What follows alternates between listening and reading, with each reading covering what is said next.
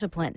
Meantime, President Trump moments ago defending his decision to intervene in several cases involving service members while criticizing President Obama's decision to commute the sentence of Chelsea Manning, who leaked classified information, and the outcome of the Bo Bergdahl case. He left his post in Afghanistan before being captured by the Taliban. He gets a slap on the wrist, if that. And then you have a system where these warriors get put in jail for 25 years. I'm going to stick for our warrior. I will stick up for the warriors. The president speaking to reporters as he meets with the visiting prime minister of Bulgaria, also again defending his personal attorney, Rudy Giuliani, as he got more questions about Ukraine policy. America is listening to Fox News.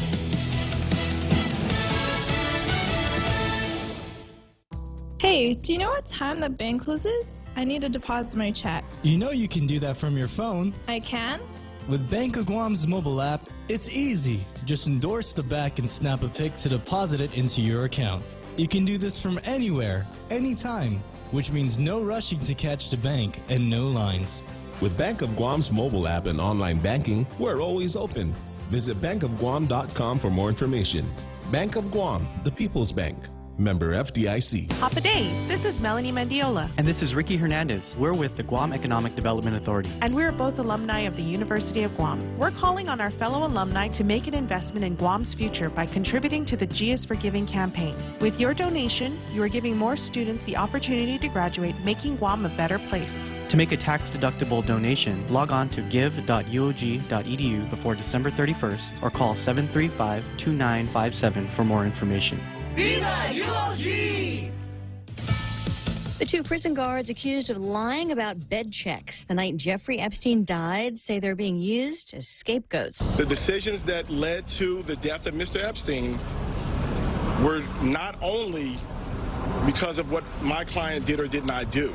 It was because of a system that failed completely. Montel Figgins is the attorney for one of the guards, Michael Thomas. Both guards face multiple counts, including falsifying records. A trial date is set for April after an appearance in federal court today. Meantime, Britain's Prince Andrew still facing questions. Reportedly, the FBI is looking to interview the Duke of York about his friendship with Epstein and sexual abuse allegations against him. He has said that he is willing to speak to the FBI. Fox's Brian Yennis, a second woman now accusing the prince of misconduct at Epstein's New York mansion nearly 2 decades ago. The Israeli Prime Minister Benjamin Netanyahu does not have to leave office while he's under indictment facing corruption charges. That decision today from Israel's Attorney General. Netanyahu denies wrongdoing, but his opponents have called for him to step down. McDonald's settles a class action lawsuit with California workers for $26 million. Tens of thousands of California McDonald's workers are represented in this suit. They allege McDonald's failed to pay overtime beyond an 8-hour shift in violation of state law. They also said they didn't get to take breaks in the middle of their shifts when it was busy, only at the beginning and end. And they had to clean and maintain restaurant uniforms that would become damaged. McDonald's said while they believe they were in line with California's labor code, they've decided to resolve this suit. The company also said they would train employees on break times and provide new uniforms at no cost.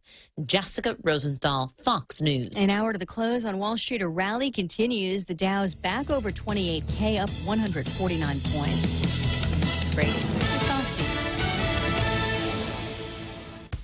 Family Finance has been serving the people of Guam since 1959, and they'll continue to be there for you in the years to come. Whether you're looking to get a personal loan for that summer vacation or paying off those long overdue bills, Family Finance has got you covered. Apply for a personal loan from $1,000 up to $3,600 by calling Family Finance in Agutya at 475-4545, Upper Tumon at 647-5626, or in Dededo, 633-4473. Family Finance, serving the people of Guam since 1959. As the busy holiday season approaches, the last thing on your mind is to visit your medical provider.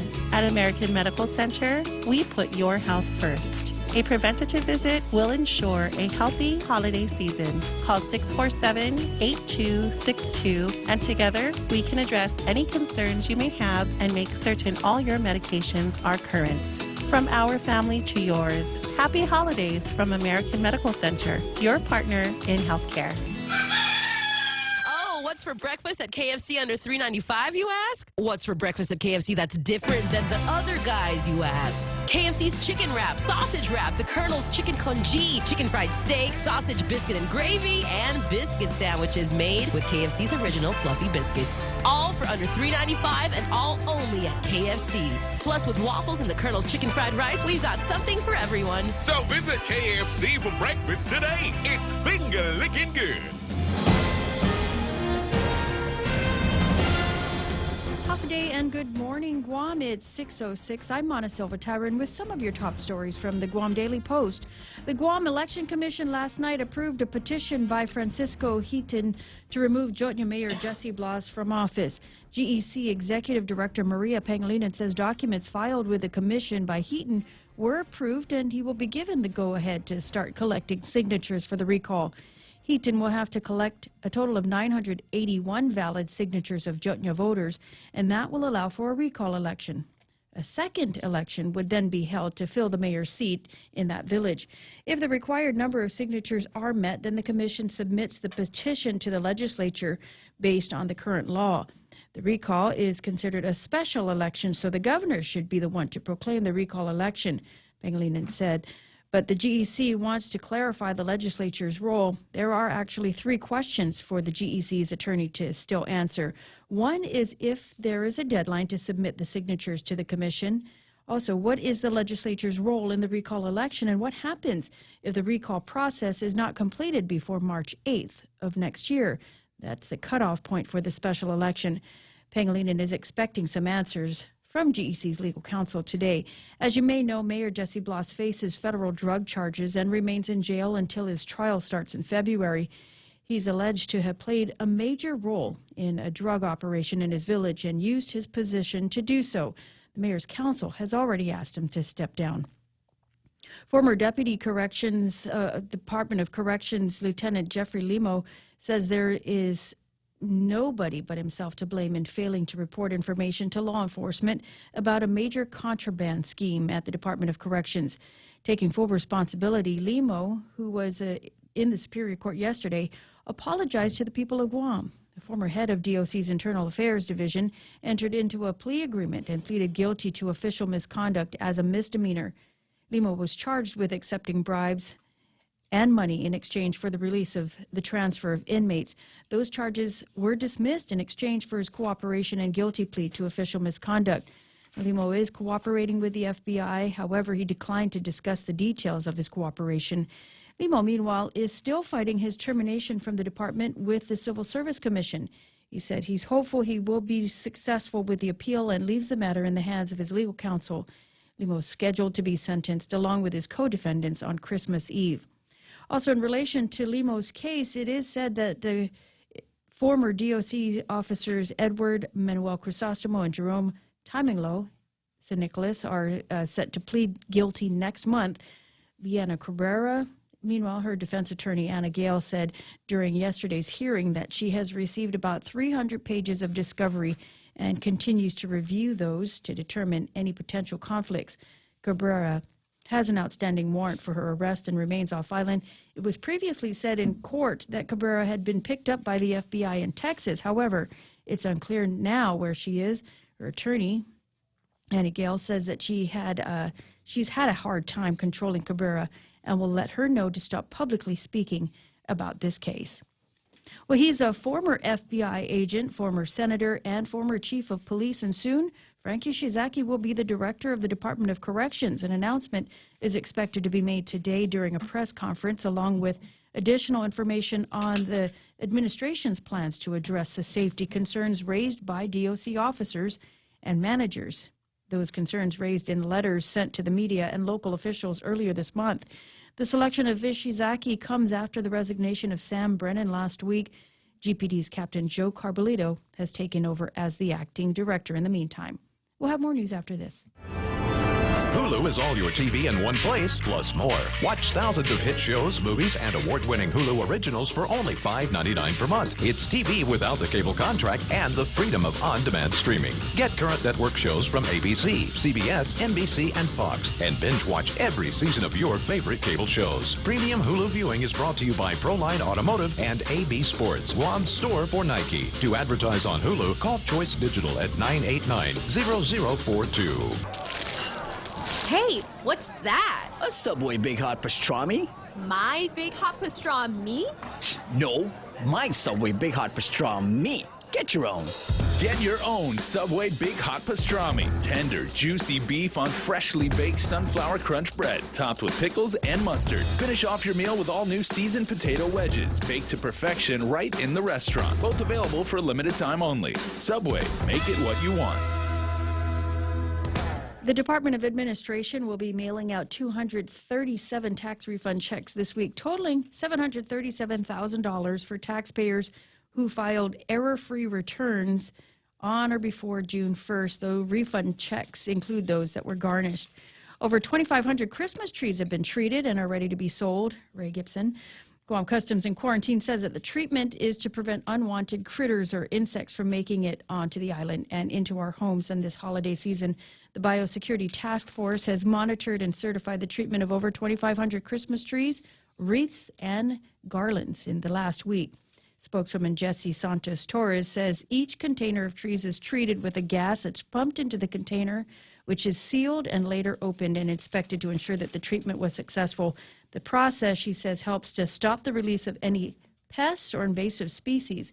The agency has treated 6 containers and is scheduled to treat 7 more in the coming weeks. And if you plan on celebrating this Thanksgiving week, Ray Gibson, plan on designating a sober driver to get you around. Guam Police Department will be conducting checkpoints from 6 p.m. tomorrow all the way until 6 Friday morning. They'll be looking for drunk and drug drivers. They say even those using recreational marijuana.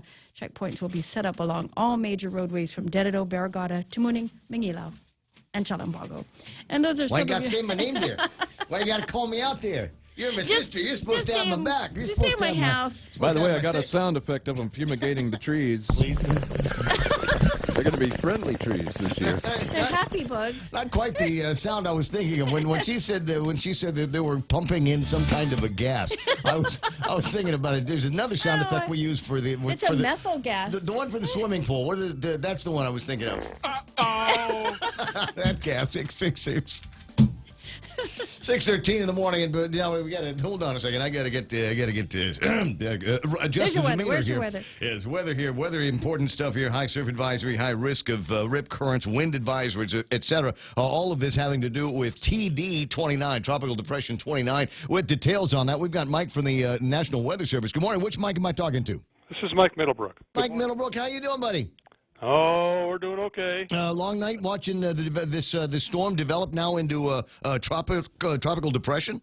Well, it's possible it could already be a tropical storm. We haven't seen the warning yet from JTWC. It could be warned on initially as a storm. There's already some 35 knotters out there. Huh. All right. Well, let's start with the basics. Where is it right now? Where do you think it's going?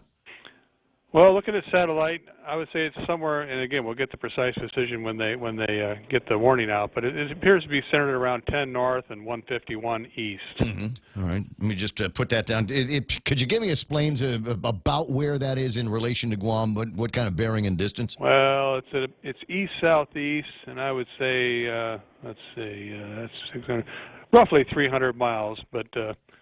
Yeah, like I said, we're gonna get the products out here shortly as soon as they dump them on us, and then we'll do all the calculating and everything and get the warnings out. Right now we got all these non-tropical warnings out, and so they're going to have to get converted over to warnings that are appropriate to a tropical storm. I understand a little bit of the bureaucracy that goes in place when we start putting this kind of thing together. At any rate, what kind of is there any confidence that this thing is going to develop into something bigger than a tropical storm by today? Well, no, not today. It's pretty loosely organized, and it's not likely to develop into anything really significant until it gets past us. Oh, I see. It's moving along pretty fast, so by tomorrow it'll already pretty much be past Guam. Just going to bring junk weather for Thanksgiving then, isn't it? Well, Thanksgiving doesn't look too bad. Isolated showers. By that time, it should be well to our west. Okay. All right. Well, not much to worry about in this storm. I like the sound of your voice. It's giving me confidence that we're going to have a decent enough Thanksgiving, maybe even some time for grill marks on Friday. Yeah, it won't be too bad. We don't know about the next system coming yet, but this one at least, all we should get is, some minimal tropical storm conditions tonight. Gotcha. Tomorrow. I gotcha. We'll keep an eye on the reporting that comes out of the National Weather Service. If I need you, I'll call you back. All righty. Appreciate that. Mike Middlebrook for the National Weather Service. Mostly cloudy and windy today with scattered showers and isolated thunderstorms in the forecast. Expect locally heavy rain tonight. Northeast winds 20 to 25 miles an hour, increasing 25 to 35 miles an hour in the afternoon. Expected highs about 86 degrees. Overnight lows cool, 76 degrees. Look, if you're not out training, it's starting about 4 o'clock in the morning. If you haven't hit the road and done some kind of training or run to the gym, you're missing out on the absolute best training weather that we've got. Number one, it's so cool at night, and number two, the sun doesn't come up until almost 6:30 in the morning. And not only that, but you get some extra resistance with the wind. There is the extra resistance from the wind.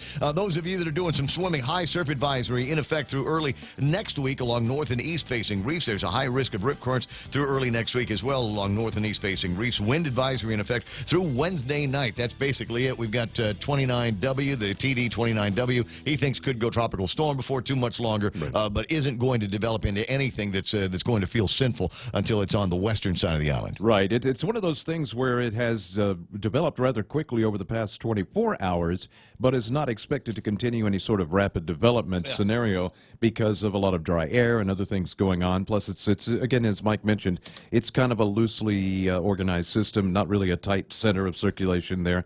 I like where he put the center. That's about where I thought it would be.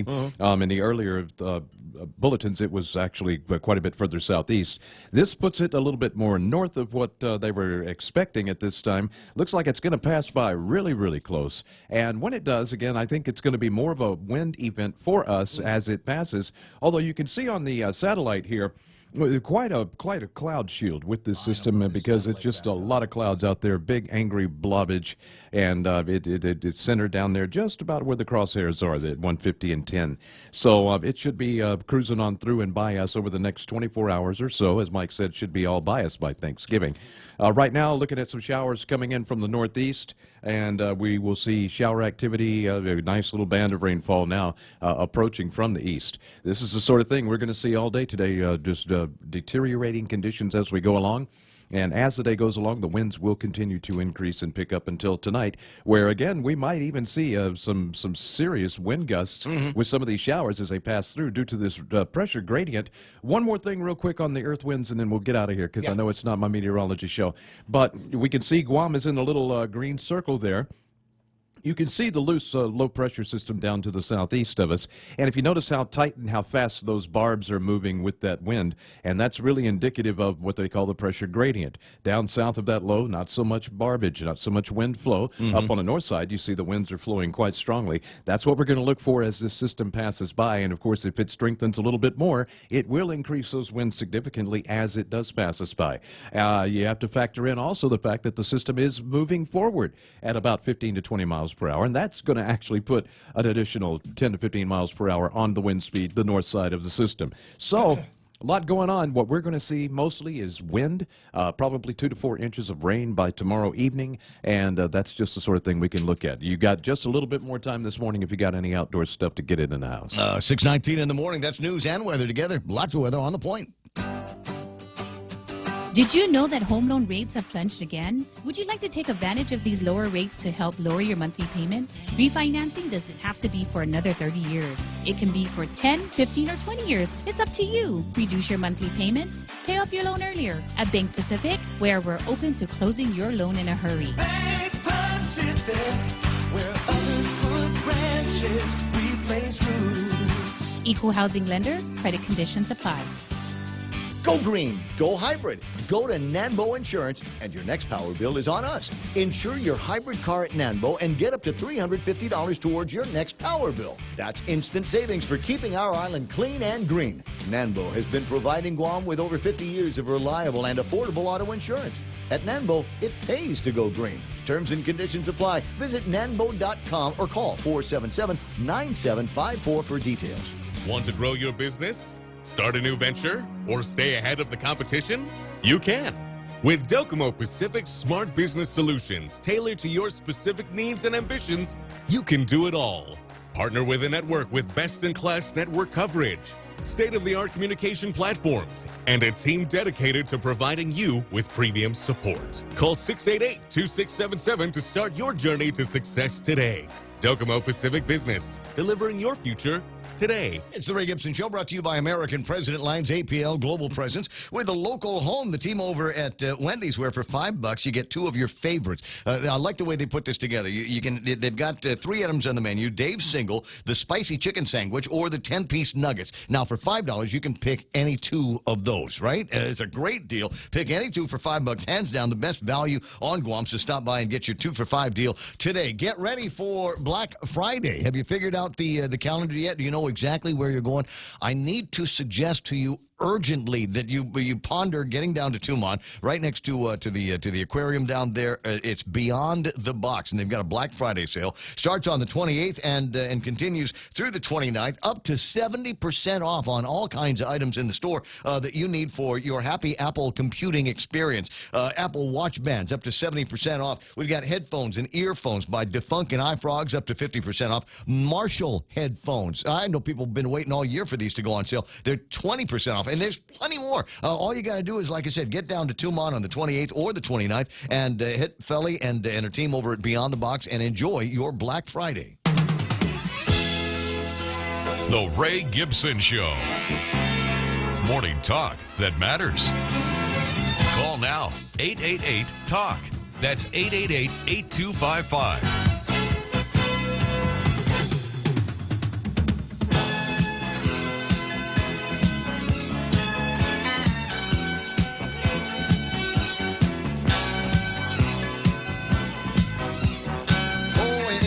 For our travelers, players for the. Before I get started with anything, we got a couple of people that are on the Facebook Live family that are going to be traveling soon. Chris Chip, one of our favorite vets, has been doing a little bit of traveling recently, and he's about to get on the Honolulu to Guam flight about 2:30 this afternoon. Should be home tomorrow about 7:30. It is the longest flight in the world. It actually goes around the Pacific a couple of laps before it actually touches down on Guam. But prayers for safe travel to him. And Big Al Bautista is getting ready to get on the airplane as well in South Korea and make it into Guam, hopefully this afternoon. All right. That's going to be nice. Al, make sure that you get a chance to swing by the radio station and come and say hello and all of that. 6:23 in the morning. Ray Gibson Show is a Michael Knight, Duke Sky Talker, and him and all the other weather nerds are excited because Tropical Depression 29W. They're having their own little weather nerd party going on, and they're talking to each other in little WhatsApp chat groups and trying to figure out what's going to be happening Actually, next. He does have a WhatsApp chat group. Two messenger chats, where we're talking about it quite a bit. Right? So it's a heavy conversation. then you got the other weirdo over here, Mona Silva Tyrant, who takes care of reading the news from the Guam Daily Post. There's enough of it. Some interesting stuff we'll get around to talking about in a second. But speaking of nerds, let me say good morning to these guys. Sometimes you want to go where everybody knows your name, and they're always glad you came. You want to be where you can see the troubles are all the same. You want to be where everybody knows your name. And in fact, everybody around here like family. Ismael comes in at number 1 this morning. James Howard, second place. I see Heather Perez, John Regis, JB Nicholas, Nate Horn. I got Yoichi Rengil, Ungil Tutao, Ali, my brother, Sabine Chargaloff. Good morning to you. Anita Muffness with the pretty Valentine's eyes. And Nick Perlowski, who's just getting started this morning, always comes in with the hoik, and that is the precursor. You got to stick around. Some of you, I recognize you get in early in the morning, and you got to do your morning constitutional, get people people off to school and work, and you know, you've got your own lives. But see if you can see how long you can stay with the show today, because the later it gets through the morning, the more ornery Nick Perlosky gets. Have you noticed that? Yes. He just, by the time it gets to be about 9 o'clock in the morning, he has had He enough. needs a refill. Enough with the BS and the bureaucracy and the political stuff, and he just and his comments get funnier and funnier and funnier as the morning goes on. So you got to stick around for all of that. I want to do a shout to Marilu Bersimmon this morning, who likes it. There's a post. I put another story on Facebook last night. I was hanging out with Josh Tykenko, and Josh, fun. yeah, right. And he was talking about how you and Rose saw each other while you're running and stuff. And, Yeah, we caught up with each other in the morning. so he's got this new camera. He's got this. Oh, the funny thing was we thought we saw Josh across the road, and it wasn't him, and the two of us were like, Josh! Waving like idiots. Hey, how you doing there? What are you doing? It's 4 o'clock in the morning. It's dark. There's no lights on Guam. We just assumed that a tall, lanky, skinny guy is going to be Joshy. But anyway, so he takes this picture of me, and it's a nice picture, but it's in black and white.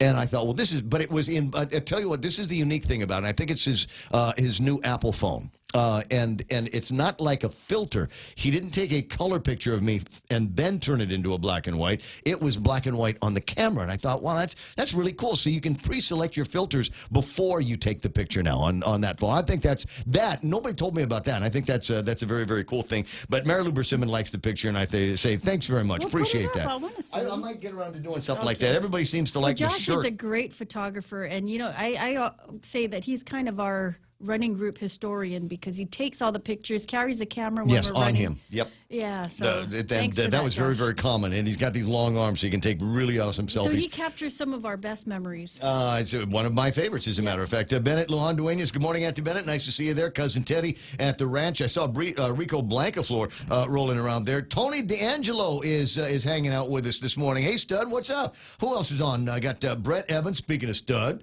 hanging from the United States Marine Corps. And I understand that there's some really, really good news coming out of the Toys for Tots program that is going to have an impact on some of the things that Brett and the Marines are doing here in Guam. Let me see. Tony D'Angelo, he's already raging about something. Bring in 5 pounds of meth, get a $20,000 bail requiring $2,000 or 10% down only on Guam. Yeah, that's the big story at top of the fold of today's Guam Daily Post. MMA fighter, too slick, apparently even too slick for the courtroom. $20,000 on a personal recognizance bond, and he is out after having been charged with a case that involved 5 pounds, the importation of 5 pounds of crystal methamphetamines. But trust me, people are going to be keeping an eye on this guy. People are going to be keeping an eye on this case. You know, my initial notes on this are, okay, this is another one of these examples where let's see if there's a different set of laws for people of, different sets of criteria here in this town. If it was anybody else, would this guy have gotten the courtesy of a $20,000 personal recognizance bond, or would they have said, no, we'll do 20,000, but it's cash, dude. So what is it that got him the capability of being able to get that kind of a smile and a wink from the judge? We'll see if and watch how far this goes. Now, there's another story that gives me hope for the criminal justice system, and Marie Senzon did a solid for us. Marie Senzon. Oh, is this the home invasion case? Tysick trash dude, that Tysican guy, right? Yeah, the home invasion case, a poor old lady up in Ordot. I can't imagine just being frozen in fear. Knock on the door, and they basically, she realizes that she's getting hit, and basically just stands there as these guys ransack her house, not knowing what's going to be happening next. And thank God, Maria Senzon was able to take a look at this and look at maybe a little bit of the sentencing requirements, and she throws the book at this guy. Tysican's going to be in for 40 years. Yeah. And all I can say is Guam is that much safer.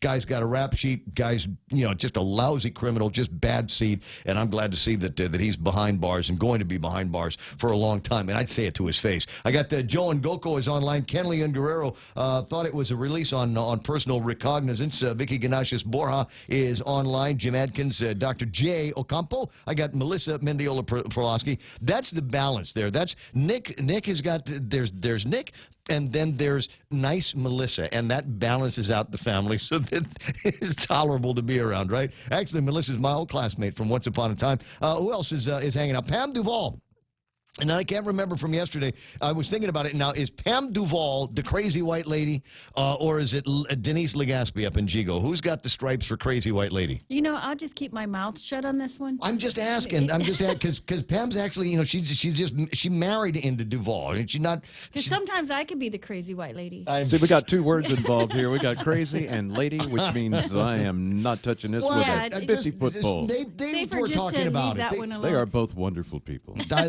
I could not love them more. John Ray Titano's online. Leah Beth Nahalawa is there. Rot Rose Greeno. James Vegas saying, good morning, everybody, at the point and to my family back in Guam. James, you come home for the holidays, all right? Mona's pal from Gita back in the day. Jay Rojas is online. Hi, Nice Jay to see you there, Rojas. buddy. Happy birthday. What? Say that again? It's not. Oh. Is that some kind of weird Gita inside joke? It's a Jay Rojas thing. He always says it's my birthday. And then starts this whole thing about happy birthday. Happy birthday, Jay Rojas. We'll just mention that about once every half hour. Mark Mendiola's there. I see Vivian Cunningham online. Gary Shawnalls. Keith Dixon, good morning to Joy and Pinko. And where else? Tommy, cousin Tommy Barcinas. Greg Karabrock is there. Rick Leone. Marla Carbolito saying good morning to all as well. Good morning to you as well. I said, you don't have to put the good morning thing. That's just kind of understood, but I appreciate you taking the time to type it out. Andy Camacho asking, does Mayor Blas get to vote in the special election? Until he's convicted of something, I guess he will manage to be able to keep all of the rights that he's currently got. I'll riff on that in a second, too. I see Major Josephine Bloss is online. Johnny Rosario, half a candidate, and she is saying, good morning, beautiful people. I saw you on screen yesterday working with Troy. You're looking pretty good yourself. I got Pat and Norma Jean Flores and Jeff Pleadwell and Renee and Pat Tigui. James Howard says he used the 25 letters he posted online. It worked for the Homeland Security guy. Why not? I have no idea what he's talking about there, but somewhere that's funny. Jess Mendiola says Judge Senson sent a clear message. I agree with you 100%, and I hope that that is the first in a long line of clear messages that start getting sent out from the courtroom. But we just Ain't nobody got time for that. That's right. We just got way too much crime around here, and way too many people that think they can do basically whatever they want. There's a whole bunch of stories, and I got magistrate reports. I got 2 or 3 copies of magistrate reports. A couple of new ones, but I've got a couple of old ones as well. Pam Duvall is excited. Harsher punishment. Finally. Yeah, I hear you. Keenan McCausland is there. And let's hear it for the Who Dat. They managed to pull out their game today. Can I just... I'm gonna do it anyway at some point, but I might as well do it now in the beginning of the show. Here comes the bragging. So who knows nothing about football? Raymond doesn't know jack about football, and it was earlier in the year that we put together the football pick'ems, and I decided, okay, I'm gonna stay in it, and I'm gonna see if I can from a week to week basis see how many of the winning teams I can pick out. And so the standings for the pick'ems. I'm not saying that this is what it's going to be all the way through, but the standings of the pick'ems: Octopus Pew Pew 117. That's first place, followed by Ming the Merciless. That's Mingo, and Niners for Life. That's Dave with 115 apiece. You're just such a winner. But I can't win the contest. Yeah, it's okay. I cannot win the contest. You can still brag. So I'll brag just a little bit. 117, and we're just waiting on the one game today between the Raiders and who is it that they're playing? Raiders and the Jets, right? Well, how do you pick them? I mean, do you go based on the mascot, like? So sometimes it's I feel like I like the bird players better. So you've got the Eagles and you got the Raptors and that guy. So I go kind of based on that. Sometimes I like the ones that are like guys, right? So the Indians, Chiefs, and it's Baltimore Raiders. And the Rams today. Baltimore Rams, Ravens today. and the Rams. All right, so it's Ravens and the Rams, and I think I'm going to stick with Baltimore today. Yeah, definitely. Yeah, I mean they're a little bit of a favorite. They're better in the standings right now. We'll see what happens. But even if I lose that one here today, it only means that I might possibly be tied for first place before the end of the day. Melissa Salasakimoto is there. Richard Leon is online. That entire time, Michael Knight's rolling his eyes. It's 6:34, and I think that's enough for the hail and hellos. We'll get around to some more of the names that like Anne-Marie Trousseau just signed in this morning. And do me a favor. I'm having so much fun doing this program, and I know I like to think that you're having a fun time listening. What I want you to do is there's a button on whatever it is that you're watching the program on. Do me a favor. Hit that share button.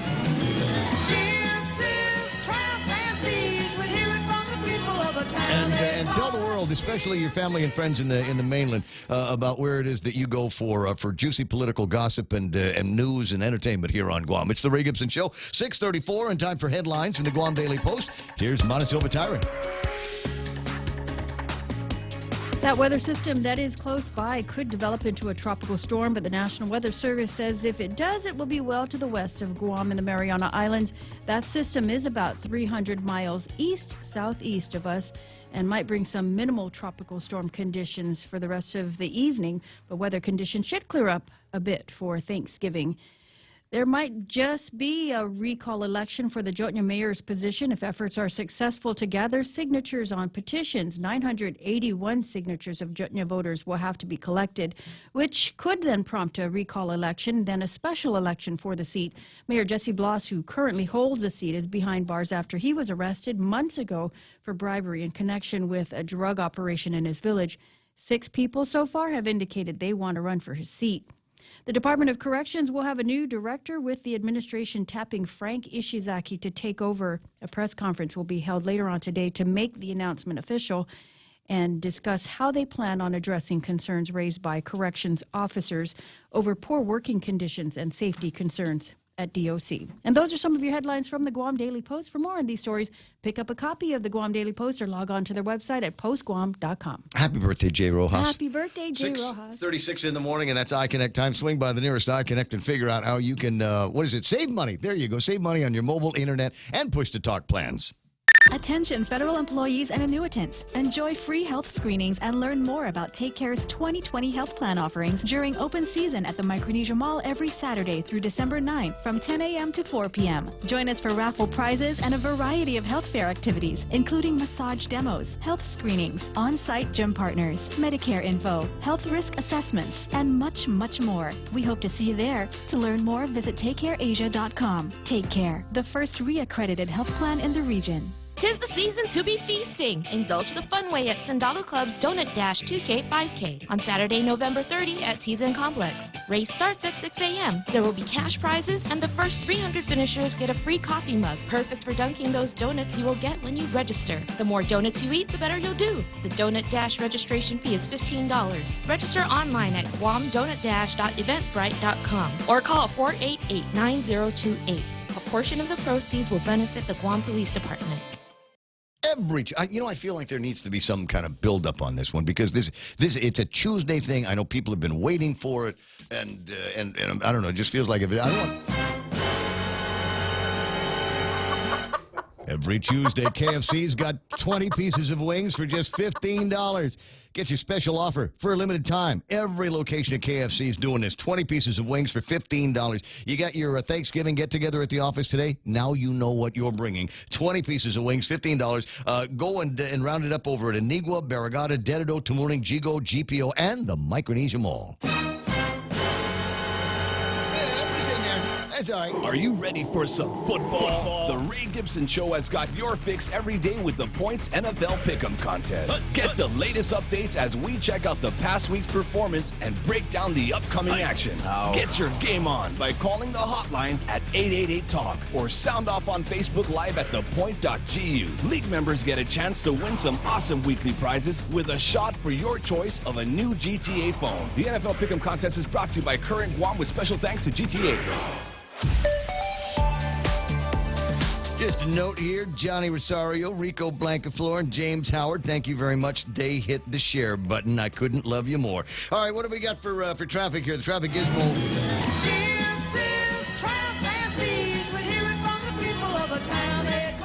You know, it is possible. It is possible that if anybody's watching this on a video on demand on Facebook, there might not have been anything there. You have no idea what we're giggling about here, because Facebook is starting to crack down a little bit on short snippets of copyrighted music, and I think they got one of ours yesterday. 6:39 in the morning. Traffic gizmo. What do I see here? Looks like a little bit of A little bit of something going on over by Hawaiian Rock. I'm not going to say it's an accident, but I've got traffic slowing down in both directions there for absolutely no good reason. You know, right around Hawaiian Rock, Kinney's area. Not sure what's going on. If you're in that area and there is an accident, do me a favor.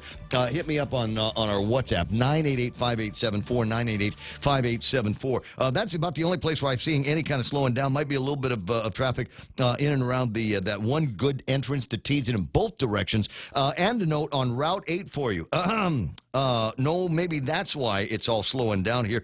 It is over by Nitz Thai Cuisine, Golden Sea. Yeah, that's the problem. That intersection is on right now, and it's slowing traffic down. There is another intersection that should be all energized here today.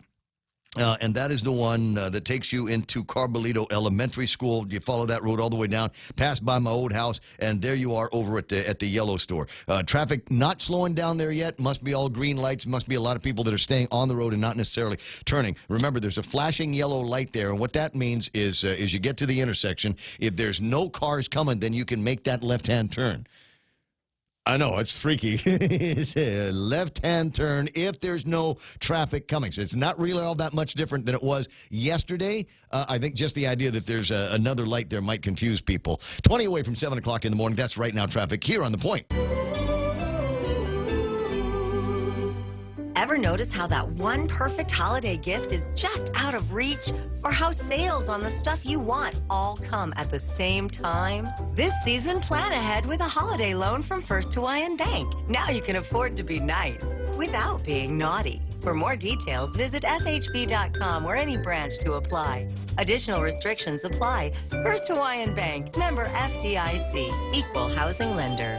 Mescla Chamorro Fusion Bistro brings you island hospitality with a true taste of modern Chamorro cuisine. A bistro look that feels like home. Their menu features local and traditional flavors with a twist. From their famous Kelaguen Hafa to fresh ahi poke salad and their award-winning barbecue ribs. Mescla takes your favorite local dishes and serves them with extra flair that you'll only find at Mescla Chamorro Fusion Bistro. Stop by their newest location in the Grand Plaza Hotel in Tumon. For reservations, call 969-2652. Mescla, a true taste of Guam.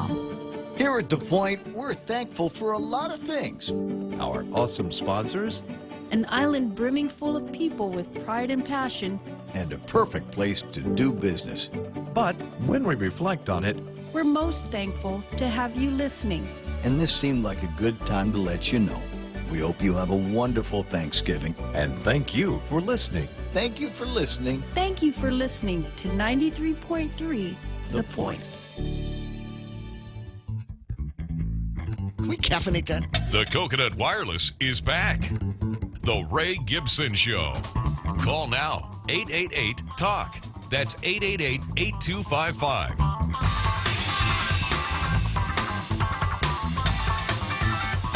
Add some words to it, then we don't have to slow it down the tape so I really much. sound sleepy. Yeah, it's 6:42 in the morning. Ray Gibson Show until it's not going to be. Baby sister Montesilva's over there. Montesilva Tyra, and I got Michael Knight in the studio. You can all the way to him. 888-8255.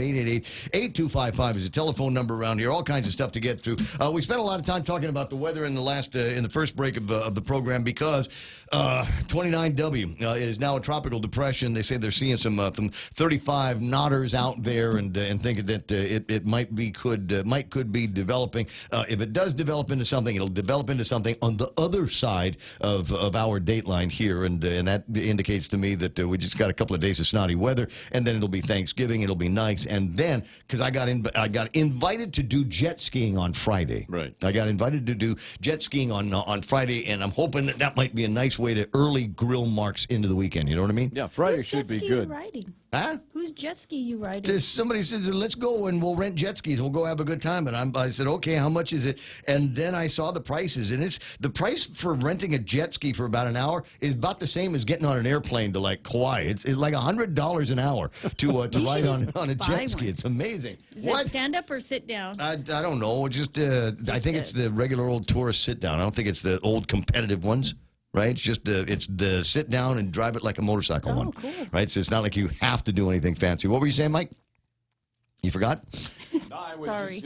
Just going to add in if we were going to talk more about the weather. But it was kind of funny because I got on with Mike this morning and I was like, yeah, I want to talk about Tropical Depression 29W. And he laughed because on their records, technically speaking, it is not that yet. But I know how to check sources that are a little bit earlier. JTWC hasn't updated it yet. They have, but not on their official website. It's not a product yet? But they sent the instructions over to NRL to go ahead and upgrade it in the official record. So they have. And I go to the NRL website a lot of times to get the early jump on those naming situations. And so it was kind of funny. We had that little chat and stuff. And if it does form into a storm, it'll be called Kamuri, which is a Japanese word for the Corona Borealis constellation. Simply put, it just means crown. There was thanks for reminding me about that. There was something, and I don't know what's going to be happening. We've got another eclipse coming, don't we? It could be, yeah. We generally get them twice a year. It just depends on whether we can actually see them or not. Boxing Day. Annular solar eclipse will take place Boxing Day, the 26th of December, where we will see 91.93% of the sun being covered by the moon, creating a solar ring effect around the moon in what is known as the Ring of Fire. Now, I don't know if we're going to get 91.93. I think the story comes out of Dubai or someplace, Abu Dhabi. The astronomical event can be seen in full in Liwa for an entire 2 minutes and 47 seconds. People in other parts of the United Arab Emirates can still see the eclipse, although at a partial 87.18%. The year 1847 was the last time there was an annular solar eclipse seen in the United Arab Emirates. Wow, 172 years, and they haven't had one. The phenomenon will also be visible in Saudi Arabia, Oman, India, Malaysia, Singapore, and Guam, among other places. So what kind of... Now we got to find out from somebody. Middlebrook probably knows, because he's an astronomer. I'll bet Middlebrook will know if you're able to ring him back. Find out the Boxing Day solar eclipse, what kind of coverage we're going to get here on Guam. It's looking like, right now, I'm looking at the map, the actual... the penumbra, the darkest part of the shadow. You talk about penumbras on the radio. There's children listening. It crosses southern parts of Mindanao and then kind of stays along the same latitude there.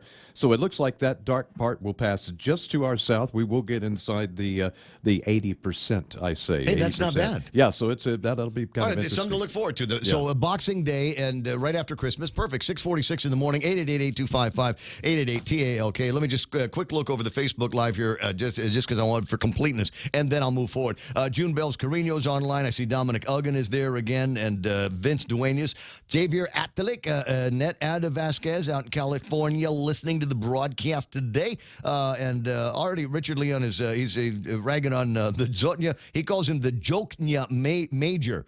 Should have been dealt with long ago. Dawdling is a weak excuse. Yeah. They're finally getting around to doing something there. But what's going to happen? There's all kinds of questions depending on the timing of the situation. John Rages is there. How about George Flores? Nice to see your name there. James Vegas says, Ray, hook me up. $2,000 round-trip flight to Guam. Is there a new PARI system out there? Do you know anybody that works at United that might be able to buddy you over? You know, the deadhead out and just kind of buddy you over from Vancouver, Washington. Come on.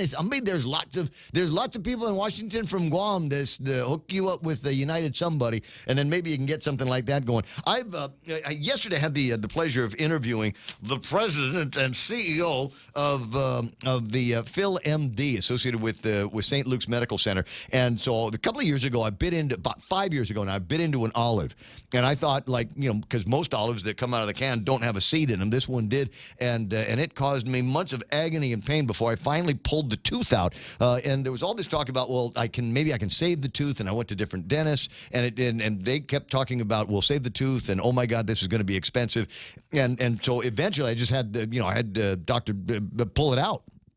And so the question is, I want to be able to eat hard food on that side of my mouth again. And he says they might be able to hook me up with a dentist in the Philippines that can do that. So I started looking around for what the cost of an airplane ride to the Philippines is going to be around, say, the end of Christmas and the beginning of the New Year.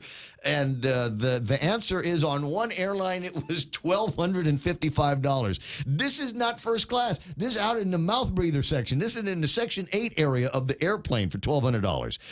Went to another one and a little bit better by, I don't know, another couple of $150. But long and short of it, it's going to cost me $1,000. Is it because to it's get peak to, season? Or is it because there's no Cebu Pacific after December the 8th. Wow. I think it's December the 7th. If you hold out for a special deal, you could get it closer to like 200 or 300. I don't know. But you're going to have to wait a little bit. But anyway, so I booked a ticket with my fingers crossed that I might be able to big shot my way up into the non-Section 8 area of the airplane. We'll see what happens. It's not that long a flight. You just close your eyes and sleep. We were talking about the eclipse. To bounce back on it a little bit because it's actually going to be kind of a neat thing for us. It's going to be happening right around sunset the day after Christmas. Wow. Wow. And we're actually going to get a good shot because of the way that the sun's angle will be and the fact that we're in the approaching, we'll be in winter at that point. The sun is going to zip up from southern Mindanao basically right over us as the shadow starts to go with the setting sun. So it's going to be pretty impressive. Is there for a us, I picture? think. Do we have a picture of it? We won't until it happens. Oh, I was going to say, just wondering if there was some kind of cool, graphic that we could stick up there. Yeah, I'm sure we could probably find it on there pretty quick. Okay, look then. I'll dig it up. Yep. Welcome to the family. Mike, Christopher Uggan is online saying, Buenas from Killeen, Texas. Jeffrey Chris is hanging out there. Jess Mendiola. Hi, Michelle Peer. When is online, or Rowo, whichever name you want to call her by.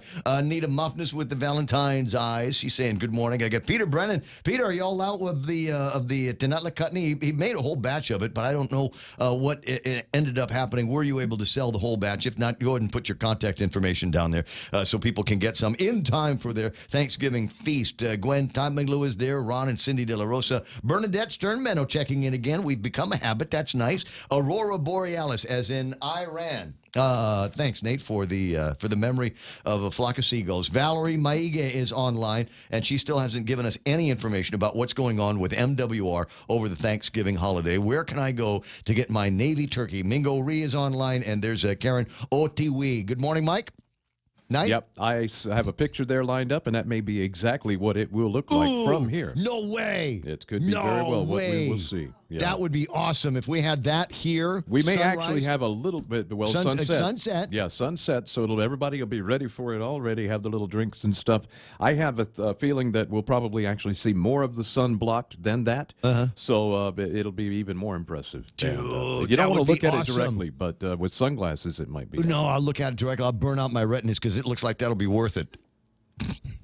Get me another trip to the Philippines. It's worth it once. 6:51 in the morning, 888-8255-888-TALK. Maybe we'll get around to talking about something that's got some kind of actual substance here this morning. 9 away from the top of the hour, and there's we got that story. And again, the MMA guy out on jail, personal recognizance, $20,000 bond. We'll watch and see. But the really good news, and if I was the boss of the Guam Daily Post, I would have put this on the front page. Home invader, 40 years. 25-year-old Francis Tysican will be in his 60s by the time he is released from the Department of Corrections. He has been sentenced to 40 years in prison by the Superior Court of Guam Judge Maria Senzon yesterday. And God bless you, Maria. And maybe, I don't know, maybe it's there's something. Maybe she's beginning to feel the sentiment of the community here. Maybe there's something that's filtering through that great cone of silence over at the judiciary and hearing the pleas from the people of Guam to do something by way of sending a message to all of these thugs out there that their thuggish behavior is not going to be tolerated anymore. 68-year-old Deanna Kitagwa was the victim, and I'm interested in a little bit of this story. Maybe we'll talk with Nick Delgado about it later on. Prior to the sentencing, defense attorney William Bischoff recommended that his client get 15 years in prison, saying this was a real amateurish crime. The victim wasn't physically injured, and that does say something, said Bischoff. And so I'm wondering about that kind of thinking because should we leave him out longer? Should we leave him out on the streets to develop a more professional way of conducting these kinds of home invasions? And maybe the next time he would have been out there and would have whacked her on the head with a hammer or something like that. Maybe and develop a little bit more of a professional demeanor in the way he approaches his life of crime. What? What do you mean it was an amateurish crime? And that does say something. What a foolish idea that is. I'm glad the guy's going to go behind bars and is going to be a ward of the state for the next 40 years. And I hope he has a good time in the prison system. I hope he just loves being there with the boys. For the boys. That's what I'm saying. So this, in my mind, this is the big story. A couple of others that are very interesting. I told you I got the magistrate reports out. And there was a name that I saw on today's magistrate report, and to the degree that it will be amusing for a minute, I will start reading the story. It's about a guy named Urson Resilop. Familiar name, isn't it? Isn't that becoming a very familiar name? Urson Resilop is the defendant. His mother, Lily, who informed them, the police, the following occurred. About 8:30 in the morning, the defendant arrived at the victim's apartment in Manila, basically saying the boy went to his mother's house. The victim recalled to the police that he arrived shirtless, smelling like beer. 8:30 in the morning. The two argued. I wonder what about. Eventually, defendant used a baseball bat to smash multiple items in the apartment, including a mirror with a wooden frame valued about $100, one white oscillating fan valued at $25, and one Black & Decker brand rice cooker valued at $50. The victim asked defendant to stop, to which he responded, "I'll bat your face in." Everybody say it with me now. I'll bat your face in. Mana? I'll bat your face in. Mike? Mr. Knight? I'm sorry, I forgot my line. I'll bat your face. What's my motivation here? Your motivation is you just hit the only working rice cooker in the house. The fan's not going to work anymore, and the police have been called. And I say, I'll bat your face in. I'll bat your face in. The victim fled to her bedroom, fearing the defendant would harm her. Police then left the scene to search for the defendant. Well, they eventually found him, and the defendant then asked her if she wanted him dead, and said he planned to wield a machete when the police returned, so they would shoot him. Please, oh please, oh please, oh please, oh please. Police returned to the Mingilao apartment shortly thereafter. They found him sitting on the couch in the living room. They informed him of the reason for their presence, which he acknowledged, and agreed to be transported for questioning without wielding any sort of weapon. So Urson Resilop, now busted for terrorizing family the victim violence. is the mother? Yeah. Oh, my yeah. gosh. You Happy know, Mother's Day. Right around. Great Thanksgiving. I would Great have Thanksgiving. grabbed that bat and say, I brought you into this world, and I'll take you right out of it. I'll bat you in the face. That's what Mom says. I'll bat you in the face. Somebody needed to get a little bit Call more the police. I'll give them something Zori to come treatment. for. Yeah. So I'm looking at the name Resilop, and everybody by now everybody should be familiar with it, because it was the Resilops and Rechilops that were involved in that spree that they had out in Mangilao, where the guy bangs on Judy Guthard's car. You remember that? That's right. That's all these guys. Is this case related to that, or the same person? It's the same family. They've all got to be related one way or the other. I mean, but it seems to me that they are responsible for virtually all of the crime in that part of Mangilao. Now you go back to the case involving the spree, the Machete brothers down in the Machete melee that they had down there. One of the guys was Emmanuel Resilep, and as part of all of that, Emmanuel went to Urson Resilep and sliced his stomach open with a machete. That's one of the things that they were all fighting about. And I'm looking at this. I searched in my email records. I've always bragged about, I don't delete emails. I've got emails from all over the place, magistrate reports from everywhere. And if you do if you've got maybe the same list, or just do a Google magistrate and the name, any name Resilop, Reselap. Just Google that, and it would surprise you the number of cases that will come up. And maybe it'll be Emmanuel, maybe it'll be Urson, maybe it'll be Jay, maybe it'll be somebody else with some other name. It's just you're just looking at this thing going, these people are one family crime wave. And you wonder what it is that we might be able to do about it. And leading me to another question that I want to ask out loud, and maybe I'm going to ask Janella again. And it took me a while to explain what it is that I was asking about. I'm sure Troy understands what I mean.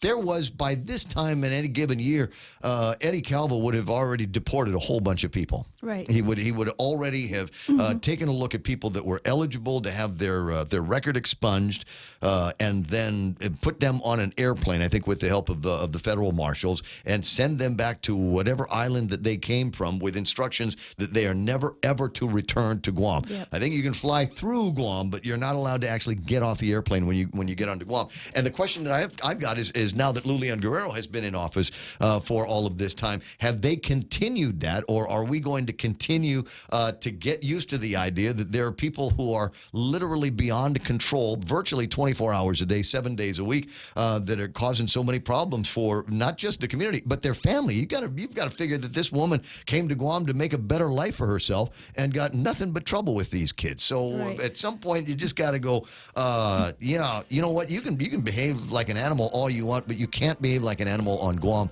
anymore. Here's the ticket. Here's the guy that's going to ride in the airplane with you and open the airplane and shove you out the door, shut the door, and we're coming back to Guam. 6:59 and change. The radio station KUSG had gotten you 93.3 The Point. What have we got coming up here in the next hour? Do we have any more pretty eclipse pictures? This is really nice. This might be worth talking about and waiting for. Boxing Day eclipse. And according to Mike's calculations, might be a pretty sunset eclipse just like this.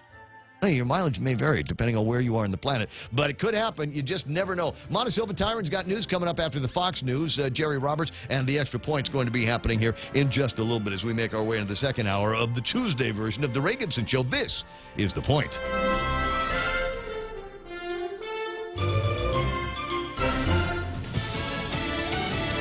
Impeachment report is on the way. Lisa Brady, Fox News. It's the next phase of the probe the president calls a witch hunt. House Intelligence Committee Chairman, Democrat Adam Schiff, says the panel is now preparing a report summarizing evidence it has found in an impeachment inquiry and will transmit that report to the Judiciary Committee soon after Congress returns from a Thanksgiving recess. The Judiciary Committee is responsible for drafting articles of impeachment or taking other action. Schiff says investigators have uncovered a months-long effort in which President Trump sought foreign interference in elections by conditioning a White House visit and military assistance on Ukraine, announcing politically motivated investigations. On Capitol Hill, Jared Halpern, Fox News. Meantime, President Trump defending his personal attorney, Rudy Giuliani, calling him a great guy. Rudy is the best mayor in the history of New York. In my opinion, the strongest mayor, the best mayor. Rudy is a great crime fighter, corruption fighter, probably the best in 50 years. The president taking some questions during a meeting with the visiting prime minister of Bulgaria. And earlier today, he said he still has confidence in acting chief of staff Mick Mulvaney. Fox News has learned the White House counsel is conducting a review of communications regarding the hold on aid to Ukraine. Also visiting the White House today, Conan, the hero dog, being honored for the raid in Syria that killed the ISIS leader. Around the neck of one of our service heroes, but Conan being hailed as a service hero because she chased Omar Abu Bakr al-Baghdadi into that tunnel, and when Baghdadi detonated his explosive vest, Conan was seriously injured by some electrical wires, live electrical wires that had been flying around. Fox's John Roberts at the White House, noting that this medal and plaque for Conan is different than what would be given to a human honoree. Conan's public appearance today came after a private ceremony with other members of Delta Force.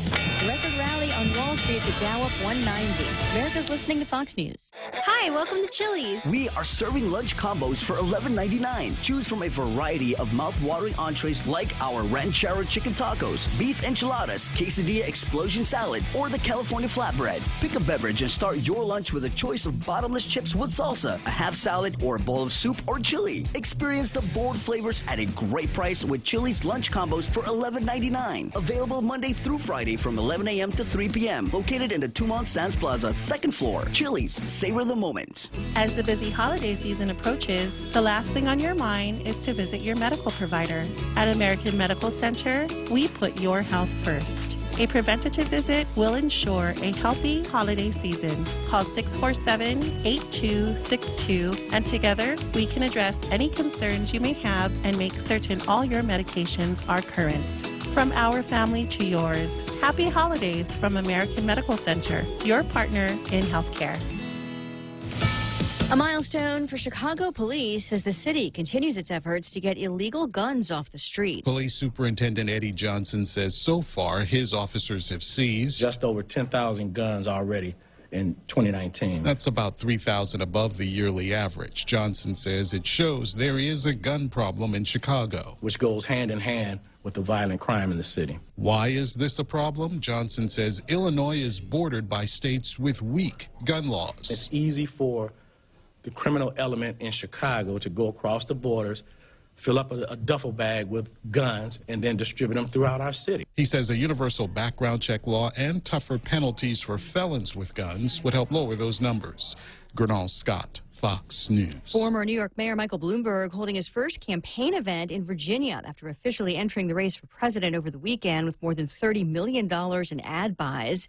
Meantime, Joe Biden is the first candidate to get an endorsement from a sitting member of Congress in an early voting state, Congresswoman Titus of Nevada. Takes really deep pockets to buy a Super Bowl ad. If you could have the attention of more than 100 million people for 30 seconds to advertise your business to, would you spend $5.6 million to do it? Well, it's too late now because all commercial time for Super Bowl 54 is sold out. 1 year since CBS barely sold out the Super Bowl in time for kickoff, Fox says there's no more inventory, and we're still over a month away from the start of the playoffs. Commercial time has been secured by the likes of Kellogg's, Kia Motors, and Avocados from Mexico, as well as reported broad terms for a 2020 re-election ad for President Trump. Super Bowl 54 airs February 2nd on Fox. Jared Max, Fox News. The Dow, the S&P, and the NASDAQ all rallying to record highs today. The Dow up 191 at 28,066. Brady, this is Fox News. Here at APL, our core values give the company its heart and soul. Whether it's connecting your business with our global network through our newly enhanced service or investing our efforts into giving back to the community, APL is committed to serving you. We humbly honor the opportunity to find innovative solutions for you and your business. To learn more about our enhanced service, call 588-4651 or visit www.apl.com/Guam for more details. Half a day. Security Title is honored to join in sponsoring Ray Gibson on The Point. I'm Jade Uggan of Umatic, and this is where I start my day. Listening to the voices of our community and sharing thoughts about issues that affect all of us. It all boils down to our people and our land. Protehi itanonmo. Protect your land. When purchasing or refinancing your home, remember to call the professionals at Security Title, just like you call Ray Gibson in the morning. Hey, what's that? A Subway Big Hot Pastrami? My big hot pastrami? No, my Subway Big Hot Pastrami. Get your own. Get your own Subway Big Hot Pastrami. Tender, juicy beef on freshly baked sunflower crunch bread, topped with pickles and mustard. Finish off your meal with all new seasoned potato wedges, baked to perfection right in the restaurant. Both available for limited time only. Subway, make it what you want.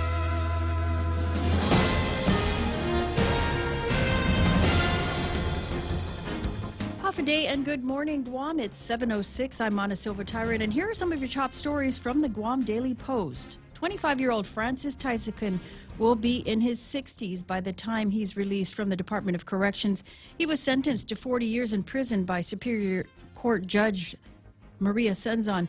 Tysican convicted of about a dozen charges, including home invasion as a first-degree felony, robbery, burglary, use of a deadly weapon in the commission of a felony, and committing a crime against a vulnerable victim. He maintains his innocence.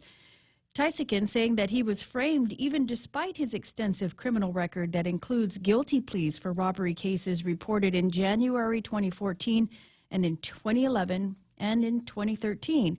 Prior to sentencing, defense attorney Bill Bischoff recommended that his client get 15 years in prison.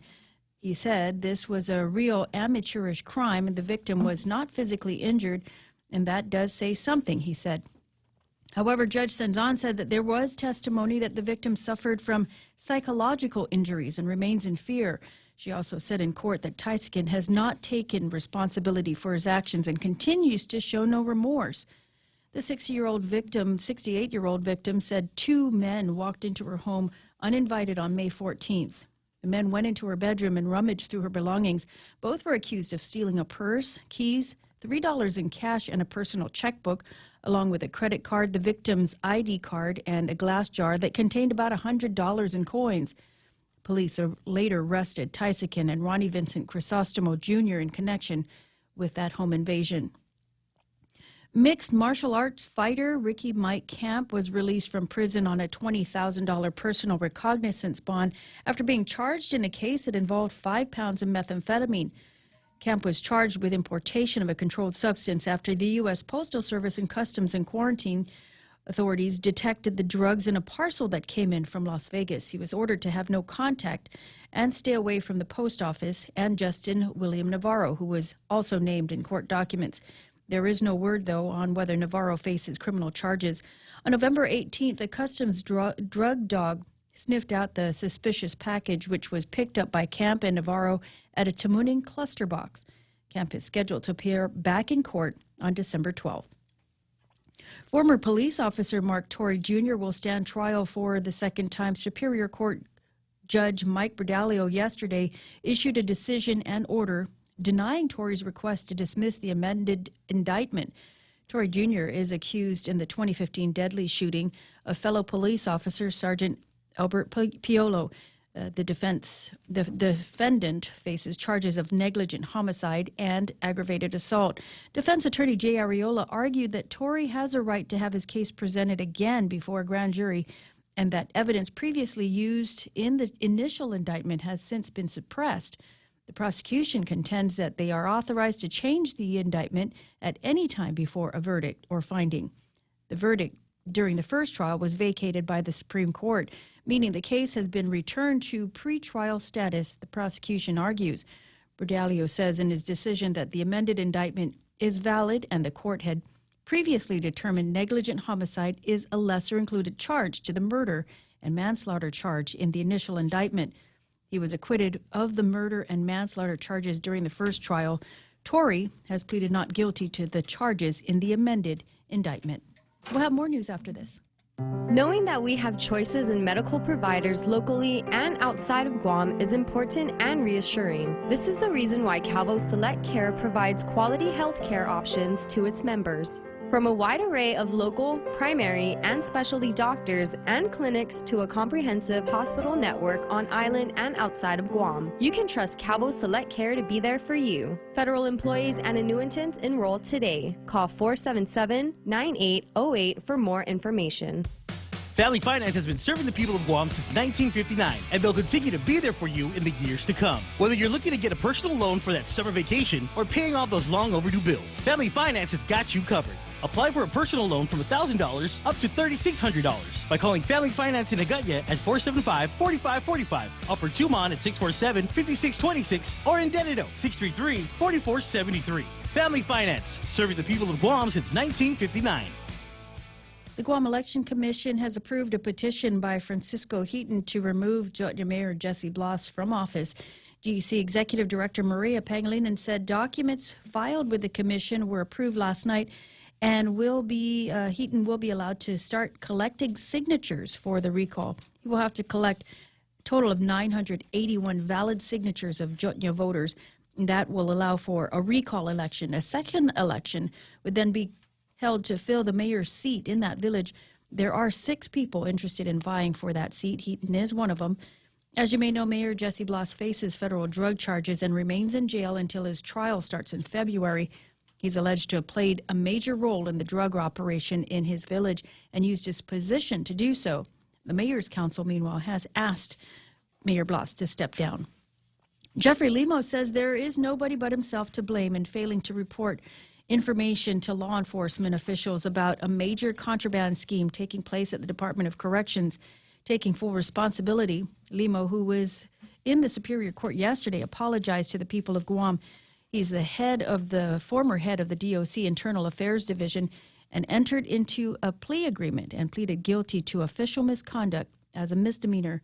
Limo was charged with accepting bribes in exchange for the release or transfer of inmates. Those charges were dismissed in exchange for his cooperation and the guilty plea to official misconduct charges. Limo is cooperating with the FBI. However, he refuses to discuss details of his cooperation. Limo, meanwhile, is still fighting his termination from the department with the Civil Service Commission. He says he's hopeful that he will be successful in that endeavor, but will leave it with his legal counsel. Limo is scheduled to be sentenced along with his co-defendants on Christmas Eve. And former FBI agent Frank Ishizaki will be the new director of the Department of Corrections. An announcement is expected to be made today during a press conference. Administration officials will also release additional information on plans to address safety concerns raised by DOC officers and managers in a letter that was sent to the media and local officials earlier this month. And that weather system that's close by could develop into a tropical storm, but the National Weather Service says if it does, it will be well to the west of Guam and the Mariana Islands. That system is about 300 miles east-southeast of us and might bring some minimal tropical storm conditions. And here now is Ray with more on that weather system. Did you say moron? More. Mostly cloudy and windy with scattered showers today. Isolated thunderstorms in the forecast. Expect locally heavy rain tonight. Northeast winds 20 to 25 miles an hour, increasing to 25 to 35 miles an hour this afternoon. Highs around 86 degrees. Overnight lows about 76 degrees. Sunset tonight at 5:50. Might be a soggy sunset, but hey, sometimes those aren't so bad. Sometimes it's just nice to be outdoors on the beach and watching the sun go down on another great day on Guam. Know what I mean? Yes, but to answer your question, yes, she did. She did, right? Absolutely. So now there's a bunch of different places that we can go. I think we'll go in the order, in reverse order, and talk about the first of the products that we've got out of the Joint Typhoon Warning Center on what's going to be happening with this storm. So I've got the thing queued up, and basically it is a predicted track from here. Right. Now, this is the first warning issued by the Joint Typhoon Warning Center on Tropical Depression 29W. As you see, it shows a track that's fairly far south of Guam as far as the center goes. Right now, we're showing closest point of approach, according to this chart, at about 170 nautical miles. That's 195 regular miles. Tomorrow morning at about 4 o'clock in the morning. So we'll see how that goes. That would be when the center passes. But we got a whole lot of mess in between before that happens and even after that. And it could be a possibility also that by the time it passes, it could be Tropical Storm Kamuri. We'll see how that goes. Let's check and see what we're looking at right now as far as the rest of the morning drive. Wow, that's a solid line of rain coming in. It's going to rain. It's not quite made it here yet. Got some red and yellow echoes in there. That's going to be heavy, but it just briefly heavy, and then it tapers off back behind it and then goes away. You're going to find some gusty winds here, too, so if you're in a truck, like one of those box trucks, you might want to watch out. It could blow you around a little bit as you go on through the morning drive. We're going to continue to see this sort of thing as the rain will continue to ramp up during the day. Today, if you've lived here before during these types of weather systems, then you know what we're going to see. The wind will be picking up as well during the day today. We're looking at 15 to 25 this morning, up to 25 to 35 this afternoon, with gusts in some of these higher showers, and you'll get a little bit of that experience as this line moves on across. Switching over to satellite, yeah, we see that big blob of hate out there. It's a lot of blobbage out there, and it's starting to get a little rotation on it. It looks like it will pass to the south of us, but we're going to get plenty of this cloud and rain bands that are going to be coming on through as it does. Going to be a rainy one. They're talking about 2 to 4 inches of rain. I really think this is going to be more of a wind event as compared to a rain event. So again, if you haven't picked up all of your stuff in the yard yet, you really need to get out there and do it pretty quickly because we got rain coming. All right, 7:16. That's news and weather together here on The Point. Did you know that home loan rates have plunged again? Would you like to take advantage of these lower rates to help lower your monthly payments? Refinancing doesn't have to be for another 30 years. It can be for 10, 15, or 20 years. It's up to you. Reduce your monthly payments. Pay off your loan earlier. At Bank Pacific, where we're open to closing your loan in a hurry. Bank Pacific, where others put branches, we place roots. Equal housing lender. Credit conditions apply. Nice. Portions of the program brought to you by American President Lines, APL, a global home and a global address and a local home. Guys over at American Water Tech, they've got just a passion for improving your life through better water. And Beyond the Box, they've got this massive Black Friday sale. Starts actually on Thanksgiving Day. You'll be able to go to Black Friday sale at Beyond the Box, a place right next to the old Sam Choi's, right in that same building next to the aquarium. Can't miss it. Go in there and find up to 50% off your Logitech iPad keyboard cases, power banks. I don't know about you, but I've not been able to get a full day's charge out of anything that I've got to plug in, whether it's a watch or whether it's a cell phone or something like that. Seems to me the more of these, the merrier, and you can get a whole bunch of power banks at 30% off. Marshall headphones. I know people have been waiting all year for these to go on sale. Well, tell you what, Thursday and Friday Black Friday sale over at Beyond the Box, they'll be 20% off. Plenty other deals that you'll be able to find at the Beyond the Box Black Friday sale. The Ray Gibson Show also brought to you by Guam Regional Medical City, the first choice for your specialty care needs. And if you're hungry, Wendy's. Go to Wendy's. The best breakfast value on Guam is waiting for you today. Try any of the 5 local breakfast platters, eggs and rice, and some kind of breakfast meat. It's meat. You got to catch it and cook it. Favorites like Applewood, smoked bacon, Portuguese sausage, country fried chicken and gravy, and all of that for like $4. The real deal for breakfast is at Wendy's. News to fill your mind. Talk to get it out. The Ray Gibson Show.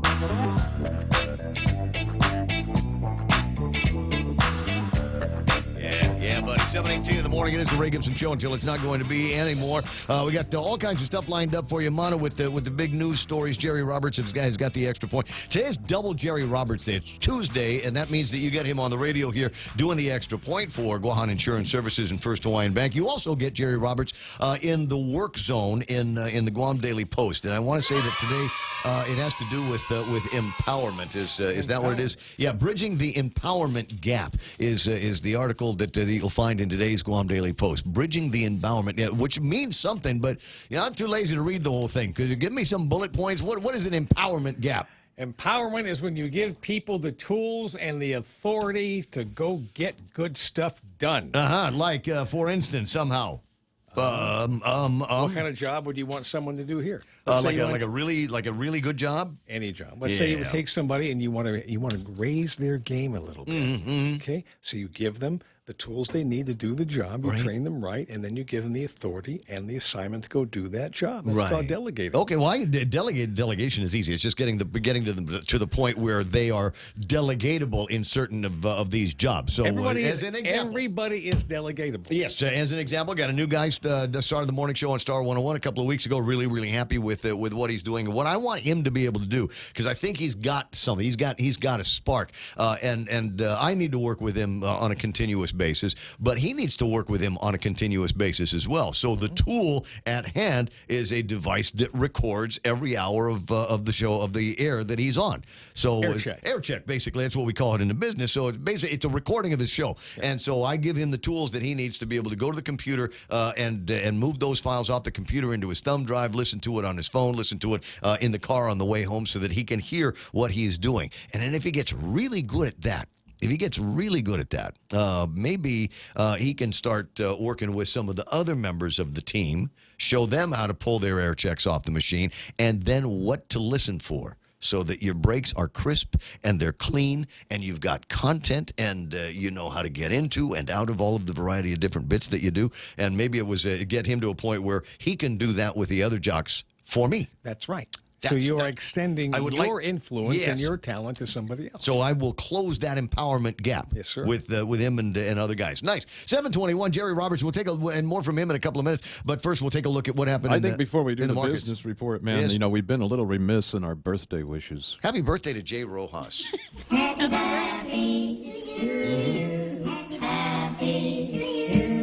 Former administrator at Gita. That's just what a terrific guy.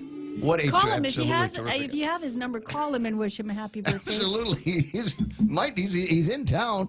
Is he? I think. Well, I don't know. I saw something on Facebook. He was doing some, and I don't know that he does this, but he was doing some kind of a weaving. Lace. Okay. He was weaving something. He's got this hydro flask now that has this NEPA weaving all over it. Wow, I want one of those. We all want one of those. For your birthday. Happy birthday, Jay Rojas. Hey, Jay, that means the price can go up. Yeah, absolutely. You're in demand, buddy. That and is limited supply. cool. And it looks like he knew what he was doing. Jay's hanging out with the Hawaiians out there, and he's participating in the planning for the 2020 FestPac. So he's I want to talk to him then. tell me where the fundraisers are. Tell me how we're going to do. We're going to do the fundraisers on this, not how we're going to spend No, I don't $400,000. think he's planning Guam's FestPac. He's just planning the overall FestPac. Really? Yeah. Really? Like overall, like everybody. The overall. So he's the okay, guy. Then I do One of want the to talk guys, to him. Yeah. I do want to talk to him because we've got the scuttlebutt and it's getting here. close. It's like weeks away. The scuttlebutt here is that we've got $400,000 that should be that came from Kaha from somewhere, right? But my understanding is that those funds specifically cannot be used for travel, so what they're trying to do over at the legislature is come up with a piece of legislation that says, okay, now it can be used for travel, and then we're going to just kind of sweep everything under the rug. And so I was talking to some guys saying, take this to a judge and have them put a stop on it, right? But I mean, if you've got to make a new law to make sure that you can use something for other than its intended purpose, seems to me that ought to be some kind of a sign. But my understanding is they're having the same questions in Hawaii as well, where people in the community are saying, well, we don't have the kind, we're not going to do, can you do this with fundraising? We don't need to spend actual taxpayer dollars on this party that you guys are having here. And so they're asking the same questions out there. Taxpayers everywhere basically saying, we've had enough. You guys keep throwing parties for yourselves. It doesn't really do anything for us guys out here. Got to sit in the same old crappy roads and lousy sidewalks and lots of crime. No, we got other ideas here. So, yeah, thanks for bringing that up. It's in Happy June, birthday, Jay. June 2020. It's not weeks away. It's months away. Well, it's several weeks away. Yeah, it's like 52 or something like that. I don't know. 7:23 in the morning. Here's what happened on the markets. Yay, S&P 500 closes in the green. 23 points, 31.33. The NASDAQ at 86.32. They picked up 112 points. That has got to be a record for them. 8,632. Dow Jones Industrial Average back over 28,000. I told you, and they picked up 190 points in trade. Look at the FTSE at 73.96. Nikkei banging 23,292. Hang Seng up 400 points. What? The Hang Seng Index at 26,993. They picked up 397 points. Shanghai Index up by 20, and the DAX at 13,246. They picked up 82 points. If you're buying oil today, what have we got for oil? Yesterday, $57.77, up by, I don't know, was this 20 cents? $57.98, almost $58. 68.79 on tap as that number is frozen from where it was yesterday. Speaking of frozen, #1 movie in the country is Frozen 2. I've never seen Frozen. I've never seen Frozen, but you know the song. Let it go, let it go, let it go. I think I know that verse. That is the sound of fumigating trees, if you're wondering what that is. 7:25 in the morning, and my buddy over at the PTAC, Boris, reminded me that tomorrow there's going to be a free workshop over at the PTAC, Guam Procurement Technical Assistance Center. They want you to get rich by working with the federal government. In order to do that, you have to have a capabilities statement, an essential marketing tool for government contracting. The Guam PTAC will explain how to create a capability statement and what information should be included to improve your chances of winning a government contract. Again, this starts about 9, and it will take place at the Business and Public Admin Building, Margarita Perez and Jaime Taquero IT&E Lecture Hall. That's room 131 over at the University of Guam. And as I said, it's absolutely free. And for no other reason, get out there and see who else in the business community is running around looking for that same information. Partner up with them. Why not? There's always good opportunities for partnerships, and you mold your capabilities and their capabilities together, and you might become one of these dynamic, unstoppable companies doing business with the federal government on projects that aren't even from here. It's possible. Diego Garcia. Yeah. New Orleans. Yeah. Where they have all kinds of other government contracts. Anywhere the federal government is. Bridges getting built. Remind me later on. There's a couple of I'll find it while Jerry's doing the extra point. But there's tons of stuff happening with DPW, by the way, up to and including. It's something I'm probably going to need to get explained to me. Construction on Marine Corps Drive from Route 30. All right, raise your hand if you know where Route 30 is. Go ahead. It's after 29. Michael, Route 30? At the intersection of your house.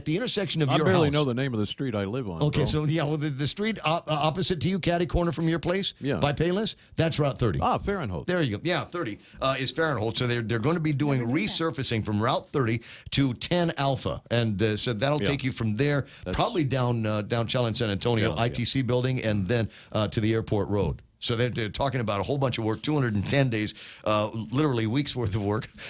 For this construction that's going to take place. And when they start, I'm never going to Tuning again.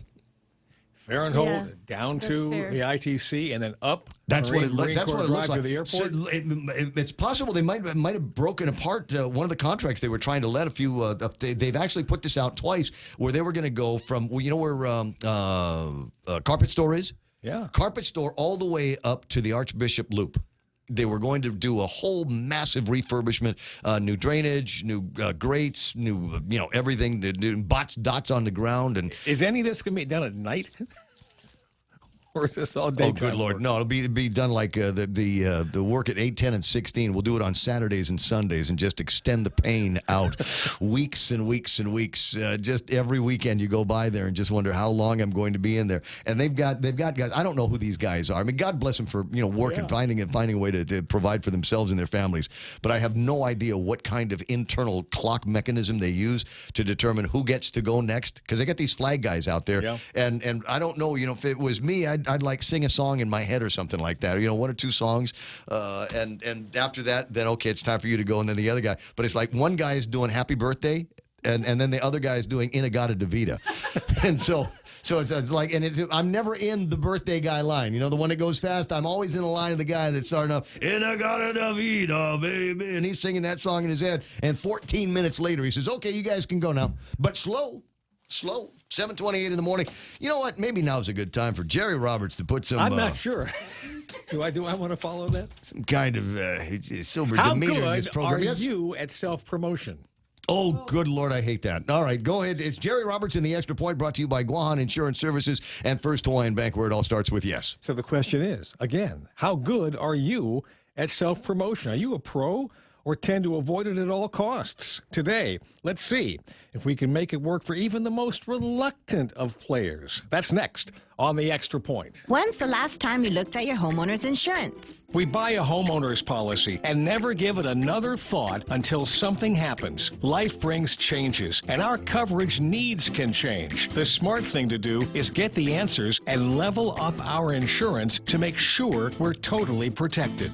That's the Insurance Extra Point. Get out there and make something good happen today by calling Guahan Insurance Services at 475-1162 or visit us at the Camacho Landmark Center in Tamuning. Ever notice how that one perfect holiday gift is just out of reach? Or how sales on the stuff you want all come at the same time? This season, plan ahead with a holiday loan from First Hawaiian Bank. Now you can afford to be nice without being naughty. For more details, visit FHB.com or any branch to apply. Additional restrictions apply. First Hawaiian Bank, member FDIC, equal housing lender.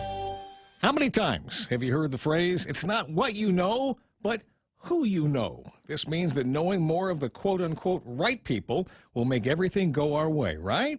We just have to build our networks and start leveraging our contacts. Some people prefer the term leveraging, while others say it's using, as in using people for our own selfish reasons. Calm down. Calm down. Let's see how this plays out. Assume we network like a beast, attending every opportunity to connect with those right people, and we build up a really impressive collection of business cards, as well as contacts and friends on social media. We are all set. Well, except that we now have to dance around the issue of promoting ourselves, and for some, that's a very difficult thing to do. After all, is it promoting or just bragging? Is there a difference? Am I simply highlighting my skills, qualities, achievements, and experiences, or trying to convince someone I'm the only one they need in their new job opening? Some people are natural promoters. Others find it tough to do and extremely negative. If that latter description is you, I understand. If you're an introvert, it's not going to be easy for you to start pushing hard to get what you want. That said, you have to face the question, if I don't promote myself, who will? Let's seek a different picture of this. Just because you decide to push your interests doesn't mean that you're pushy.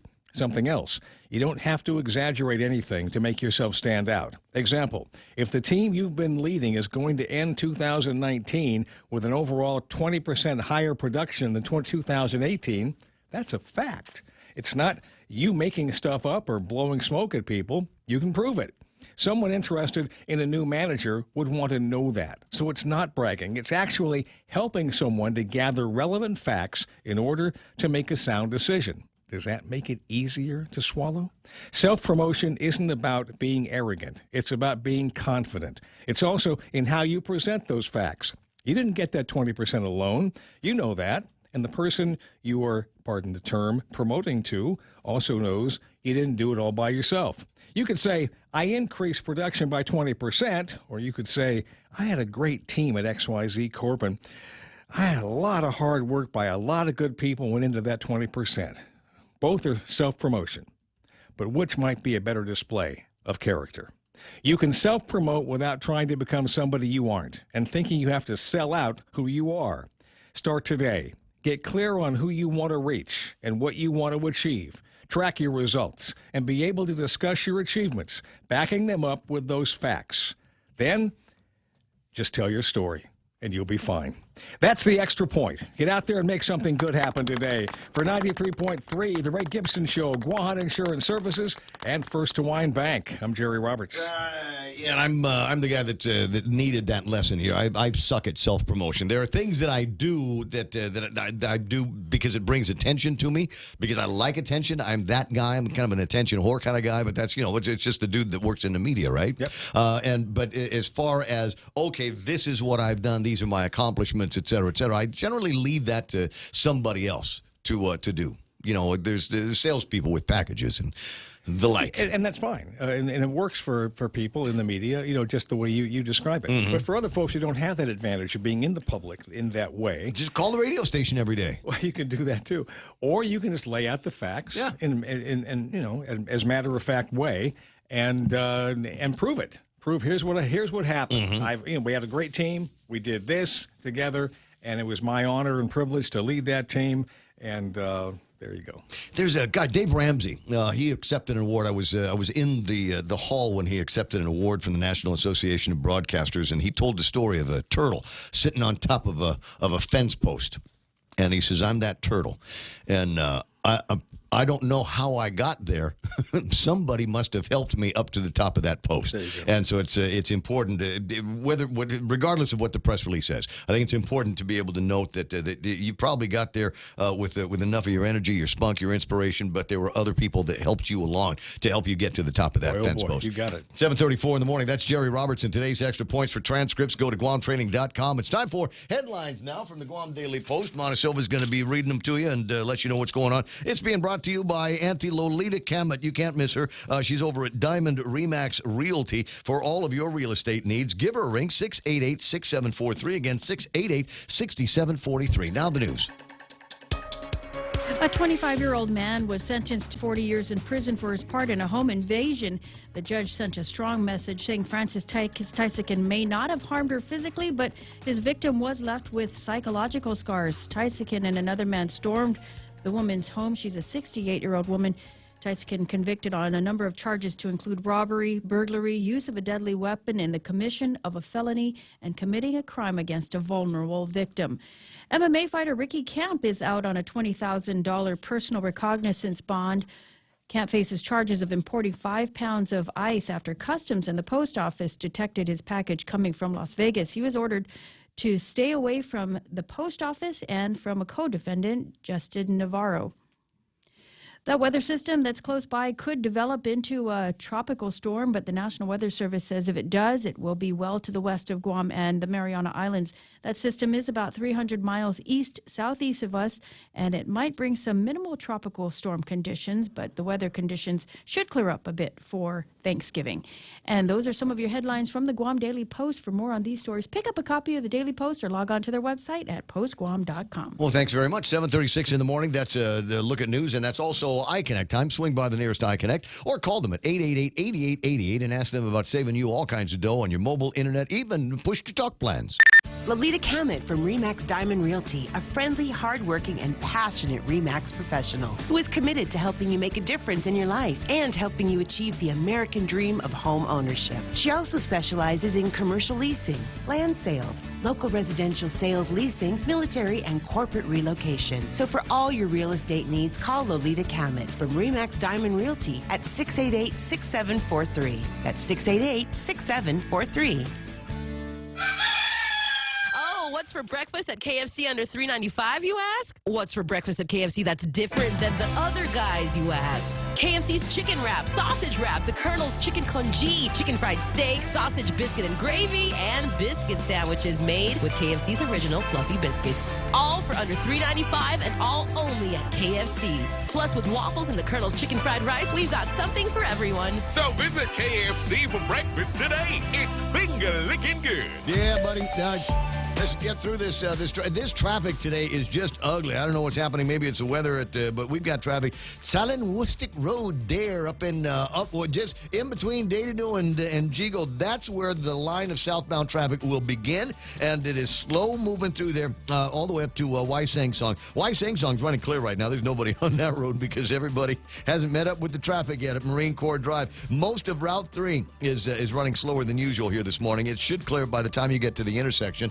But as you pass the Chicken Joy intersection and the Jack in the Box and the Wendy's down there, southbound traffic is going to get slow again. And it's going to be like that, stop and go through most of the intersections. Looking at the where's this now? Macheche Road, you got a couple of slowdowns there, including the intersection of Macheche and Route 15, the back road to Anderson. 8, 10, and 16, not so bad in comparison to everything else. In fact, it actually looks worse at the intersection of 15 and 10 over by the church. That intersection there, Price Elementary, running very, very slow this morning. A lot of Route 8 is running slow. Let me just, I want to see if that new traffic light is making any kind of difference out there on Route 8. Yeah, they got a new traffic light over there. Slow going towards 8, 10, and 16 if you're headed northbound through there. But if you're making your way, actually it's not moving so bad. It doesn't look like that's slowing anybody down. They're supposed to have turned it on this morning, but because I'm not seeing traffic slowing down in that area, I gotta imagine that maybe it's not on yet. I think maybe it's still in blink mode. I didn't till go later. That way this morning, but I saw it yesterday. It was flashing. If you're on Route 8, the new light over at Carbolito at the I'm trying to remember the name of the mom and pop, the new Korean mom and pop down there. But if you're in that area, is that light on? Or because it was flashing the last time I was through there. So I'm not sure if they turned it on this morning like they said they would. Well, I'll see when I get off. But one suggestion: if you're turning out of the WhatsApp store, WhatsApp store rather, not WhatsApp. You know what? Don't make a left turn because somebody was trying to allow them into the traffic. Right. There's 3 lanes and then that turn lane into Teeds. And somebody yesterday was trying to let somebody make a left turn through them. Mm-hmm. And here I come, and I have to swerve out of their way because you don't see them. It's my father always referred to that as directing traffic with the hood of your car, and it's nice. It makes you feel good. It makes you feel like you're the best Catholic on the road when you're like, I see you trying to get out on the road, and I know you want to turn left over there, so go ahead and go through me. But you're not the guy dangerous for everybody. in the car next to you. You're not the guy in the car next to you. So you got to be very, very good. Unless it's me. Unless you see me struggling to get out, then go and just make the holes as big as you want to. 20 away from 8 o'clock in the morning. What's that, Mike? You're pointing at something? What are you eating there? Caller said it's blinking. It is. Oh, it's still blinking. Okay. That's why it's not. I'm not getting red marks on that yet. 20 away from 8 o'clock in the morning. That's right now traffic. This is The Point. Want to grow your business? Start a new venture? Or stay ahead of the competition? You can. With Docomo Pacific Smart Business Solutions tailored to your specific needs and ambitions, you can do it all. Partner with a network with best-in-class network coverage, state-of-the-art communication platforms, and a team dedicated to providing you with premium support. Call 688-2677 to start your journey to success today. Docomo Pacific Business, delivering your future today.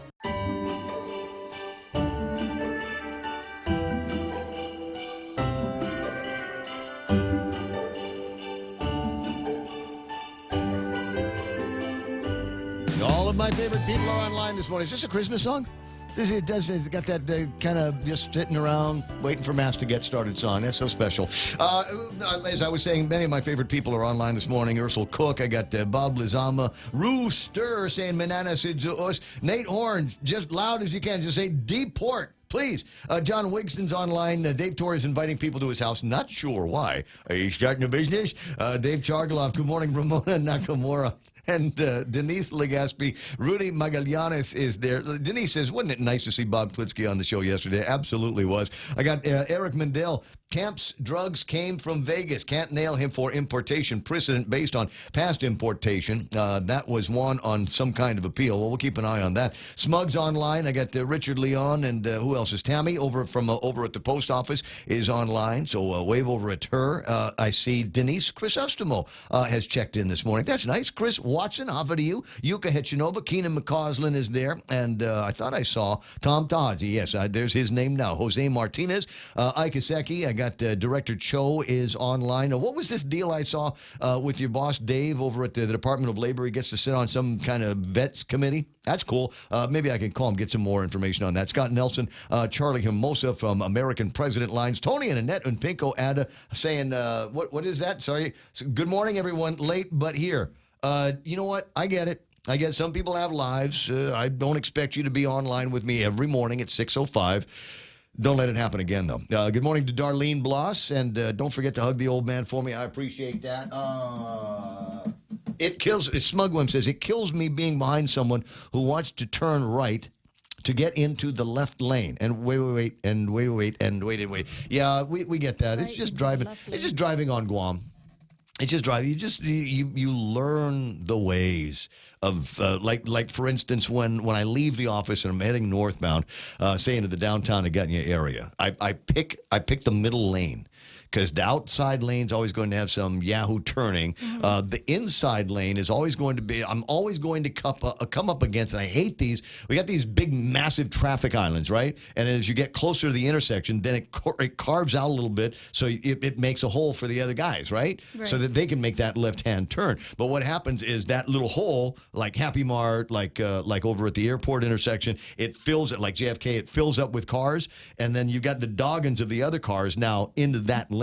So if you're on Marine Corps Drive and you're headed north, there's what is it, 4 lanes to choose from? Not the outside one, not the inside one. One of the in-between ones is the one that you want to go. And that usually will take you straight to the ITC building with no problem. 744, it's the Ray Gibson Show until it's not going to be anymore. Dr. Vince Akimoto.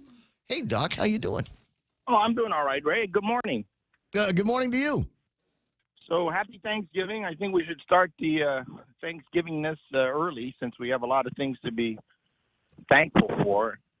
Well, Liz, I'm thankful for you and all the things that you do over at the American Medical Center, and it's not just the doctor and stuff. I mean, there's all kind. You know, I know that you guys play host to my friend Wen's her e-yoga for kids on the weekends. That's a great program, and Dr. Campus and Dr. Duan and Nguyen are spearheading that with Nugent, and so that's a wonderful program. You're right. That's a great reason to be thankful. I think the other reason to be thankful is we don't have to build a new Guam Memorial Hospital. It looks like the structural integrity there is good. I'm glad we don't have to evacuate due to any earthquake fault or any major issue. And then we should be thankful that I guess our Guam Regional Medical Center is indeed, I think, a great private hospital that's been able to maintain national accreditation and has really some excellent services there. However, both hospitals are full, so I'll just remind everybody driving recklessly on the slippery roads of Guam that you don't want to need the hospital today because they're, as far as I know, both full. They've been full for the last. Don't get sick. Don't get into accidents. Try not to have a heart attack or a stroke. But if you do, go to the hospital. We'll do our best. I mean, the folks there are trying their best. But there are problems, but we're trying to focus on the positive. Because isn't this today the equivalent of a Friday? No. Well, I don't know what. We're working tomorrow because it's Thanksgiving Eve. Tomorrow, Thursday, is actual Thanksgiving. And then at some point, the governor will make the declaration, try to act surprised when she does, that Friday is going to be the day off. And as Vince always says, you know, you get these government holidays and the impromptu ones. Swing by Guam Memorial Hospital and take a look at the empty parking lot and just imagine. But there's still patients in there. There's still doctors and nurses and pharmacists and people in housekeeping. Those are the essential ones. If there's an empty parking space on Friday, that means they probably don't need to be there any other time. You know, I'm trying to stay positive, Ray. But I'm saying it as positively as I can. I think it's an opportunity for somebody to actually walk around the hospital on Friday and say, you know what? If we don't need them today, why do we ever need them? Or why do they have to park so close to the hospital? Because it is a affront to the family members. Because you know, on Friday, the day after Thanksgiving, there's going to be a ton of family there trying to cheer up their loved one who had a stroke or heart attack or was in a car accident. And so you don't just have a full parking lot of people that need to be there, the absolute essentials. You have family people who are off that day or who are able to actually find parking. So those cars there that only take up maybe at most 3/4 of the parking space are not the employees who we would like them laterally transferred to GVB.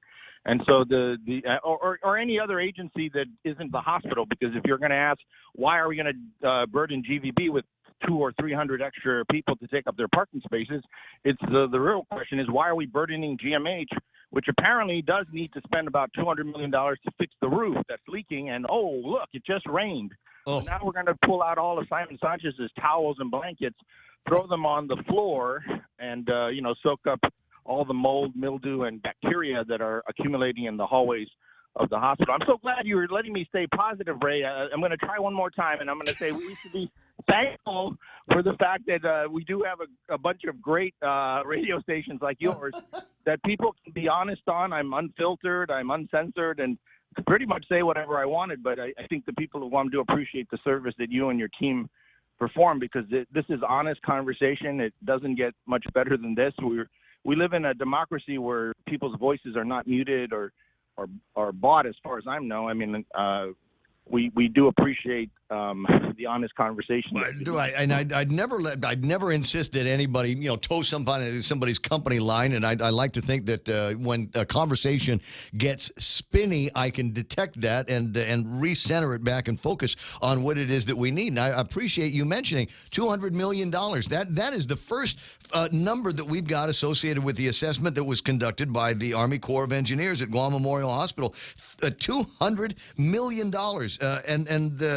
If you can imagine, and there's so much more that needs to be thrown into the conversation. Number one, we don't have $200 million. We've got whatever monies that we've got. The priority is to get as many people as possible to FESPAC. So forget about that. We'll find a way, even if we were able to get our hands on $200 million worth of some kind of, long-term debt to finance Guam Memorial Hospital. There was a group of folks, and I hope you saw it yesterday in the Daily Post, the Vigilance Committee Incorporated. Did you see what they wrote?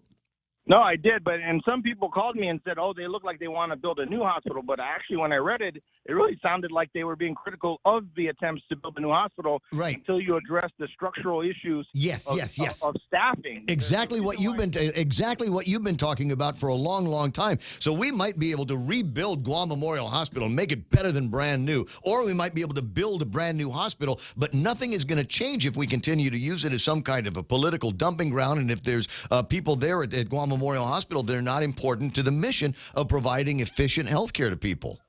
Well, and that's the thing. The reason why there are not enough beds for people to go into, and people are waiting in the emergency room, is not because there's not enough physical space. The hospital doesn't need to necessarily get bigger. We need more nurses, and another thing to be thankful for is Guam Community College and University of Guam are wrapping up another semester where they are producing excellent nurses, some of whom are working at our clinic at American Medical Center, but most of them who want to work in the hospital because it's exciting and it's a great job.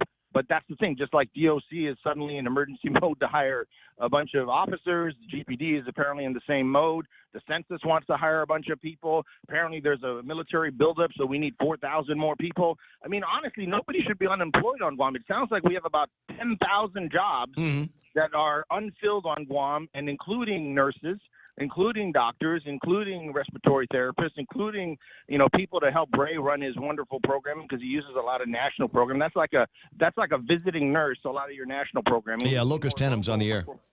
I'm sorry? It's Locus Tenens on the air. No, and so I thought it was an important a point that they made, and I think it's probably the most sober point of all in this conversation about what's got to be done with Guam Memorial Hospital. The facility certainly needs the work. I mean, nobody's going to say it doesn't, but even after we get the facility back up to speed, like I said, better than brand new, what are we going to do about these structural systemic problems at Guam Memorial Hospital? How are we going to make it so we've got more nurses that are making more money, so they're not jumping away to GRMC or to Navy Hospital or the hospitals all across the country that are looking for people with the broad experience that we have here on Guam and hiring them away from us? No, I think it's the opposite. That's a great selling point. Is come and work on Guam. Come and be a nurse on Guam Memorial Hospital, because you're going to be a great nurse, and they're going to try to steal you away to Texas, to Boston, to San Francisco. And when you get there, you're going to find out that you're one of the best nurses in the whole damn hospital because you know how to do everything. Because you worked under duress. No, I get that, and maybe that's one of the attractions. I know a lot of these traveling nurses for a variety of reasons, and I think that's a little bit of a takeaway for them as well. They're real pretty, and they got a lot of money. But they don't have time to spend it because they're racking up the overtime. They're racking up the overtime at $150 an hour at the hospitals. You know that. No, and I apparently you know that too. So congratulations for making that discovery. Real quick, because I know you got to go to the news. Is that I don't think that this is without a problem without a solution. Apparently, there are a lot of people at the hospital, or as well as the government of Guam, who are flying a lot. And so there's going to be a lot of travel miles for all those people that want to go to FestPac in Hawaii. So no problem. I think we've, again, in the midst of being thankful, we want to acknowledge that arts are important, and we appreciate that we need to send those people there. So just give them the miles. I mean, what's the big problem? That was the Judah Foundation's whole pitch. So all those people at the hospital who've been flying to all over the place, please give your miles to the FestPac people, because we want to celebrate the arts. And then as you're doing that, as you leave and close the door at 4:15 this afternoon so you can take your 5-7 day vacation, because they will, there's nothing but parties going on throughout the government of Guam today, tomorrow, and whenever. So no one's working after your show, Ray, unless you call them up and ask them, because this is sincere, to declare a state of emergency at GMH. If we have to spend $200 million to fix the hospital as it is, and the roofs are not going to cave in on us, that sounds to me like we've just been hit by a super typhoon. That's a $200 million disaster, which is leaking, which is hurting people, which is scaring people, which is disappointing folks who are having heart attacks because there's no room at the inn. That $200 million bill that the engineers just laid on us, that's not good news. They're declaring a state of disaster at the Guam Memorial Hospital. And so could the legislature please call itself into session, quit worrying about idiotic things that you keep worrying about, and pay attention to the hospital. You raised taxes on us last year saying you're going to fix GMH. You said you were going to trim the government. You said you were going to fix a lot of things. You lied. So happy Thanksgiving, everybody. Let's stay positive. The senators and the government declare a state of emergency because the engineers said so. We've got the I think it's juggling states of emergency. We've got the state of emergency at Guam Memorial Hospital, and you're right, clear as the nose on your face. But then the other one is the emergency over at the Department of Corrections. Although I think they're going to try to stave that off They by owe us $3 million, Ray. I know they owe you guys $3 million, but $3 million. So find Frankie Shizaki and say, Frank, when you get there, do me a favor, walk over to Yuka's office and ask Yuka to write out a check for $3 million to the Department of to the Department of Corrections. Yep. Everything is fair in love and war. I think we're going to have a lot of family fights this weekend, so the emergency room better be open, because you know how it is when people get together and start talking about probate. Yep. This is the weekend for... Oh, my God. It's fun. It's going to be fun. It will be fun. It's already been fun. Vince, I'll talk to you pretty soon, my friend. Bye-bye. Dr. Vince Akimoto. Well, with that kind of criticism, you're never going to get to be the traveling doctor for FestPac. I mean, don't they need that? Don't they usually go, like, you get a delegation, like a team Guam that goes someplace for something? Don't we normally send with them somebody, like a medical guy? Somebody that, somebody gets in trouble Not or that I'm aware. steps on a nail or Maybe the Olympic Committee does. like the Olympic Committee, they'd go off with like a medical representative, just a team doctor or something like that. So I think Facebook ought to have a Facebook. And I was looking at my Facebook. I know, you're easily distracted. I know, right? I'm just thinking that would be a great thing. It's a FestPac team doctor. It's like WhatsApp. Yeah. The WhatsApp store. Speaking of WhatsApp, thank you very much, Cousin Troy, who sent me, and then I forwarded it to you. The letter to the governor. If you want stuff done, if you want to get stuff done now, this is the new way of doing things in the government of Guam. Don't bother getting on the radio. As much as I hate saying it, it is no longer the appropriate way to affect change in the government of Guam. If you want to get stuff done, follow the lead of the guys over at the Department of Corrections.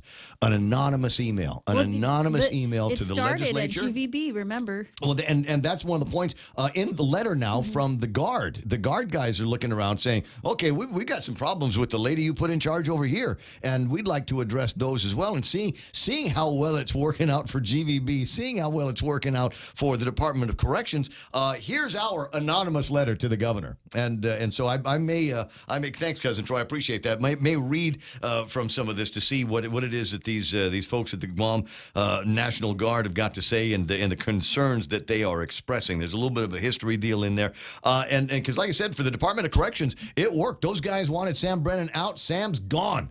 And they didn't want Carbolito at the top of the food chain, and Carbolito is not at the top of the food chain. This afternoon, there is going to be, and they do such a, it kind of annoys me to a degree that they do this over at the governor's office.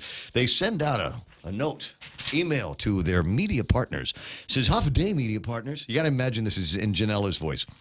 You are invited to attend a press conference Tuesday, November 26th at 1 p.m. at the Adelup Cabinet Conference Room. Governor Lulian Guerrero will be making an announcement regarding the Department of Corrections. Needs to be at a higher pitch and much more nasally. Thank you. But the visiting Governor Lulian Guerrero will be making an announcement regarding the Department of Corrections. You just sound like you have a glass of wine in your hand. Everybody knows it's Ishizaki because you just say tomorrow at 1 the governor's going to formally give the job to Frank Ishizaki, and then that's all there's going to be to that. But so it's just a nomination, though, right?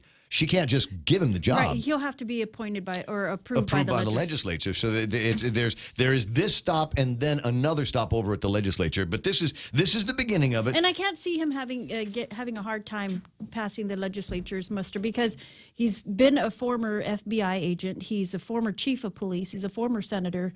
So if they give him a hard time, I'm going to say, that's probably slim to Well, okay, history. You recall it was Frank Ishizaki who the legislature was giving a hard time about his nomination to the Guam Police Department, and there was a controversy about leaked information. It should have been confidential information about his what's it? Truth detector. What is it? The lie detector test, right? Yeah. So that got leaked out. That got leaked out from a bunch of places, and there were people that were stung so hard on that over at the legislature that they were not reelected. It's a whole different kind of legislature now. So how many years ago was that? You know what? It doesn't matter who you vote for. The government still gets in. So just watch out for the deep state. Again, it's not like Frank has got all of everybody's loves Frank. There's going to be somebody there that says, dude, but what about my cousin? Right? Why didn't you pick my cousin? Oh, it's true. And wasn't he behind the increases for the law enforcement officers? Oh, who is not? I mean, everybody should have been behind that. Anyway, I'm just saying. You said he's should sail clearly through that one. I'm just going to point out a little bit of history. It has not always been very clear. There has been some rocky passages in his life before. 8 o'clock in the morning, the radio station KUSG Hagutnya. Stand by now for Fox News Live. This is The Point. Passing the impeachment baton. Lisa Brady, Fox News. House Intelligence Committee Chairman Adam Schiff confirming in a letter today that a report will be sent to the Judiciary Committee, which could hold its own hearings or just start drafting articles of impeachment. The timeline for when the House will actually vote on any articles is really up in the air. But if the Judiciary Committee marks up the articles by mid-December, they could vote on them close to Christmas and send it over to the Senate for a trial in 2020 at the start of a new year. But there is something that could be a roadblock to this road to an impeachment vote. Fox Business Network's Hillary Vaughn referring to the Inspector General's report due out soon on the origins of the Russia probe and surveillance of the Trump campaign. President Trump defending his personal attorney, Rudy Giuliani, today. Rudy's a great person, and I think that maybe the press isn't treating Rudy very well, and I think that's unfair. During a meeting with the visiting Prime Minister of Bulgaria, the president also urging the House Speaker again to get moving on the trade agreement with Canada and Mexico. Conan, the hero dog, visiting the White House today, along with other members of Delta Force, honored for the raid in Syria that killed the ISIS leader. They did a fantastic job. Conan did a fantastic job. And we're very honored to have Conan here and to have given Conan a certificate and an award. The ceremony inside was private, only Conan making a public appearance for security reasons, but there was some confusion. Initially, we were told that Conan was a male. Then White House officials told the pool that Conan was a female. Well, now we are told that Conan is, in fact, a boy. Fox's John Roberts at the White House. New records on Wall Street for the Dow, the S&P, and the NASDAQ. The Dow closing at 28,066. America is listening to Fox News. In life, we all have the ability to make a difference, to make an impact on someone's life. As we look around us, time never stops, but we are filled with endless moments of gratitude. The art of giving is incorporated in so many different ways. At Guam Gift Baskets, we want to be able to express your gratitude and love to those who you care about. Show your appreciation with a gift made with love this holiday season. Visit our website at guamgiftbaskets.com. See the smiles, touch their hearts, feel the experience. Hafa Day, Tritons. This is Chelsea Sineklis, President of the UOG Alumni Association. Association. I made some of the best memories during my time as a Triton. Because of this, I have committed to giving back to the G is for Giving campaign, which will help student scholarships, programs, and activities. And I encourage you all to do the same. To make a tax-deductible donation, log on to give.uog.edu by December 31st or call 735-2957. Viva UOG! Prosecutors in Alabama just announcing they think they have found the remains of a UFC fighter's missing stepdaughter, last seen a month ago. 2 men are already under arrest in the case. One accused of forcing her into a car. A body's been found on a county road in Macon County. A trial date set for 2 prison guards charged in connection with Jeffrey Epstein's death. 2 guards from the Manhattan Federal Detention Facility where Jeffrey Epstein committed suicide while locked up will head to trial on charges for lying on official records about how they spent their time on shift the night Epstein died. Michael Figgins is the lawyer for Michael Thomas. The decisions that led to the death of Mr. Epstein were not only because of what my client did or did not do. It was because of a system that failed completely. Both Thomas and co-worker Tova Noel are pleading not guilty. They'll stand trial next April. Eben Brown, Fox News. A key World Anti-Doping Agency panel is recommending that Russian athletes be forced to compete as neutrals at next year's Olympics in Tokyo and other major events. The committee also recommending a 4-year ban on hosting major events in Russia. The full panel will vote on the recommendations in December. A game show contestant ends up on a wheel of changing fortune after recent controversy. Wheel of Fortune contestant Kristen Shaw making the mistake of saying the word "and" while solving a crossword puzzle on the show, losing over $1,900 and an $8,000 trip to Nashville. The error sparking outrage online, viewers bashing the rules, saying she was robbed. Tennessee tourism company AdventureWorks making things right, gifting Shaw an all-expenses-paid trip to Nashville and tickets to the Grand Ole Opry. A rep saying in a news release, "We give second chances," telling Shaw, "We are not going to make you solve a puzzle to claim it." Fox's Kristen Goodwin. Shaw says she's blown away and plans to take her mom to Music City. Brady, this is Fox News. Hey, what's that? A Subway Big Hot Pastrami? My big hot pastrami? No, my Subway Big Hot Pastrami. Get your own. Get your own Subway Big Hot Pastrami. Tender, juicy beef on freshly baked sunflower crunch bread, topped with pickles and mustard. Finish off your meal with all new seasoned potato wedges, baked to perfection right in the restaurant. Both available for a limited time only. Subway, make it what you want.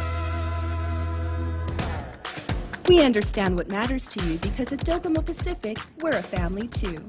With the Now Family program, mom, dad, and kids stay connected on the latest devices the whole family can enjoy. For just $155 a month, get 3 lines with 30 gigs of 4G LTE data each, and endless use of your favorite apps without affecting your monthly data bucket. Add more, get more, save more. Docomo Pacific, better together. Some conditions apply. 'Tis the season to be feasting. Indulge the fun way at Sandalo Club's Donut Dash 2K 5K on Saturday, November 30 at Teasen Complex. Race starts at 6 a.m. There will be cash prizes, and the first 300 finishers get a free coffee mug, perfect for dunking those donuts you will get when you register. The more donuts you eat, the better you'll do. The Donut Dash registration fee is $15. Register online at guamdonutdash.eventbrite.com or call 488-9028. A portion of the proceeds will benefit the Guam Police Department. Today and good morning. It's 8:06. I'm Mana Silva Tyron with some of your top stories from the Guam Daily Post. The Guam Election Commission last night approved a petition by Francisco Heaton to remove Jotnya Mayor Jesse Blas from office. GEC Executive Director Maria Pangilinan says documents were filed with the commission by Heaton, and they were approved, and he'll be now given the go-ahead to start collecting signatures for that recall effort. Heaton will have to collect 981 valid signatures of Jotnya voters, and that will allow for a recall election. A second election would then be held to fill the mayor's seat in that village. If the required number of signatures are met, the commission submits the petitions to the legislature based on current law.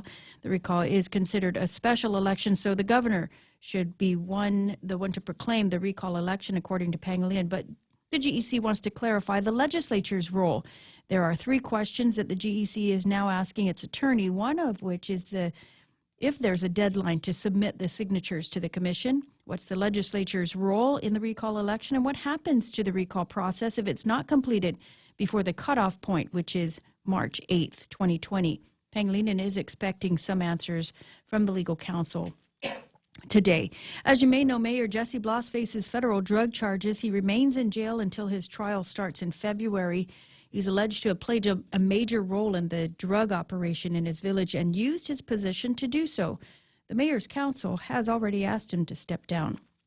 Former Department of Corrections Lieutenant Jeff Limo says there is nobody but himself to blame in failing to report information to law enforcement about a major contraband scheme at the Department of Corrections.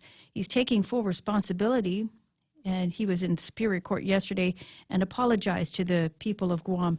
The former head of the DOC Internal Affairs Division entered into a plea agreement and pleaded guilty to official misconduct as a misdemeanor. He was initially charged with accepting bribes in exchange for releasing or transferring inmates. Those charges have since been dismissed in exchange for his cooperation and guilty plea. Limo is cooperating with the FBI. However, he declined to discuss the details of that cooperation. Limo, meanwhile, is still fighting his termination with the Civil Service Commission. He says he's hopeful that he will be successful. Limo is scheduled to be sentenced along with his co-defendants on Christmas Eve. Well, he's a former FBI agent, former senator, and former chief of police, and soon Frankie Shizaki will be the director of the Department of Corrections. An announcement is expected to be made today during a press conference, along with additional information on the administration's plans to address safety concerns raised by DOC officers and managers. Those concerns outlined in a letter sent to the media and local officials earlier this month. The selection of Ishizaki comes after the resignation of Sam Brennan last week. In the meantime, GPD's Captain Joe Carbolito has taken over as the acting director. We'll have more news after this. As the busy holiday season approaches, the last thing on your mind is to visit your medical provider. At American Medical Center, we put your health first. A preventative visit will ensure a healthy holiday season. Call 647-8262, and together we can address any concerns you may have and make certain all your medications are current. From our family to yours, happy holidays from American Medical Center, your partner in healthcare. Family Finance has been serving the people of Guam since 1959, and they'll continue to be there for you in the years to come. Whether you're looking to get a personal loan for that summer vacation or paying off those long overdue bills, Family Finance has got you covered. Apply for a personal loan from $1,000 up to $3,600 by calling Family Finance in Agutya at 475-4545, Upper Tumon at 647-5626, or in Dededo 633-4473. Family Finance, serving the people of Guam since 1959. 25-year-old Francis Tyson will be in his 60s by the time he's released from the Department of Corrections. He was sentenced yesterday to 40 years in prison. Tyson convicted of about a dozen charges, including home invasion as a first-degree felony, robbery, burglary, use of a deadly weapon in the commission of a felony, and committing a crime against a vulnerable victim. Tyson says he was framed even despite his extensive criminal record that includes guilty pleas for robberies that took place in 2011, 2013, and 2014. Prior to sentencing, defense attorney Bill Bischoff recommended that his sentence be reduced to 15 years. This, he says, was an amateurish crime and the victim wasn't physically injured, and that does say something, Bischoff said. However, Judge Maria Senzon said that there was testimony that the victim suffered from psychological injuries and remains in fear. She also said that in court, Tyson was not taking responsibility for his actions and continued to show no remorse. The 68-year-old victim said that the two men walked into her home uninvited on May 14th. The men went into her bedroom and rummaged through her belongings. Both are accused of stealing a purse, keys, $3 in cash, personal checkbook, and a credit card and the victim's ID card, along with a glass jar that contained about $100 in coins. Police later arrested Tyson and Ronnie Vincent Crisostomo Jr. in connection with that home invasion. Mixed martial arts fighter Ricky Camp was released from prison on a $20,000 personal recognizance bond after he was charged in a case that involved the importation of 5 pounds of ice. Camp was charged with importation of a controlled substance after post office officials and customs authorities detected the drugs in a parcel coming in from Las Vegas. He's been ordered to have no contact and stay away from the post office and Justin William Navarro, who was named in court documents. But there's been no word on whether Navarro faces criminal charges. On November 18th, Customs drug dogs sniffed the suspicious package, which was picked up by Camp in Navarro at a Tamuning cluster box. Camp is scheduled to appear back in court on December 12th. And the Department of Administration will be mailing out 237 tax refund checks this week, totaling about $737,000 for taxpayers who filed error-free returns on or before June 1st. The refunds include those that have been garnished. And Guam Police Department officials will be out conducting sobriety checkpoints. GPD will be along major roadways from 6 p.m. tomorrow all the way through 6 a.m. Friday morning. So if you plan on celebrating this weekend, designate a sober driver. Just call me. Yes. I'll call Stroll. Stroll From Guam, wherever that's I right, am, Stroll I'll Guam. call Stroll and say, go get Mana. She's hammered. Yeah, right. I'll be at home. Homebody, all right. What is it? Poor Tyson Pick, he says, doesn't have the large party connections and familiar names, politics, handbooks, votes, losers. No, the guy's a loser from a long, long time ago. And I hope when Maria sends on, I hope when the judge said 40 years, bang, I hope it hit him like a kick in the jewels. You know, And he's so young.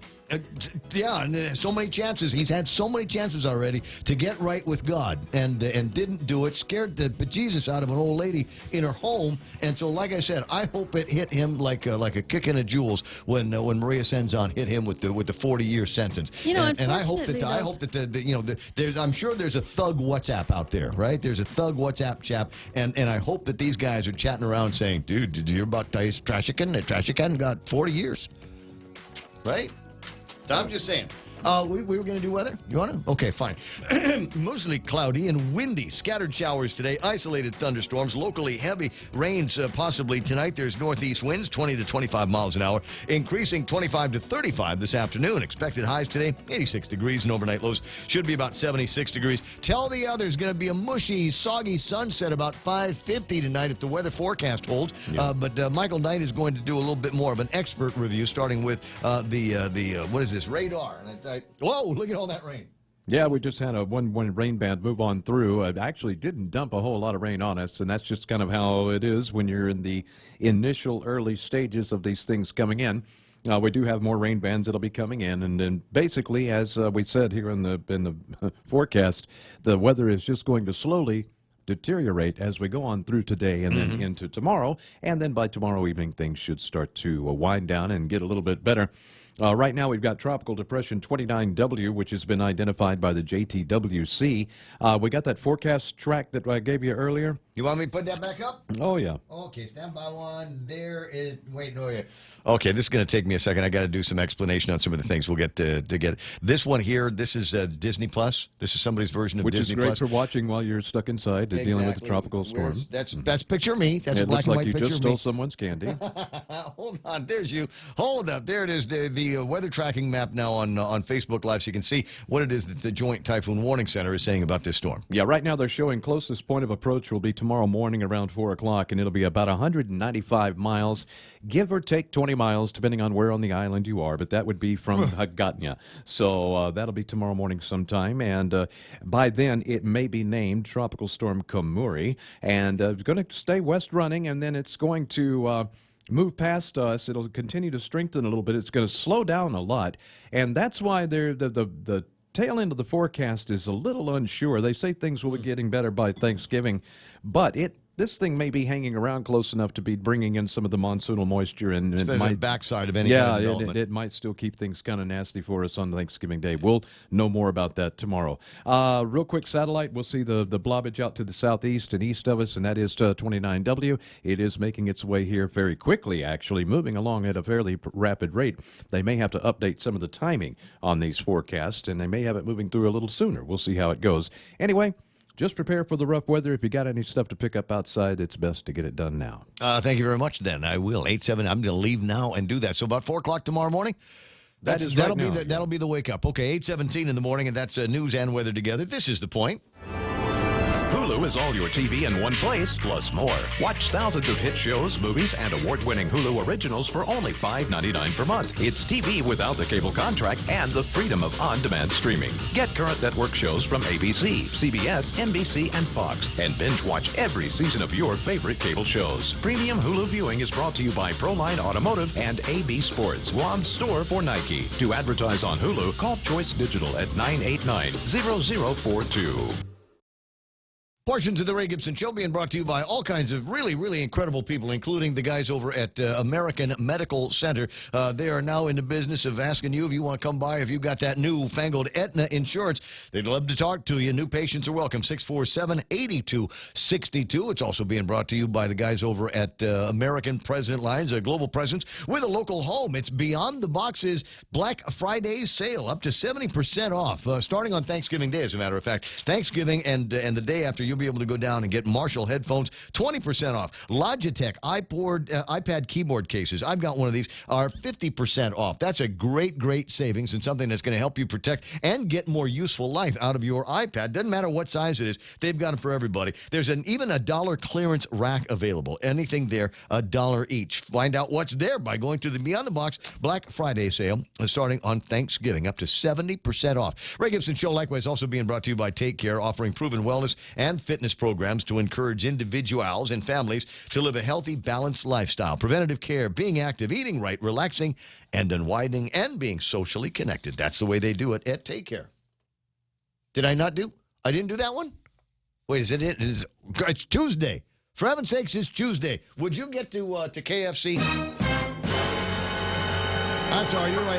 I wanted to put a little bit more of a build-up on that because it is kind of a huge deal. Every Tuesday, KFC's got 20 pieces of wings for only $15. As Dr. Vince Akimoto said, you know what? Somewhere in the government of Guam today, somebody is having a Thanksgiving party. No work is getting done. Your contribution should be chicken wings from KFC, 20 pieces for just $15. You can find it if you're in the GovGuam office near Anigua, Barragata, Dededo, Tamuning, Jigo, GPO, and the Micronesia Mall. Morning talk that matters.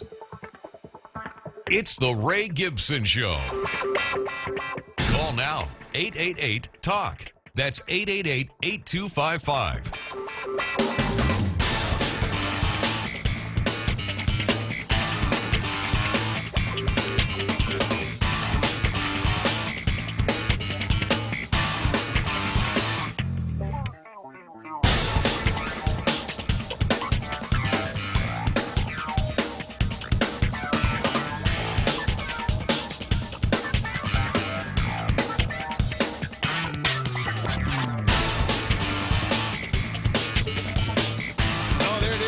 Listen, there are a couple other things from the weather report that I needed to get out here. Just be very, very, very careful around the water, especially on the north and east-facing reefs. This 29W that is in the area, plus all the regular trades that we've been having, has really been kicking things up around the ocean. And I know you're going, oh, but Ray, I wanted to start straight-up paddleboarding. Oh, no. How can I straight-up paddleboarding if the weather's going to be lousy? Monty, you're a straight-up stand-up paddleboarder. Yeah. Yeah. Can you get out there in waters like this? Only with the current. Only. Yeah. So, and then I'll get out of the water and walk my board back. Yeah, I got to call somebody. Pick me up in Inaran again, would you? I started in Tucson. Yeah, I didn't want to fight it, so I'm down here in Inaran. High surf advisory is in effect through next week. Seriously, early next week along north and east-facing reefs. High risk of rip currents through early next week along north and east-facing reefs. So be very, very careful when you get out into the waters, would you? Appreciate that. That would be a good thing. 8:21, and about time for us to pretend to talk about sports.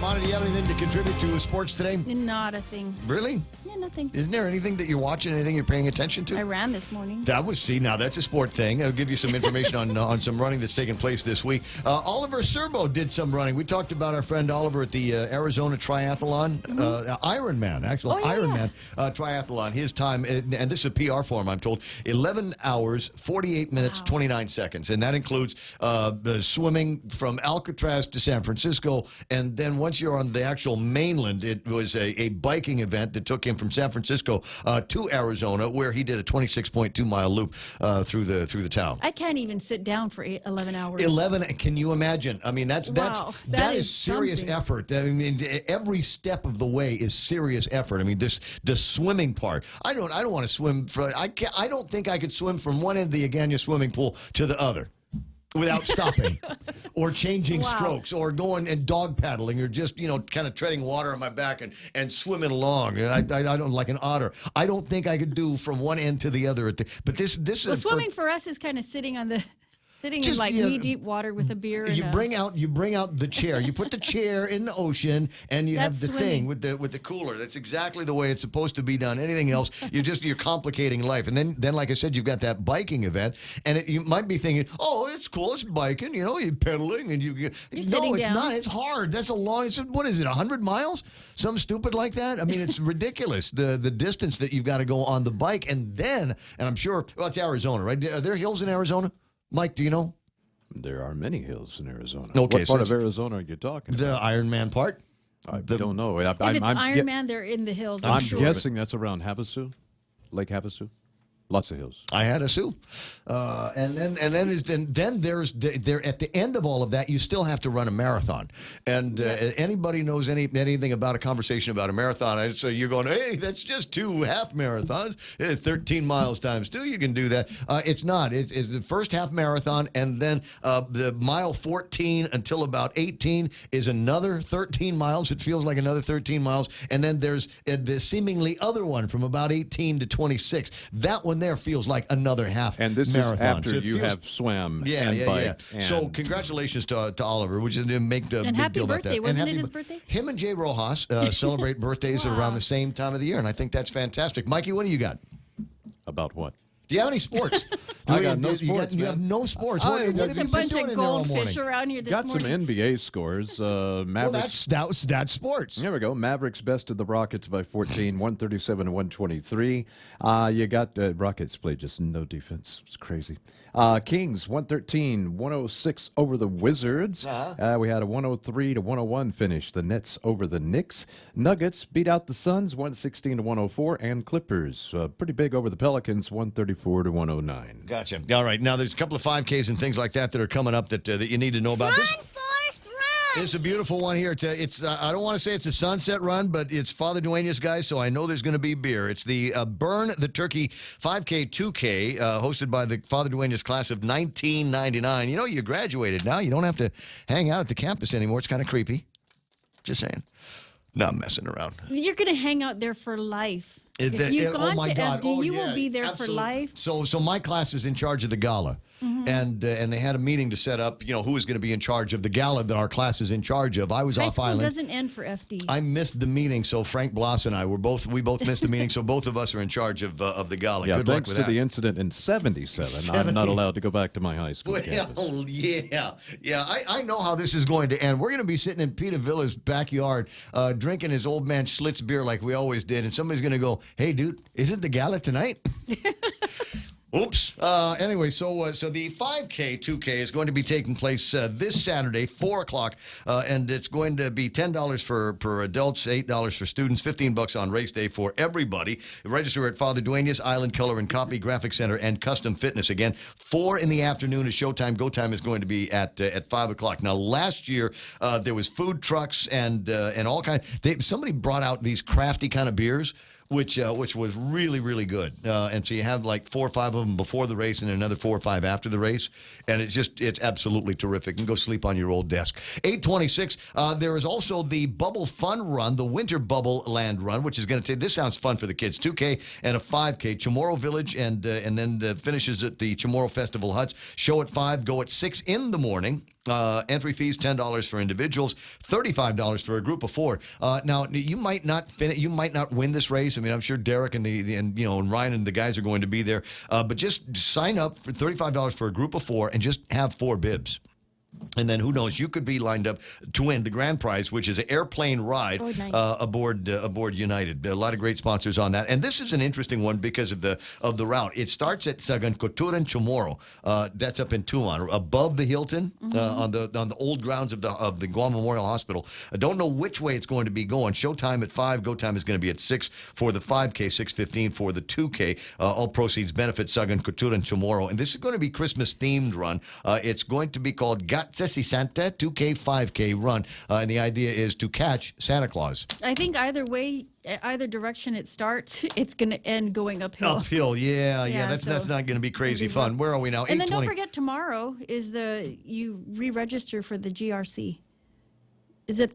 Isn't tomorrow? Oh, no, that's the day Thanksgiving. after tomorrow. It's Thanksgiving. Thanksgiving is, I'm sorry, that's right. Tomorrow's The turkey trot is Thanksgiving morning because the winner of the turkey trot actually gets a prize. Now, I was talking to somebody the other day and they said, oh, that's not really a race. I said, well, no. There's runners and there's a clock. And if there's a clock and somebody's getting timed, it's a race. It's a I forget, like a steeplechase where you start based on your running time. So if you got to run a 5K in 25 minutes, then you start in the 9-minute pack or something. So you start 9 minutes later than everybody else does. The object of the game is, number one, to try to catch the people that went in front of you, and number two, not to let Derek Mendel and Ryan Matienzo catch you because they're going to be starting later, and it's a handicapped race. So that's the way that's going to be working. Generally, show up. I don't know that there's too much of a sign-up, but it's the day that we generally re-register our membership with the Guam Running Club. So bring a lot of folding money with you or a check. I'm sure Richard would appreciate that. Takes place. We show up, I don't know, 5:30-ish over at Two Lovers Point. Not at Two Lovers Point, the entrance to Two Lovers Point, the first entrance to Two Lovers Point. And then you race and then you come back. Wear old shoes because some of the race might actually be a little bit traily. It'll feel like a trail. It's not really a trail, but it's not asphalt either. But it really is a fun run. The best part of it is at the right around the third quarter of the course. It takes you right by, and most people don't even know there's one back there. But when you get close to it, you know you're there. It's the Northern Guam Wastewater Treatment Plant right up there, and it just for people that are doing a lot of heavy eating the night before Thanksgiving. You can fumigate your trees. Oh yeah, there could be fumigation going on, Mikey. Well, we'd run down the pick'ems here for today. We've got one more game left today. Baltimore and the Rams taking on each other at that's actually coming up at about 11:15, I think. I got morning. Baltimore. I got Baltimore as well. Yeah, clearly I missed the boat on the San Francisco game. San Francisco certainly much better than Green Bay. They proved it.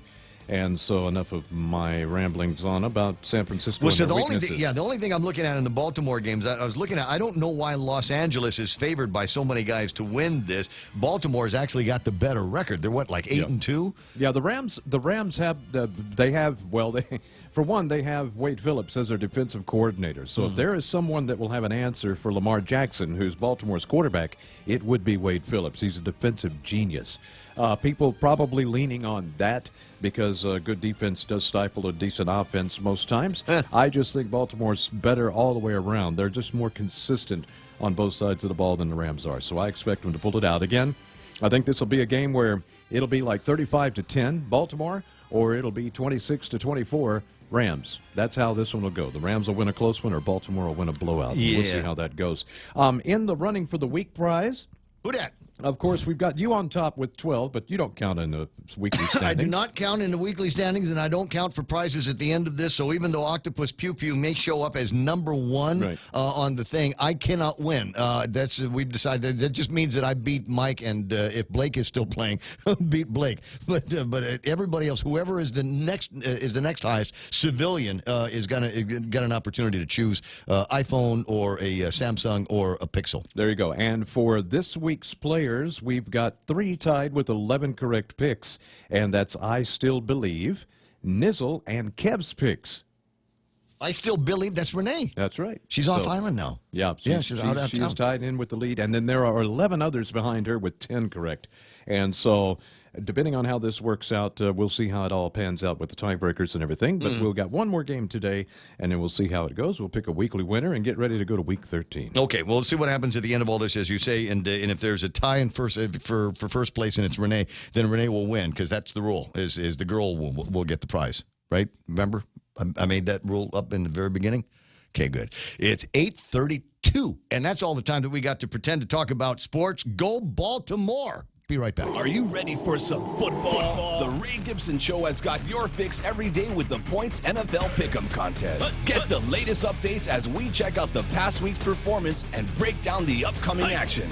Get your game on by calling the hotline at 888-TALK or sound off on Facebook Live at thepoint.gu. League members get a chance to win some awesome weekly prizes with a shot for your choice of a new GTA phone. The NFL Pick'em Contest is brought to you by Current Guam with special thanks to GTA.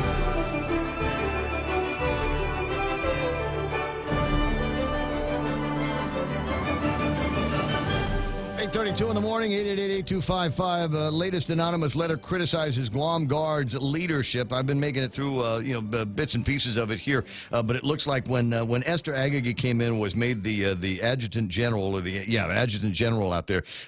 She brought on a couple of other people that nobody likes, apparently, over at the Guard, and they're making their feelings known in this letter now. It's an anonymous letter.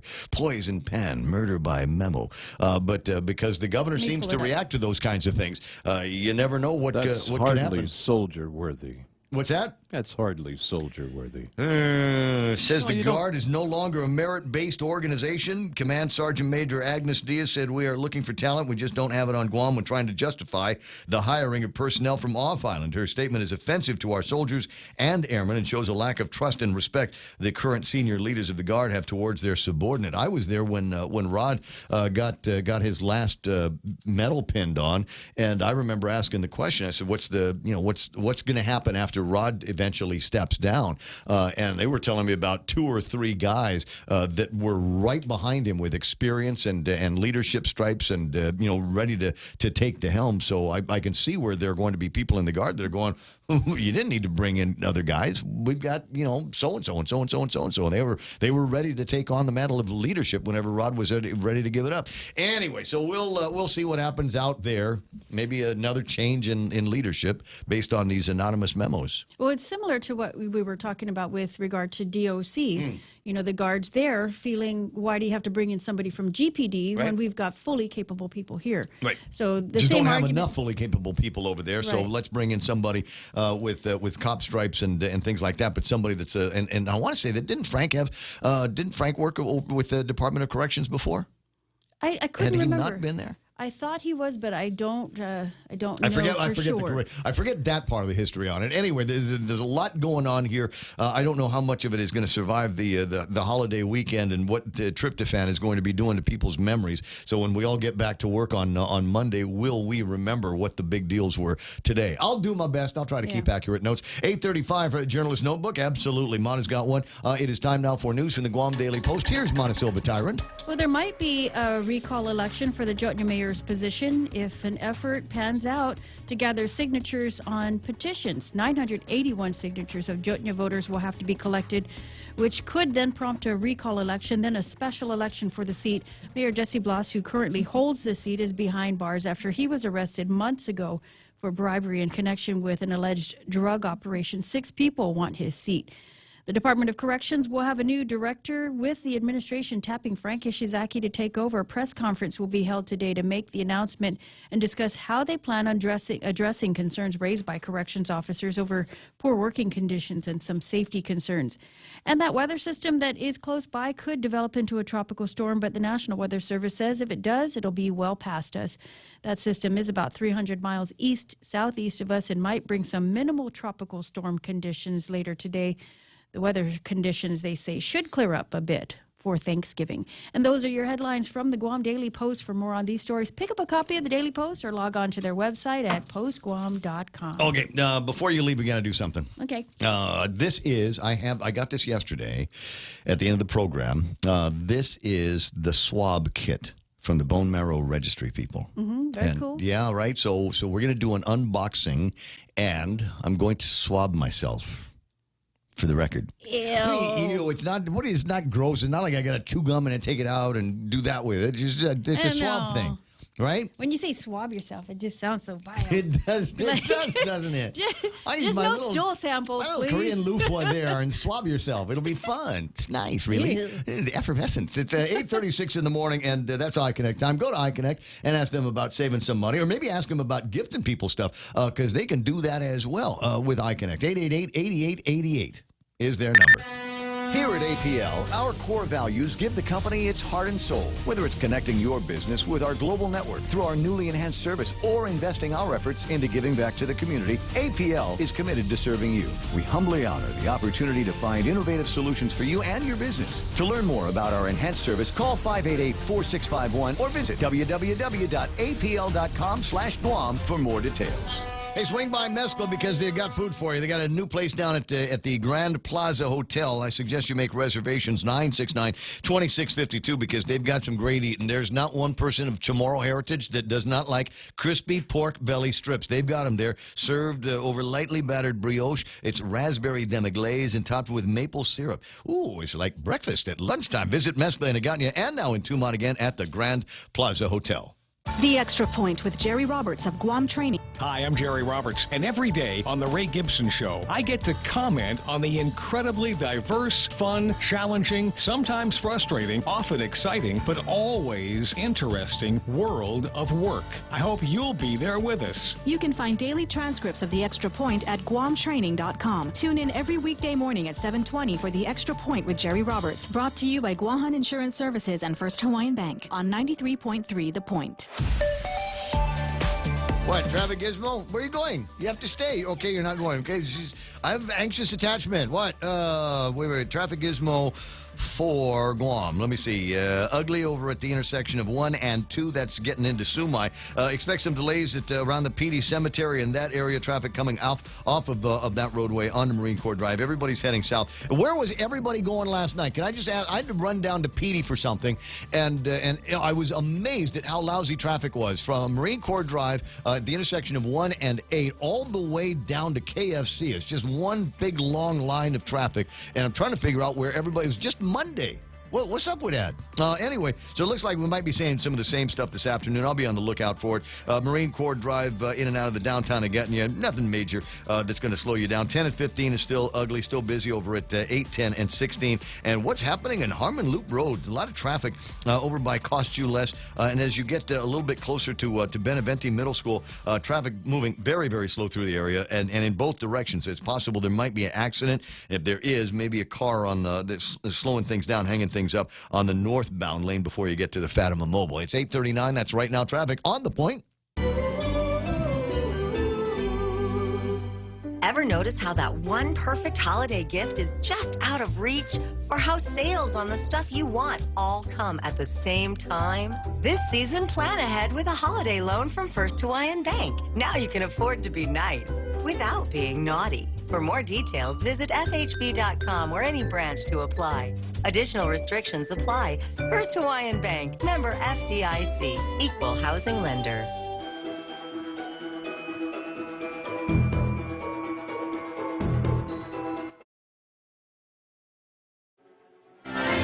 Where'd it go? What it was? Make me all freak out here. 888-825-5888-TALK is my telephone number. What you got going on here? My name is Ray, and Montesilva Tyrant's right there. Oh, BJ's on the line. Okay, we'll do this together like a family. The public auditor, BJ Cruz, on the line. Good morning, BJ. How you doing? Good morning. So Mon is there and you're here. So can I, before we get to talk about the OPA audit on the tobacco deal, I've got a swab kit from the Bone Marrow Registry. It's possible that I'm a hit for somebody, and so they want to do another swab of me to ensure that I might be able to help save somebody's life. Can we just we'll all do it together. I'm unboxing the package here, and it has everything I need in it, and there's probably important. Did you wash your hands first? I never wash my hands, but then again, I never pee on them. Be the one to save a life. Gibson. It's a buccal swab kit directions. 2 buccal swabs. Peel off the protective paper from the adhesive strip before you begin. Open the swab package. Remove 1 swab at a time. Swallow Then brush the swab inside your cheek and along the gum line for 10 seconds. Wrap one barcode label around the stick farthest from the swab tip like a flag, and then repeat with a second swab tip. Should I do this on the air? Is this one of those things Might as well you opened it. Well, I did. I did. That's true. Just do it. And then you're supposed to put the thing in the gizmo. So that means that you guys are going to have to talk while I'm doing this, all right? Okay. Because I can't talk and swab at the same time. So we'll do play by play. Exactly. So he's taking out the Please, swab. I want to hear. You want to hear? It's a certain voyeuristic thing going on here at the radio station. Get closer to the microphone. Huh? So these are the strips here. These are they're not quite Q-tips, but my recollection is there's just a little bit of grab on this stuff because it. Well, be careful not to touch the microphone because then you'll get Bob Klitsky's DNA in there. I'm working on doing my best here. Anyway. Okay, so he's opening his mouth and he's gum line for 10 seconds. Okay. Okay, ready? Uh-huh. Do some noise. 1, 2, 3, 4. Do you want me to count? Okay. You've lost count already. When do I stop? I did. I don't know. That's about right. 7. 19, 20. Okay, so I'll do the other one. Just to make sure I get this right. Inside your cheek and along the gum line for 10 seconds. Is it the cheek at the gum line or cheek along the gum line? All right. So I'm going to work through this. So okay. I think kind of like the little edge. Yeah, so if you're from FedEx, now if you're just tuning in wondering what the heck is going on, He's got the public auditor is auditing my swabbing here to make sure that if I'm that I've done this right for and he the has purposes. to count because he's better at counting than I am. Okay, that's one. Okay. Now, I've done this before. Mm-hmm. I'm not the actual swabbing, but I did register to be a bone marrow donor. Mm-hmm. I registered to be a match, but I've never been called, so apparently I'm not a match. You've got your 10. Okay, there's the 10 on the other side. I think there might be some coffee and beetle nut that's attached to that. So, I can't wait all till right, they so I see do your the rest swab. of this stuff and then put it in the envelope and then send it back to via Well, FedEx. don't make them touch. You're making your things touch there. All right, that's good. So anyway, the process is as I said, now that this part is done, send it back to the bone marrow registry people. They'll conduct some tests on it. Send that to the doctor of the patient that might need a bone marrow transplant, and then let the doctor figure out what's going to be happening next. If they want, then I can go and have one of two procedures done. One of them is where they just take blood from me and then figure out what to do with the stem cells after that. Then the other one, and this is kind of scary, Beach, involves me going for a surgical procedure where they actually will tap your spine. will tap into my hip bones. Oh, okay. And then take some of that stuff out from there. So that's the part that don't know where, don't know when, don't know what. I've heard that they can be somewhat. Have to do it at Berg's. What's that? At Berg's place? Yeah. I don't know.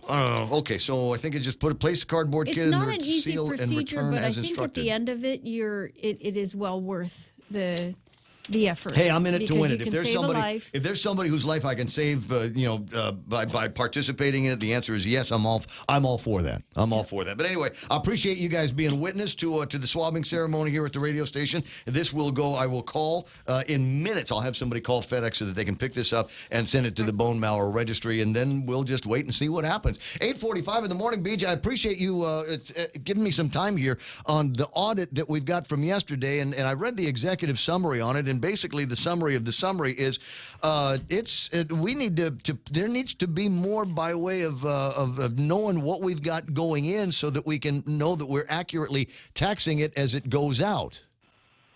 Correct. And we don't. I'm trying to figure out how it is possible that there have been this warehouse mechanism in place for 60 years, but we don't necessarily have any rules and regulations that have been adopted for it. In fact, that's the first sentence in the executive summary. Since the tobacco bonded warehouse enactment 60 years ago, the Department of Revenue and Taxation still has not submitted any rules, regulations, and formally adopted policies that would establish the official requirements for granting certification to, et cetera, et cetera.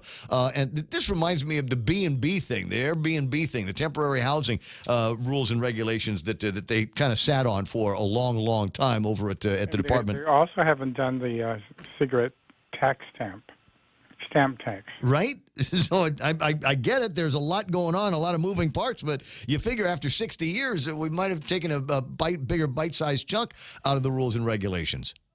Yeah, they have something, but it's not been adopted, and they can't even find the original writing of it. Oh, wow. There are some practices they've been doing, but the thing is that of the 4 currently supposedly bonded warehouses, only 2 of them have a bond. And then there's nothing in rules and regs as to how much revenue tax can levy against them in the event that there's a default of their bond. About how long do you suppose it would? Lots and lots of questions. Yeah, about how long do you think it would take them to do to put together these rules and regulations so that we can answer some of those questions? I have no idea. And just based on existing practice, but the problem with existing practice is that it doesn't look like there's a way to reconcile any of the tobacco that goes in, because we can't really reconcile what's gone in. So it's hard to know. And the other problem too is that the bonded warehouse is within the warehouse of the distributor themselves, rather than being a completely separate warehouse. Right. Where all 5 distributors come, they store their cigarettes there, and when they take it out, the third-party bonded warehouse is responsible for recording the amount that's taken out and transmitting that to revenue tax. Well, you had attempted centralizing the bonded warehouse concept in your last term, didn't you? Well, no, I just want to repeal the whole thing and have them pay it straight up at the beginning when they get off the boat. Oh, I see. So pay for it straight up. Get the stamp while it's still at the port. No, not get the stamp. Just get the tax at the port. Absent the stamp, though, how do we know that they've been taxed? Well, it would be. Well, like it's currently done now, without the stamp. Supposedly, it's being taxed. Because I noticed that in there as well, where everything is kind of self-reported and self-validated here by the tobacco companies. We don't really know how much do we trust these guys, Beach? That was the thing that got me. I mean, but to the credit of the 6 people, the whole BPT section is comprised of only 6 individuals. But these 6 individuals, with all the business privilege tax, the hotel tax, the gas tax, the tobacco tax, the alcohol tax, they collect over $300 million. These 6 individuals. I mean, it's amazing, but it's all on the honor system, and they just trust you that when you come in and you make your report, that when you bring it in, it is correct and you're being forthright. But as we know from one warehouse, there was a problem of 36 months that they came in and said they neglected to, or they made a mistake and they didn't file the numbers correctly for those 36 months. But the thing was, nobody at Revenue Tax verified that it was only 36 months. Right. Nobody from Revenue Tax checked even 3, one from each year, or every 10 months, to see whether or not, in fact, that the original tax filing and the amended tax filing combined equal the amount that they had withdrawn that month. Right, and there's got to be other ways that you can take a look at it and say, okay, this is what you're reporting, but in past you had reported these numbers for these months and these cycles, and they should match up at least a little, don't you think? Yes, a little at least, but nobody ever did anything, Yeah. So in the words of the icon, you're trust but verify. Go ahead, quote Ronald Reagan. BJ needs to quote Ronald Reagan.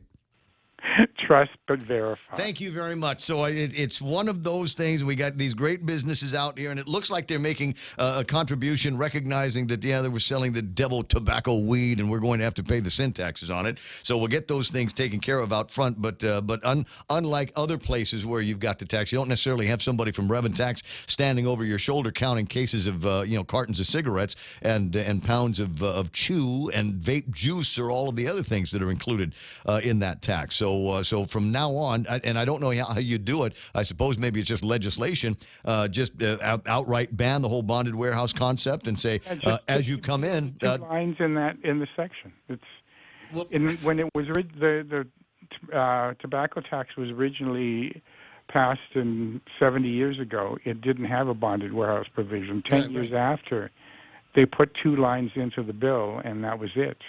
I'm thinking about the way I've had equipment come in through the airport. I had a big transmitter come in. I forget how many thousands of dollars it was. It ended up I had to write them. I had to give them a credit card for a use tax before they would release it. I imagine the same thing could be done for the tobacco product that comes in as it comes through the port. We'll release it to you and your driver after you go over there at the Treasury and pay your taxes on it. Correct. And if you want, we got a guy that might be able to put some of these stamps on, these pretty Guam tobacco stamps. Otherwise, get them out of here after you paid your taxes, and that way we wouldn't have to worry about any kind of reconciliation pre or post.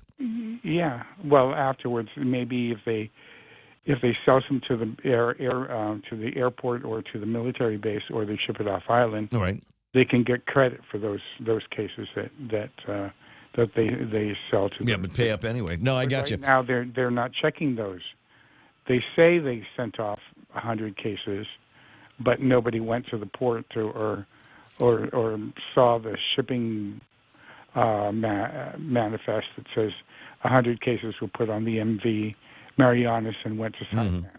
The way the last question here on the executive summary, Guam may be collecting $23.5 million in tobacco tax revenue per year, but is this all? Is that all there is, or is there other monies on the table we're just not getting our hands on because we lack the system to do it? Well, good luck to you, Beej. Okay, thanks. And in a couple of, maybe in 2 months, we'll be having a report on the use tax, and you'll be shocked when you see that one. Okay, I can hardly wait because I'm sure that there's a couple of use taxes that Daphne still wants me to pay in exchange for getting my business license renewed. 853 and Happy Thanksgiving to you, Beej. You too. All right. Surprised I didn't see in the front page of the Guam Daily Post a picture of all of your friends that went off to go see the Pope. How come you didn't go to Tokyo to see the Pope? Because I guess I wasn't part of that organization. Oh, you did. They're the only ones that got invitations. Well, I would have invited you, and we would have gone to see the Pope, and it would have been groovy. 8:55. I'll talk to you pretty soon. Have a great day and a happy Thanksgiving, buddy. Happy Thanksgiving. There's Nino BJ. We call him around the house because that's Artie's godfather. 8:55 in the morning. 888-8255. There was, and we were hoping to talk about it yesterday to get more people to show up over at there was a town hall that took place yesterday. And Sel, are you there? Okay, I forget what's Buenos de Navade, Celestine Babauta. Hello. Hey, Alpha Day. Si Raymond Gibson esti. Hey, ako tatamanaw. Mabuti naman. Malik, everything is Malik. Sel, listen, I know you had a town hall last week to talk about GRMT stuff, and I know that you've got another one coming up early in December, and then even another one after that. Tell me about the one that took place last night. Well, last night, Ray, we briefed the folks who were there about our takeover the paratransit bus operations. We also briefed the people on the demand response and the southern bus route. So, we want to make sure that our local folks are aware of what we're doing so that at least in whatever program that we're doing, they'll be able to, take advantage of those, so. Well, did you get a lot of people show up? Man, there were a few people there. Honestly, not a whole lot, but there was, but they were there. So, but we provided them with the information that we have, and of course we're gonna we're going to print media, and of course, That's why, because you went into print. You didn't call me up. I would have put this on the air. Every hour on the hour. So tonight. Hey, tonight we're at Dedido, 6 to 7. Yep.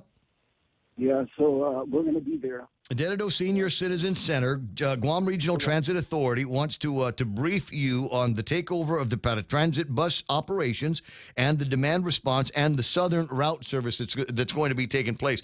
So if you are among those in the senior community on Guam or the paratransit community on Guam, and you want to know what's going to be going on, or ask for things that CEL can put into the planning for 2020, tonight, 6 to 7 at the Dedido Senior Citizen Center. And then you're going to be doing some when it gets to be December, right? That's correct, Wade. Absolutely, absolutely. Okay, so I've got the schedule here, and I'll let people know about the different town halls that you're going to be having. Last night was in Jigo. Tonight, Dedido, 6 to 7, and then next week, starting on the 4th, down in Irahan, and then back up to Sinahanya, and then back down to Agate, and then back up to Tamoning. So you got multiple opportunities to get with GRTA, and as I said, find out a little bit more about what they've got planned and ask for some of the things that you want. Got it. I appreciate that. Yeah, absolutely. Well, happy to help out because I like what you're doing there, and I want to make sure that the word gets out. Ray, I really sincerely appreciate all that you've done for us, and definitely. I'll keep you abreast. As a matter of fact, next week on the 4th, I'm going to be sitting down with some engineers from DPW, and we're going to decide which architecture and engineering firm is going to begin designing our facility. Right. No, I'll do it. I'll do it. It'll look like old Gibsons, if that's okay, but I can design your facility. No, man, Ray, I assure you. You're welcome. Come by. All right, Mio, I'll talk to you pretty soon, Sal. You have a terrific day, and good luck tonight up in Dedido. All right, Ray. Thank you very much. Happy to help. 888-825-5880-TALK. Now you gotta, it's one of those things where you gotta work on your media presentation. I think, there might still be a few people that thumb through a printed word in the newspaper. I know my day starts with a newspaper, but I don't know that there are people in generations behind me that still do that kind of thing. 858 and change. 888-825-5880-TALK. I got Joey Tova's online. Hey, Lakeisha Paredes there. Hafakisha. What are you doing there, kitty cat? I appreciate you online with me this morning. Tell me what's going on up north. Nate's there. What's Nate going on about? Like the casino at the carnival, the fox is guarding the hen house. Yeah, it feels like that, doesn't it? Because it is. And even though there's tax money coming in, and that's the rub of it all. Yes, we have tax money coming in. Is it possible we're leaving money on the table? Rose Ogo is online. So is Nate tonight. Nice to see you there, buddy. Eric Rosario, Big Sister Shelley is there. Cause Endo talking about what have we got? Make Ryan start last in the turkey trot race. Ryan and all the other fast guys do start last. Like I said, it's a handicap race. The faster you go, the later you start, and so that's the way it is with these guys. But the thing is, and it's crazy, they're that fast. Is it doesn't matter where they are in the pack and where they start, they'll still beat you. They'll still beat you by minutes. They'll beat you. It's crazy. So you got that, and Cause also noting that the Raiders got spanked, but still. Go Raiders. Feeling the opposite, buddy. We'll see what happens in just a few hours. 9 o'clock. Already? KUSG again. Yeah, this is The Point. This is a Fox News alert. She knows her fate. I'm Lisa Lacera. Sentencing for the Chinese woman convicted of trespassing at President Trump's Florida club. Fox's Gernal Scott has more live. Lisa, Eugene Zhang was sentenced to 8 months in prison by a judge today for illegally being on Mar-a-Lago and lying to federal agents about why she was there. At the time of her arrest, she was thought to be a spy because she had cell phones, hard drives, and a computer with her. The president was at the resort at the time, prompting concerns about how secure that area was. Federal prosecutors asked the judge to sentence Zhang to 18 months in prison. Her defense pushed for 6 months. Zhang will be deported once her time is served, Lisa. Thanks, Gernal. And another Fox News alert now.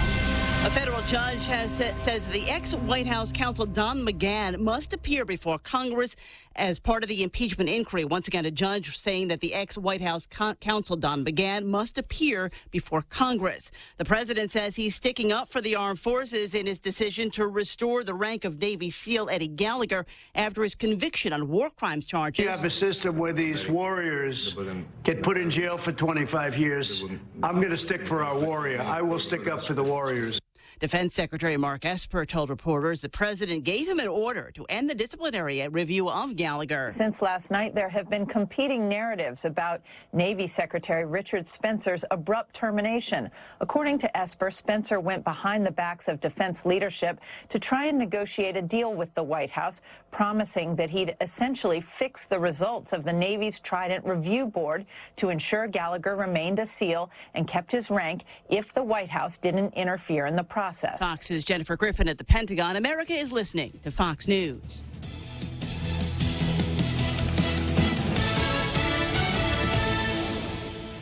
Connecticut water treatment customers don't keep coming back. They're satisfied the first time. That's right. Connecticut non-electric water treatment systems take care of your water problems, and you won't need to keep calling us for repairs. Join the list of satisfied Connecticut customers who purchased their non-electric water systems years ago and are still enjoying clean, conditioned water without any hassles from timers or circuit boards. American Water Tech, a passion for improving lives through better water. GRMC's cardiology department treats most complex heart problems. In our catheterization lab, cardiologists use imaging equipment to treat clogged arteries that can cause heart attacks or heart failure. We perform balloon angioplasty, stenting, and other life-saving cardiac procedures. If you suffer from a heart condition, have your provider refer you to GRMC's cardiology clinic at 645-5500. GRMC, where patients are partners. The people of Hong Kong sending a message to political leaders as pro-democracy leaders win nearly half the seats in district council up for re-election. More than 70% of Hong Kong's 4 million registered voters turned out, a record and a sign even for some pro-Beijing lawmakers that the authorities here might have to accede to at least some of the protesters' demands. Here's Executive Council member Paul Z. Obviously, not every one of them would be acceded to, but obviously we have to think twice about answering people's call and from now on. The big question remains, how will the central Chinese government react? Will they begin to accommodate the protest movement, or will they move to crush it? In Hong Kong, Jonathan Hunt, Fox News. Texas and Nevada have both dropped out of a multi-state lawsuit to block the merger of Sprint and T-Mobile. Uber loses its license to operate in one of its largest overseas markets. London's transit authority saying it will not renew Uber's license to operate in the city, a license that expires tonight, accusing the firm of several breaches that put passengers at risk. Uber calling the decision extraordinary and wrong and confirming it will appeal. Operations can continue during that time. Transport for London had already been keeping Uber on a tight leash. This is the second time its licence has been stripped in just over 2 years.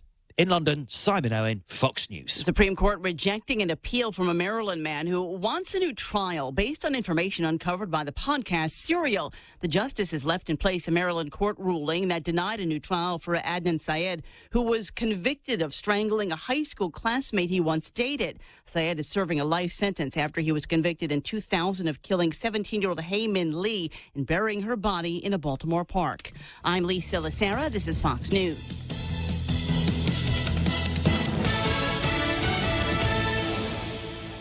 As the busy holiday season approaches, the last thing on your mind is to visit your medical provider.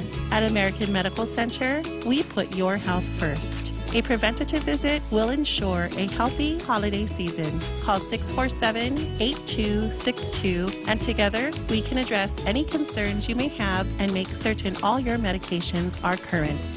From our family to yours, happy holidays from American Medical Center, your partner in healthcare. Don't you point at me.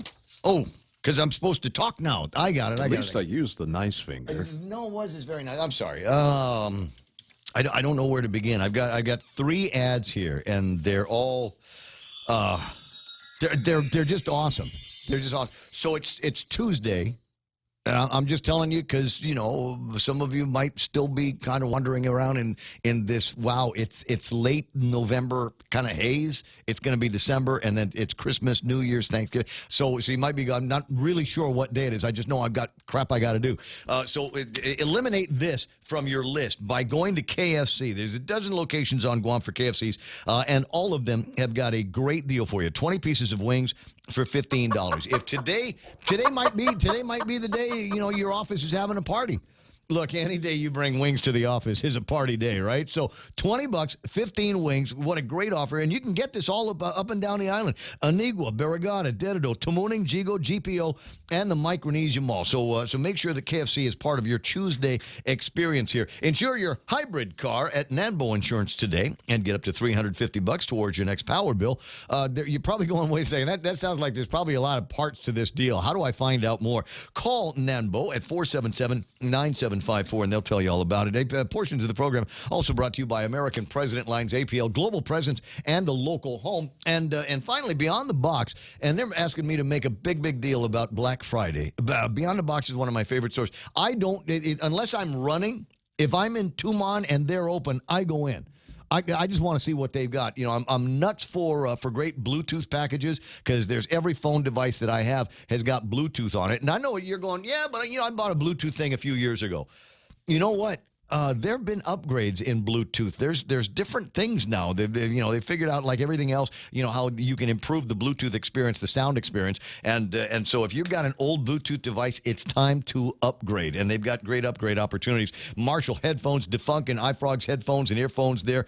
They got Mophie power banks, 30% off. There's a $1 clearance rack available. See, you can tell I'm excited about that. I'm actually salivating while I'm talking about these gizmos at Beyond the Box. Not only that, but you can learn real history on this program. Do you know where the name Bluetooth came from? The guy's name was Don Glenn, and he's the inventor of the dongle, but he also invented Bluetooth. But do you know why he called it Bluetooth? I do not. It's named after an old Viking leader who set out to try to teach all of his Viking subjects the same language, and so that they would speak to each other, and that's where the whole Bluetooth came in. It speaks to other devices. No, I didn't know that. I didn't know that. Apple Watch bands up to 70% off. Now you know something new.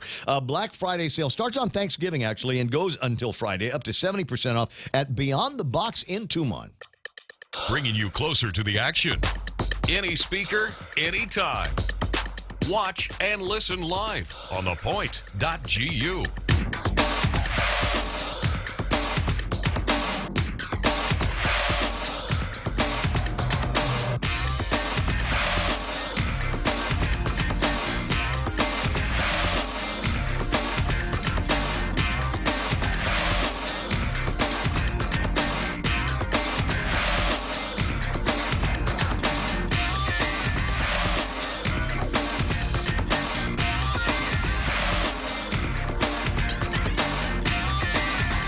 Typing a message. This is vitally important here. A friend of mine said, hey, let's go jet ski on Friday. I'm like, okay, good idea. How much is that going to cost?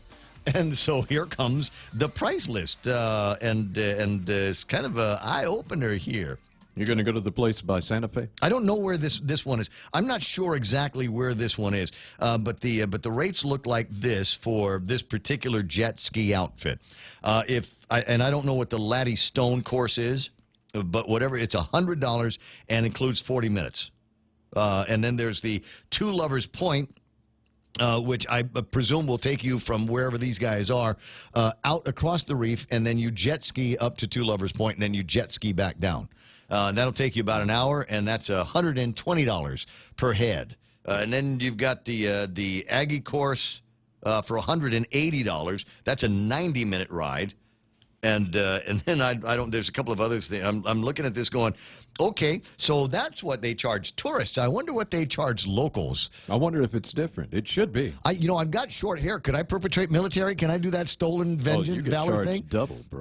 If you're in the military, hi, I'm with the United States Navy Corps, and I'd like to ride your jet ski. I don't know. It seems kind of pricey, but I will say, having been around people that own jet skis, It's not like owning a lawnmower. There are a lot of moving parts in there, and you got to do the trailer, and you got to get it registered, like with the Coast Guard or the police department or something like that. I mean, there's costs involved in doing them. So I don't know, but I tell you what. There's entrepreneurs listening to the program. Some of you are serial entrepreneurs, and you're always looking for a hustle, and you're always looking for a deal. Maybe that might.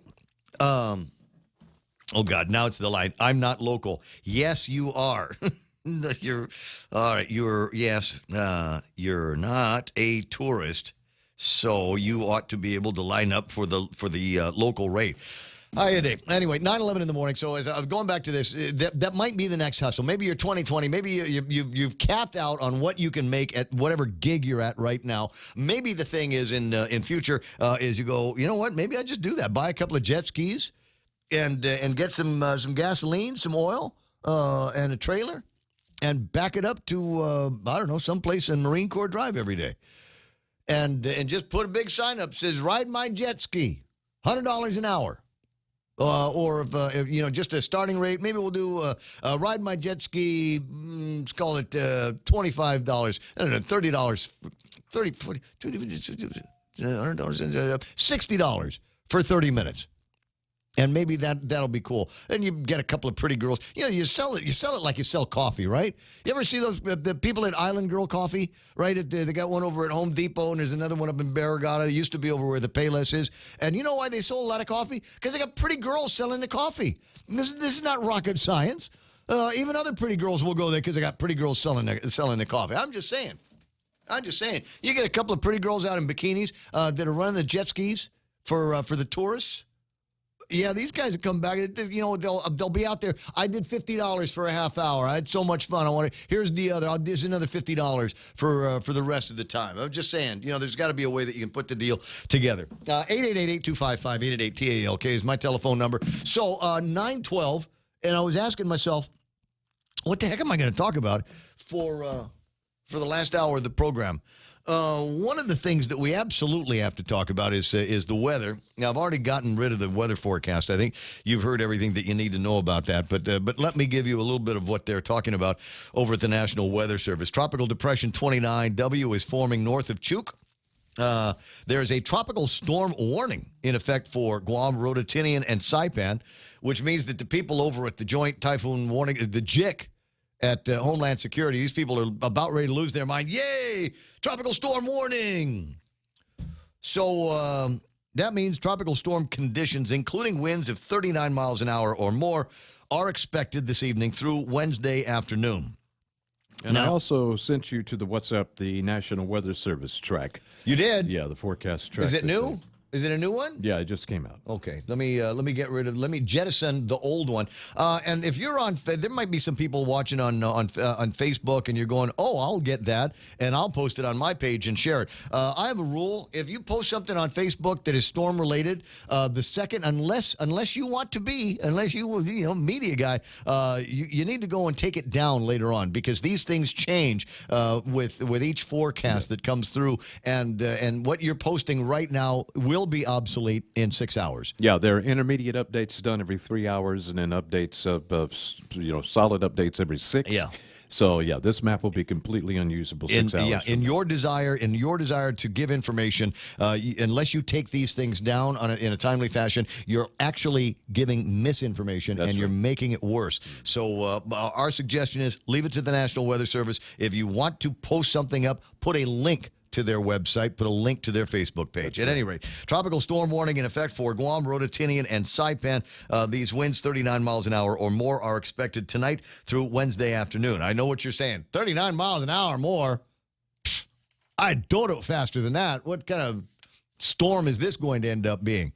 It's not 39 miles an hour. It's the things that could fall down or blow away in 39-mile-an-hour winds. That's what I'm saying. We're not saying that your house is going to blow away. Something in your yard's going to blow over to your neighbor's house. Right now, about 465 miles to the southeast of Guam, max sustained winds 30 miles an hour.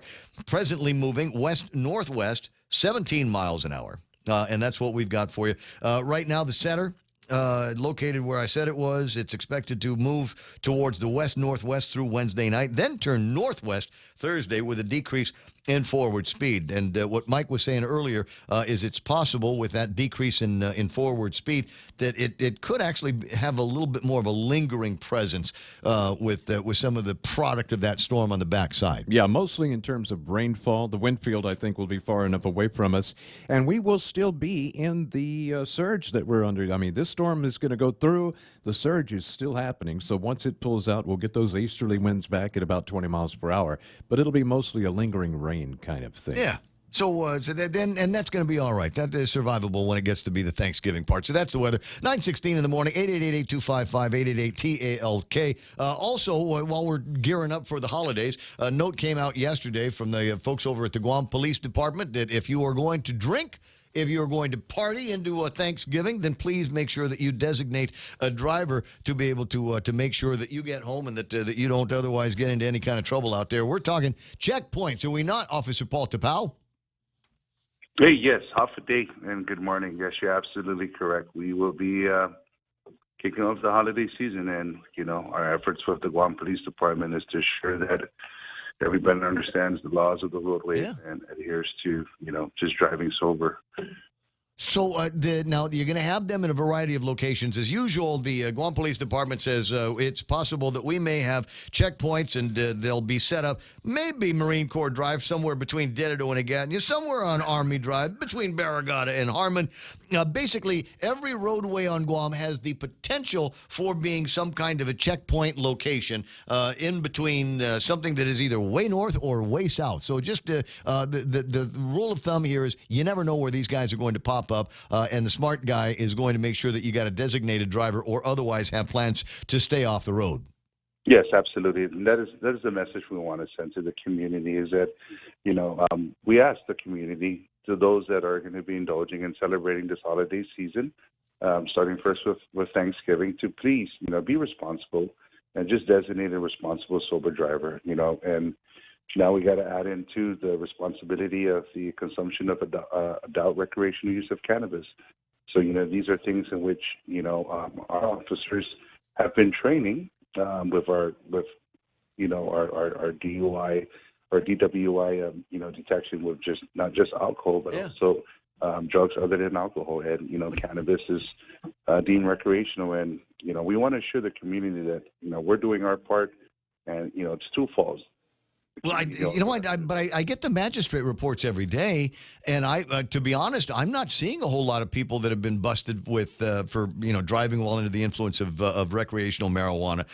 I'm not. I know that there were a lot of people that were scared of that kind of thing happening, but I have not seen any drastic increase, anything notable in the number of reports that I get of driving while under the influence of that drug. Yeah, it's we're starting to see with the exigent circumstances that leads to with the crystal methamphetamine, the possession, and of course the driving while impaired under Schedule 2. So, it's something really to see that the community is understanding that with the passage of the bill, this really is an opportunity in which they can actually do their part and just designate as sober drivers for when they're out celebrating. All right, gotcha. A couple of other police deals. I hear a little bit of this kind of a reverb echo in the background here. Are you calling from one of the empty rooms at the new GPD precinct? Are you checking out the air conditioning?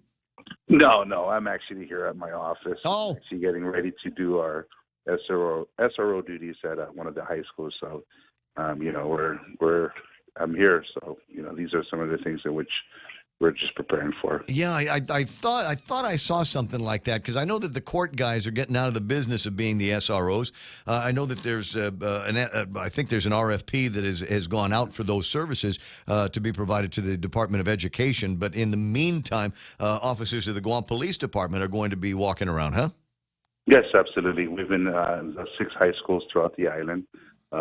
We've been making some headway with some of the confiscated contraband, primarily alcohol. And the beautiful thing about it is that, we have our highway patrol officers that actually have the handheld intoximeter, and they're able to determine if the student is really under the influence. So these are some of the tools in which we bring in. It's hard to dispute that when they're it shows a positive trace of. Then we got the technology. Yeah, technology's like right in front of you. Here, kid, blow into this. How about that? Hey, there was a once upon a time, and maybe, while you guys are kind of there doing the thing anyway, maybe you could bring some of those drug detecting dogs from the airport down to, sniff around some of the bags and the backpacks and the lockers. We have actually. We had a career day last week at Gibson. Yeah. And we brought in our working dogs, and it was part of the demonstration and display, and our handlers were just walking around and showcasing the kids that, hey, these are part of our tools, tools of the trade, and the dogs are, the working dogs are part of what we do. So did they catch anybody? No. The good thing about it is the kids, they understand that we provide a presence in the schools that really it's a different, and they understand that we can take them straight to jail, straight to DYA, right. And take immediate action. It sets a different tone for, the population of the school. So we've been really working with the culture of the school, working with the administration and, the school administration and just providing the services that they ask for with the SRO, and coupled with our efforts with our community outreach, we're working with the middle and high school. And, speaking of the middle school, we have a friendly competition tomorrow at FB Don Guerrero. The school pulled us out, and they want to have a nice pickup game of basketball with the officers. So, it's part of our mentorship program. You guys going to lose. The school. You guys are going to lose. So? Yeah, I think so. I'm up, man. So, I'm dude, we got to go running, man. I'm just saying, I got to take you guys. We're going to go running. That's why that Patrick Hernandez. That's the guy. The guy. They make it sound like he bolted out of the prison area there, but somebody said that one of the officers was kind of Gordu. I told the kids, we have 5 fouls to give, and we'll make it friendly and everything, but we still have to compete. My money's on the kids. All right, a couple of things. Now, Chirag Bajwani just sent me a picture on the WhatsApp here, and this looks like a picture of. I'll put it up on the screen so everybody can see it. This is the area in between the Speaker's office and the what is it? Where they want to put another stop sign there. At the corner where the church is, you get the legislature and then you get the church. They want to make that a 4-way stop. Is there any way the police department can get in front of that? That's the dumbest idea in the world, and that is going to screw up traffic all the way from 9th Street to Route 4. The regulatory agency for that is DPW. So. Right away will actually. Yeah, but the police department. No, you guys are gonna. It's going to make it worse. It will make it worse. It's already bad enough in the afternoon getting out of Begania when the car line at Academy comes out, joins the traffic that's already heavy, and now they're going to have to make it a 4-way stop. That's I guess that's the proposal. We did it in the village of Sinahanya when we had our town meetings. Sinahanya is not the capital city, bro. This is mark my words. There's going to be more accidents through there than less accidents because everybody's going to want to try to hurry up, especially when you're stuck at a 4-way stop and 200 feet over you've got an intersection where the light is green and you're like, I'm still stuck here. How much longer is it going to take to get through that intersection? Yeah, again, it's the DPW is the regulatory agency for that. Right away will deem whether it's feasible, whether it's going to be. Cumbersome for, motorists to get to and from. So, no. Since the end of the Second World War, we've not had to make that a 4-way stop. Since the end of the Second World War, all of a sudden somebody's saying, oh, there was an accident and we need to make it a 4-way stop to make it safer. It's going to get worse. You're going to make it worse. Just saying, bro. Just saying. Yeah, I say make that a walkabout. That, Ganya is very beautiful. It's nice when, you have the liberty to walk about and, just check out different sites and everything. And, that's a nice loop to walk around. So. Oh yeah, to be sure, but I don't want to walk all the time. I want to drive. I want to be able to get from the post office. Traffic from the post office to Route 4 is going to turn into a nightmare the second they take those trash bags off. Mark my words. And one other thing here, I noticed that there's these guys in the yellow shirts on the bicycles. And the question that I have is, do I have to listen to those guys? That really is, our VSO, our visitor safety officers, with the partnership with Guam Visitors Bureau and G4S. They really, they're concierge. They help the tourists who are out and about. And since we've actually joint partnered with them, it's with the community. They've really paid dividends with being the extra eyes and ears, and it's great. It's great for the tourists who go out there. But okay, so here's my example, because I know that you're getting spinning on me now all of a sudden. But here's the deal: is these guys? I saw them directing traffic in Tumon the other day. I mean, there was nothing wrong with the traffic light. The traffic light was working. The pedestrian lights were working. There were people walking around, but these guys were directing traffic into Tumon at the bottom of the JFK Hill. It wasn't any busier than any other day of the week, and I'm going, why are these guys out here directing traffic? There's nothing wrong with that light. So I'm going, do I have to listen to those guys?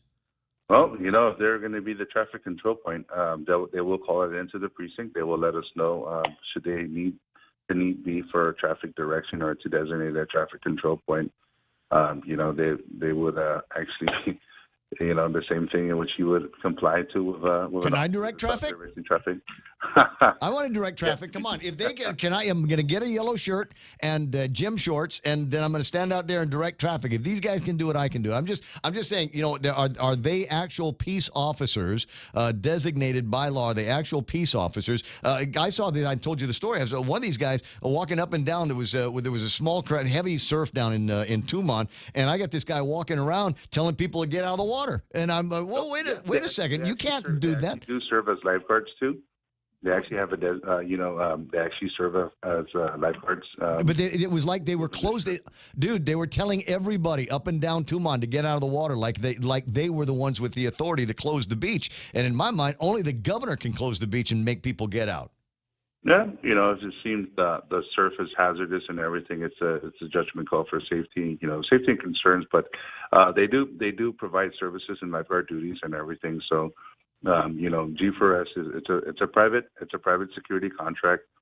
They've assisted us with providing that visibility, that concierge service. Well, no, it's nice. I'm glad. I just want to know to what degree do I have to, as a citizen, listen to them? Because I get it. You're a police officer, gun and a badge, all of that stuff. These guys are basically security guards. Yeah. If they tell me that I can't park someplace, or they tell me that I've got to follow their traffic direction. I'm not saying that they're bad guys. I'm just saying that it's starting to feel like we've got a whole other level of law enforcement, and I'm going, well, who gave them the authority? Do they have the authority to be able to boss me around? Well, that's something we can bring up to G4S and of course to the Guam Visitors Bureau. To get the full totality of what happened with that traffic incident, it'll help us understand and move forward and maybe bringing some resolution and some answers to that. Yeah, because I'm just it's not like the guys, the TSA guys at the airport. Okay, I get it. They're wonderful. Yeah. Then that's the job that they're supposed to do, and it seems like the job of these yellow shirts is beginning to expand a little bit more into public safety. And as a citizen of Guam, as a freedom-loving individual, I want to know what the extent of their authority is when it begins to encroach into my life. When like I said, when we do events. When they have events done in Tumon, and again, we've reached out to them. We've utilized their services to help us with crowd control and of course just basic needs of eyes and ears, reporting crime, reporting incidents, and of course being data for concierge services. They have services such as lifeguard duties and everything. So where the extent of authority, it really is whatever the situation, whatever services they're providing to the government, something that was contracted out to GBB, this is maybe something that can be brought. Yeah, okay, I'm going to read that contract and find out where it says they can kick people out of the water and direct traffic, because that's cop stuff, buddy. That's government of Guam stuff, and they're not the government. They just work for the Visitors Bureau. They don't work for GPD. Anyway, I got to let you. I'm just giving you a hard time because it's Tuesday. That's good. And it's going to be good with my gravy and my stuffing. So Thanksgiving, and again, designate a sober driver. I will. I'll call you. That's the best gift we can give. That's my plan. I'll be mimosas or poke fry or crust. I'll just give you a call. All right, buddy. I got you. See you later. 9:30. I'm going to call him. The squad car is going to come and get me. What are we, 9:30 in the morning already? Can we iConnect time on that? Let's swing by the nearest iConnect and learn what you got to know about, saving money. That's what they're good at over there. This is a money-saving location. Great plans, great features. Push to talk, mobile, internet. They've got it all for you. 888-8888. Wow, nice smile. So perfect and all. Thanks. I owe it all to Dr. Robert Yang and his smile team. They do wonders for a healthy, happy mouth. Got teeth? Don't wait until they hurt. Schedule your routine checkup and cleaning with Dr. Yang and his smile team. Suite 119 in the East West Business Center, Upper Tumon. Call 647-8702 or 3. The best thing that happened to teeth since toothpaste. Dr. Yang and his smile team. They make smiles happen. Here I am reaching. Knowing that we have choices in medical providers locally and outside of Guam is important and reassuring. This is the reason why Calvo Select Care provides quality health care options to its members. From a wide array of local, primary, and specialty doctors and clinics to a comprehensive hospital network on island and outside of Guam, you can trust Calvo Select Care to be there for you. Federal employees and annuitants enroll today. Call 477-9808 for more information. Now I can tell you, but I was reaching for the script for Wendy's, going, I don't need the script for Wendy's. I know everything about it because I'm a Wendy's customer. I can tell you all the different salads that they've got. I can tell you all the different flavors of lemonades that they've got for you there. But right now I need to tell you about eating breakfast over at Wendy's because for some people, it's still breakfast time. You still have not gotten all the way through your morning yet. And why bother cooking and cleaning? Go to Wendy's. They'll cook it up for you. They got all kinds of breakfast platters, $4. You got eggs and you got rice. You got some kind of breakfast meat. And when we say some kind, it's not like we're making this up. I mean, they've got real breakfast meat there. They got sausage, Portuguese sausage. We love Portuguese sausage. They got apple. There it is. That's a reminder. Applewood smoked bacon, right? Made from the best part of these Applewood pigs, which is it's a whole nother kind grown in Missouri. And it's the other one. Country fried chicken with white gravy on scrambled eggs. That's literally a chicken bathing in white gravy. That's supposed to be. It is the quintessential version of a Wendy's breakfast. Have that with some fried rice, whatever. Anyway, the platters themselves start at like $4. Find that at Wendy's all over Guam. Here at The Point, we're thankful for a lot of things. Our awesome sponsors. An island brimming full of people with pride and passion. And a perfect place to do business. But when we reflect on it, we're most thankful to have you listening. And this seemed like a good time to let you know. We hope you have a wonderful Thanksgiving. And thank you for listening. Thank you for listening. Thank you for listening to 93.3 The Point.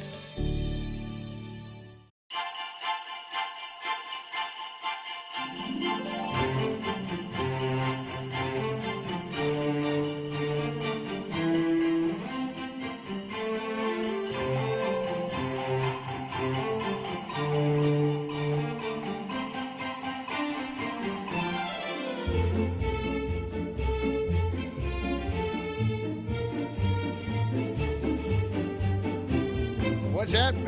What do we got here? 35th Guam Legislature is getting briefed, or was briefed earlier, by the information brief on Defense Policy Review Initiative, the build-up on Guam. So they heard from a variety of captains, Hans Schawley, Captain Brad McGrath, Captain Joe Greason, and Captain Dan Turner. All showed up over at the legislature. Dan Turner. Now, that sounds like a captain's name right there. Captain Dan. Captain Dan. Dan Turner. They got plosives in there. Turner. Really? Are we doing this? I'm looking over the PowerPoint that they've got, and it starts. This is the. It's like remedial buildup. That's the thing. Every time they go to the legislature, I'm sure these guys. I'm not going to speak for them. I'm not going to speak for them. But in this case, I'm sure the guys when the guys over at NAVFAC or wherever Marines, and they've got to go down to the legislature, and I'm sure they're going, okay.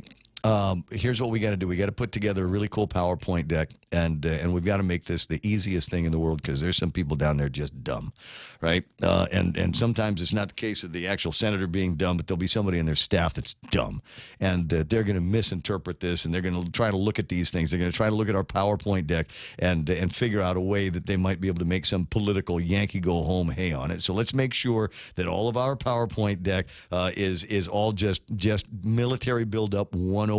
All of the good things that are going to be happening, all of the things that we've planned, all of the different mitigation that we've already done 1,000 times since 2004.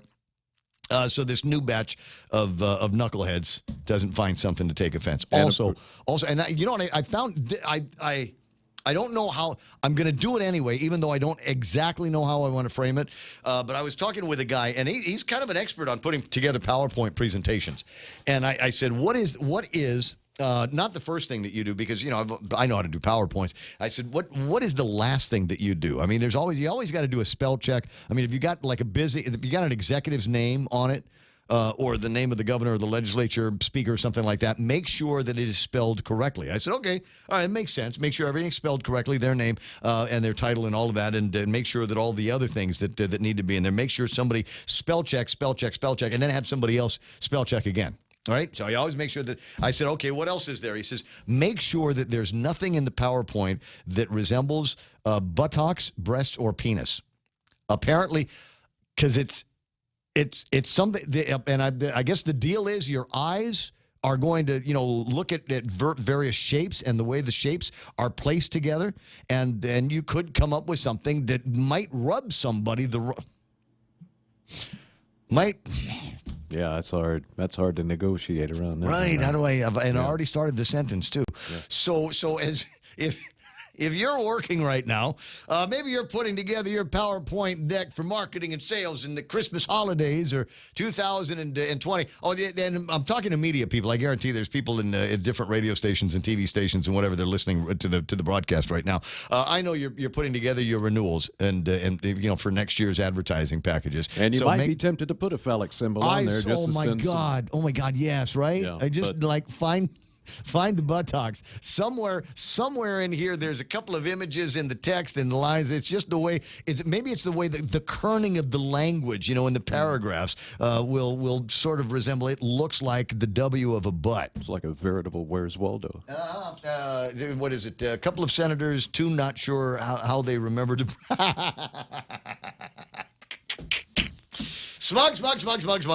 It's a couple of senators not sure how they remember to breathe. And that's why we've got so many people down there. That's why we've got so many nose pickers running around going, Senator, excuse me, Senator.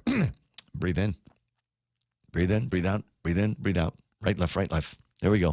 9:37 in the morning, 888-8255. I'm not saying that they're all dumb. I'm not going to be that guy. No, you were asking. You weren't calling them dumb. You were asking them. There you go. Did you call him dumb? No, I asked him if he was dumb. All right. Stop it. You're making me laugh. All right. See, this is why we do WhatsApp. This is why we do WhatsApp, guys, so that whenever you've got something fun that you want to send me, then you send it to me. So I'm riffing. I'm just curious. Again, for those of you that are going, Ray's warpathing on the guys in the yellow shirts. I'm absolutely not warpathing on the guys in the yellow shirts.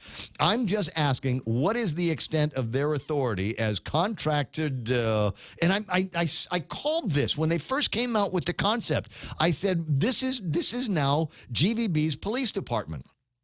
This is a couple of years ago. This is even at the other radio station I said so. I remember when they came out with the idea that they were going to be putting these concierges out there on the bikes and everything. And I think it's a great idea. It makes the place safer. There's a little bit of a more secure presence, and you know that these guys are there. And I know many of them. I know a lot of these guys. Wave at them when I'm out there. But like I said, it just occurs to me from time to time that they are not policemen. And they cannot, if they saw me out there smoking marijuana, as an example, if they saw me out there at, say, not Two Lovers Point, where are they at? They spent a lot of time over at, say it with me now,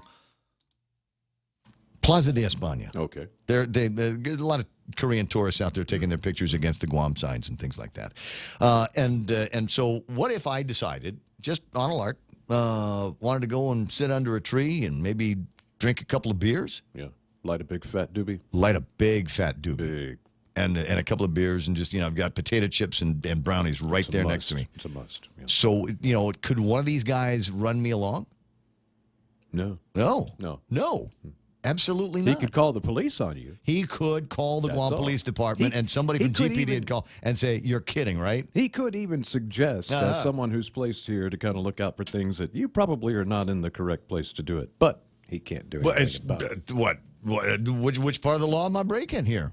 There's nothing that says I can't sit in a public park in the middle of the afternoon and drink a couple of cold beers if I'm not bothering anybody. Actually, there is. What? No, there's not. Public drinking, yeah. That's not public. No, it's public intoxication and public drinking. And we definitely can't consume marijuana in public. Well, then, so call the police department and have them tell me that. And by then, I will have eaten the roach. I'm just saying. And like I said, when they're out there directing traffic and there's nothing wrong with the light, that one caught my attention. I just thought, wait a second, these guys, you're not the police department, you're not the National Guard. As far as I know, nobody's called you out there to do all of this stuff. I mean, if you want to walk people across the street, you want to be you can do all of that, but watching the lights, I don't think that's right. And I think that we need to ask these questions before somebody gets hurt. Because somebody will. There's going to be one of these guys going to have his yang up. It's going to be all Magodai. Look at me. I got a yellow shirt. I can do everything. I'm the boss of Plaza de España. And somebody is going to get fronted by somebody else, and there's going to be a tasing, or there's going to be worse. Somebody's going to get hurt, and we'll be asking this question when it comes up. When it comes up, you just remember Ray Gibson was asking the question. The guy on the radio was asking the question, and we need to make sure that we know where the boundaries of the authority lie. Yeah, that question actually goes in the interest of the G4S guys, because they need to know what their place is too. We don't want them being confused about it. Well, and I remember asking specifically when the guy was telling people get out of the water. I know a couple of people over there, and I sent them a note, and I said, you have one of your employees telling people to clearing the beach from the outrigger all the way, and by that time I forget where I was. I was in the middle of Tumon Bay, and I'm watching everywhere this guy went. People were getting out of the water, and there's nothing wrong with them being in the water. They shouldn't be by the reef. That's for darn sure. But just waiting at the edge of the shore. The waves weren't that bad. The waves weren't that bad at all. And so I sent a note to somebody over at G4S, and about 10 minutes later, the guy's walking back in the other direction saying, no, you can, it's okay. You can get in the water. You can get in the water. Because I'm like, that's just dumb. The governor can tell people to get out of Ipao Beach. And even then, Felix Camacho tried that a few years ago. There was a storm, and he tried to close the beach on Guam. But the surfers weren't happy with that, nor did they comply. Like Guamanians. Really? Bobby Stranging asking me the question, do you have that pic showing who went to Japan to see the Pope? I do not have a picture of it, but it is on the front page of today's Guam Daily Post. Now, I can make out a couple of faces. I can very, very clearly see Clifford Guzman there. I don't see Monica in the picture. Maybe she's the one that took it. I see Uncle Carl and Jerry, and I can't, because it's blurry, I can't make out. The jacket definitely belongs to Monty Mesa. There's a blue jacket back there, and I can get, if that's him, then I know his wife standing right behind him. But I can't make out everybody's picture on the picture of the folks that went off to the delegation. My guess is the version of it that you can find on the Guam Daily Post website, it's probably a lot clearer. You can probably make it out a lot clearer and be able to see like the hairs in everybody's nose on who went out to that trip. I'd like to know. Speaking of pictures. Have you been on Route 4 lately? By the Shakey's. Sorry. There's no Shakey's. By the Old Sizzler. Sorry, it's not the Old Sizzler. It's Shirley's. That's what's in my head. You know where Shirley's is? You know where Nanbo Insurance is? I don't even know where Route 4 is. Dude, Route 4 is the one that cuts Agana in half. Okay, you got Bangor Guam over here. Okay, yeah, gotcha. okay, so that's Route 4. Yeah. So on one side of Route 4, you've got Shirley's and Nanbo. Yeah. And if you're at that intersection, you're facing the courthouse and the library. Gotcha. Okay, yeah. So at the library, they have been painting a mural on the northern side of the building. It is very nice. There's a big fish, and it looks like there's a whole bunch of tales, characters that you might find from books and classics and things like that. And then there's an image of a woman, Guamanian woman, reading to children. Nice. And it's nice. It is very, very nice. And she's got the mestizo thing that she's wearing, but they haven't filled in the face yet of the person. But just based on what I'm seeing, it looks like Lulian Guerrero. I don't, somewhere, there's in the media somewhere, in the printed media somewhere, there's a picture of the mural that the guys are painting out there. And I swear to God, in real life and even in the picture in the newspaper, there it is. It looks like Lulian Guerrero. I'm gonna put the picture of, is this today's PDN? Yesterday's PDN. And there's a picture of a guy, and he's on a crane. And he's filling in a little bit of the detail on the tree. Hold on, I gotta turn this off. so that people can see. And now you're not going to be able to make it out, unfortunately. I can get closer, but it's not going to be any clearer. But there is a picture of the woman in the mestizo, and she's reading, and I swear to God, that's Lulian Guerrero's face. It's Lulian Guerrero's hairstyle in this picture. And so I have a question, and the question is this. Are we going to paint a picture of Lulian Guerrero on all the buildings? Come on. You know you want to. You know you want to. It's getting late enough in the program. We're deep into the small talk section of the program. Wouldn't that be once upon a time? See, this is the curse of having been born and raised on Guam and having a fairly decent memory. There was a once upon a time. Governor Joe Atta was his name. And Joe Atta was a beloved governor of Guam. He just absolutely loved him. The song that got him elected, there were two things that got him elected. Number one, his spokesperson was a guy that was John Forbes before he became Speaker Forbes. And this guy was great. He, interviews and whatever. He was a good communication guy. For Governor Joe. But when Joe Atta ran, he used Whitney Houston's I Believe That Children Are the Future, Teach Them Well, Let Them... Anyways, that was his theme song when he ran for governor. And everybody loved it because, especially the old people, remember the old George Benson version of it, right? Yeah. So there's a lot... They had a lot going for him. And I think the other part was, it didn't want... There was already some stigma attached to the then Democrat governor. I think people wanted a total change direction. So we brought in Joe Atta, and he became the governor of Guam. Now, Joe Atta, in addition to having a great theme song, also had team colors. It was a certain palette that Joe had when he was the governor of Guam, and I don't know whether it was. I don't think it was him asking for it. I don't think it was his lieutenant governor that was asking for it, Frank. But all of a sudden, all of the government of Guam buildings were painted Joe Atta blue. Just all of them.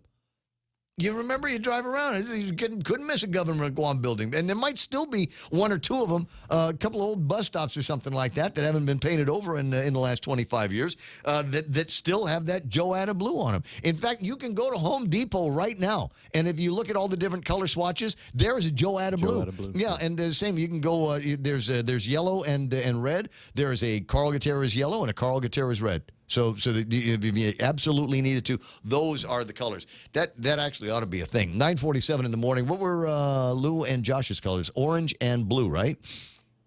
Which are just weird dude. It's Notre Dame colors. They're Boston colors, right? Which Boston? There's only one Boston. No. There's Boston Red Sox. Well, those would be red. I was just thinking. There's isn't one of their teams? Celtics. The colors. Yeah, Celtics are like green and gold. This is the part of the program. I look at Facebook Live and people are saying, "God, you're stupid. You're just what's the matter with you, huh?" If you run out of material to talk about, now you got to talk about the colors of the administrations. Dude, that's a thing. Frank Uggan Burgundy. See, I'm not the only one. There we go. Frank Uggan, Nate Horn saying Frank Uggan Burgundy. The greatest love of all, smug wimp. See, I'm not stupid. I'm talking. This is all relevant stuff to everybody. And when now I run for politics, you all want to go by. Now you all want to go by Route 4 and take a look at the mural that they're painting and prove me wrong. Prove me wrong. That's Lulian Guerrero. That is the picture of Lulian Guerrero reading to little kids. 9:48, and there will be a picture of Auburn University colors. Dave Torrey. And if it's blue and orange, is Auburn University colors. There we go. Yeah, what a weird combination. That's like Dave, orange and purple. Yeah. See, this is relevant. This is relevant. It doesn't all have to be political gossip. It can be offshoots of political gossip. Yeah, when I become sure. a politician, I'm going to do Michael Knight Royal Purple. Somebody's already got that. I'm sure of it. Oh. I'm not sure, but you've got to. There's the way that you do colors, and people that aren't from here will not get this. But trust me, it is what it is. There's Uncle Robert as an example. Uncle Robert has a certain color green. Okay. It's like a light moss green that he wore as part of his candidacy. And if you wore that color green anytime within a year of a gubernatorial election that he was in, as far as people were concerned, you were a surrogate for him. I see. It was just one of those things. If I wear a yellow shirt around election time, people go, "Aha, you're one of Carl's boys." I mean, it's true. I think everybody knows it, but yeah, you wear yellow, or yeah, it's definitely yellow. But you wear that, and they go, oh, sunshine. You're a sunshine guy. So people will become associated with colors, and their candidates. That's how you know what will your color be. What gang you're going to be in. Plaid is going to be my color. When I run with Mary Torres, all I got to do is ask her. All I got to do is ask her. Just say, Mary, come on.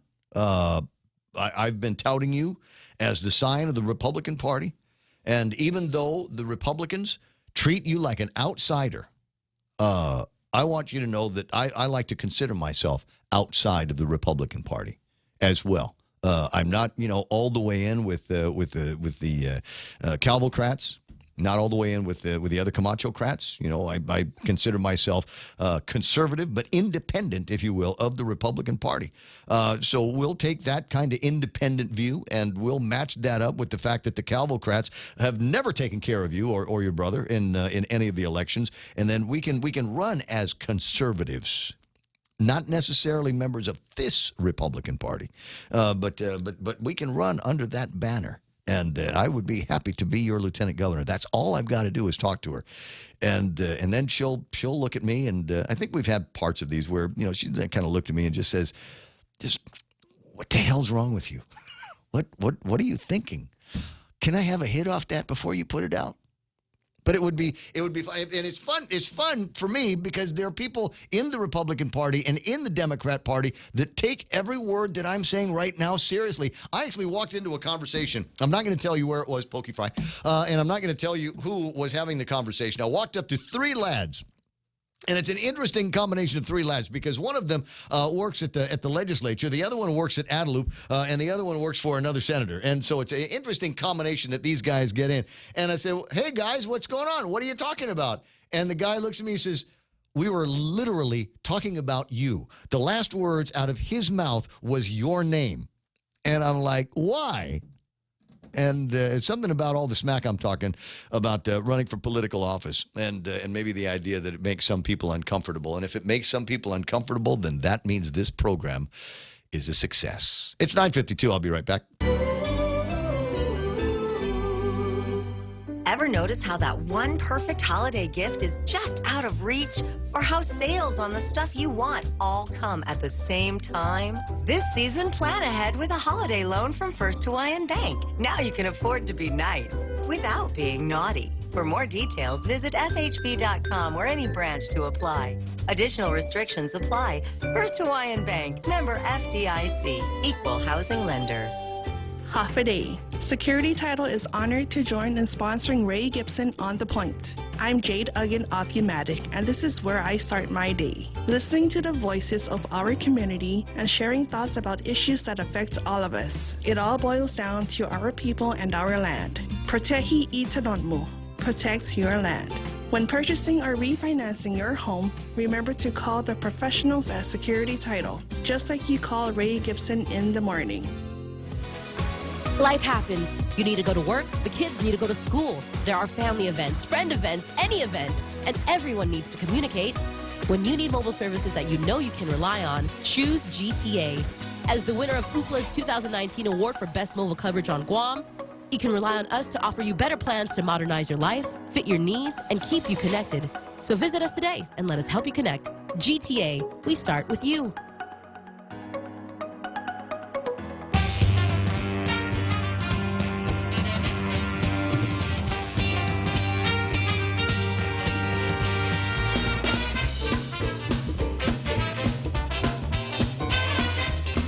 Let's see here. I'm writing a note back to Chirag over at the speaker's office. Again, he sent out a picture to everybody in the media about the area, a catty corner from the office where there is yet another accident, and in the most dramatic way possible. It says, last 2 weeks, it was an 8-month pregnant lady. Today, it looks like a priest. What are we to do? Please take the trash bags off those stop signs. So I'm going to write a note to him that says the new stop signs are going to be a disaster. Gonna be I'm using the actual letter B here so I can do this faster. A disaster. What's the easy way to say disaster? A-S. Oh, I see. You're doing millennial texting. Yeah. New stop signs are going to be a disaster. Make sure Tina's names are under them. No, just... Never mind. I'll just leave that there. Sent that through. 9:55 in the morning, 888-825-5888-TALK. All right, going through some headlines that I haven't had a chance to read before. Jolene Torres, that's PNC, right? And a story about be security conscious this holiday season. And I love this. Paul Tapau, I didn't query him on this because I don't know if I'd be able to do it without laughing. Tapau says, instead of throwing boxes for big ticket items in the garbage, dispose of them discreetly by breaking down the boxes before getting rid of them. So if you've got, big screen TV coming through, massive stereo systems, things like that, what you don't want to do is put the big box that the big screen TV comes in outside where the thieves can look and go, hey, it looks like Mike got himself a big screen TV. I think I'm going to break in the house and steal it. Yeah, clearly he doesn't live in the low-written district that I live in because that's actually what you do to, show off.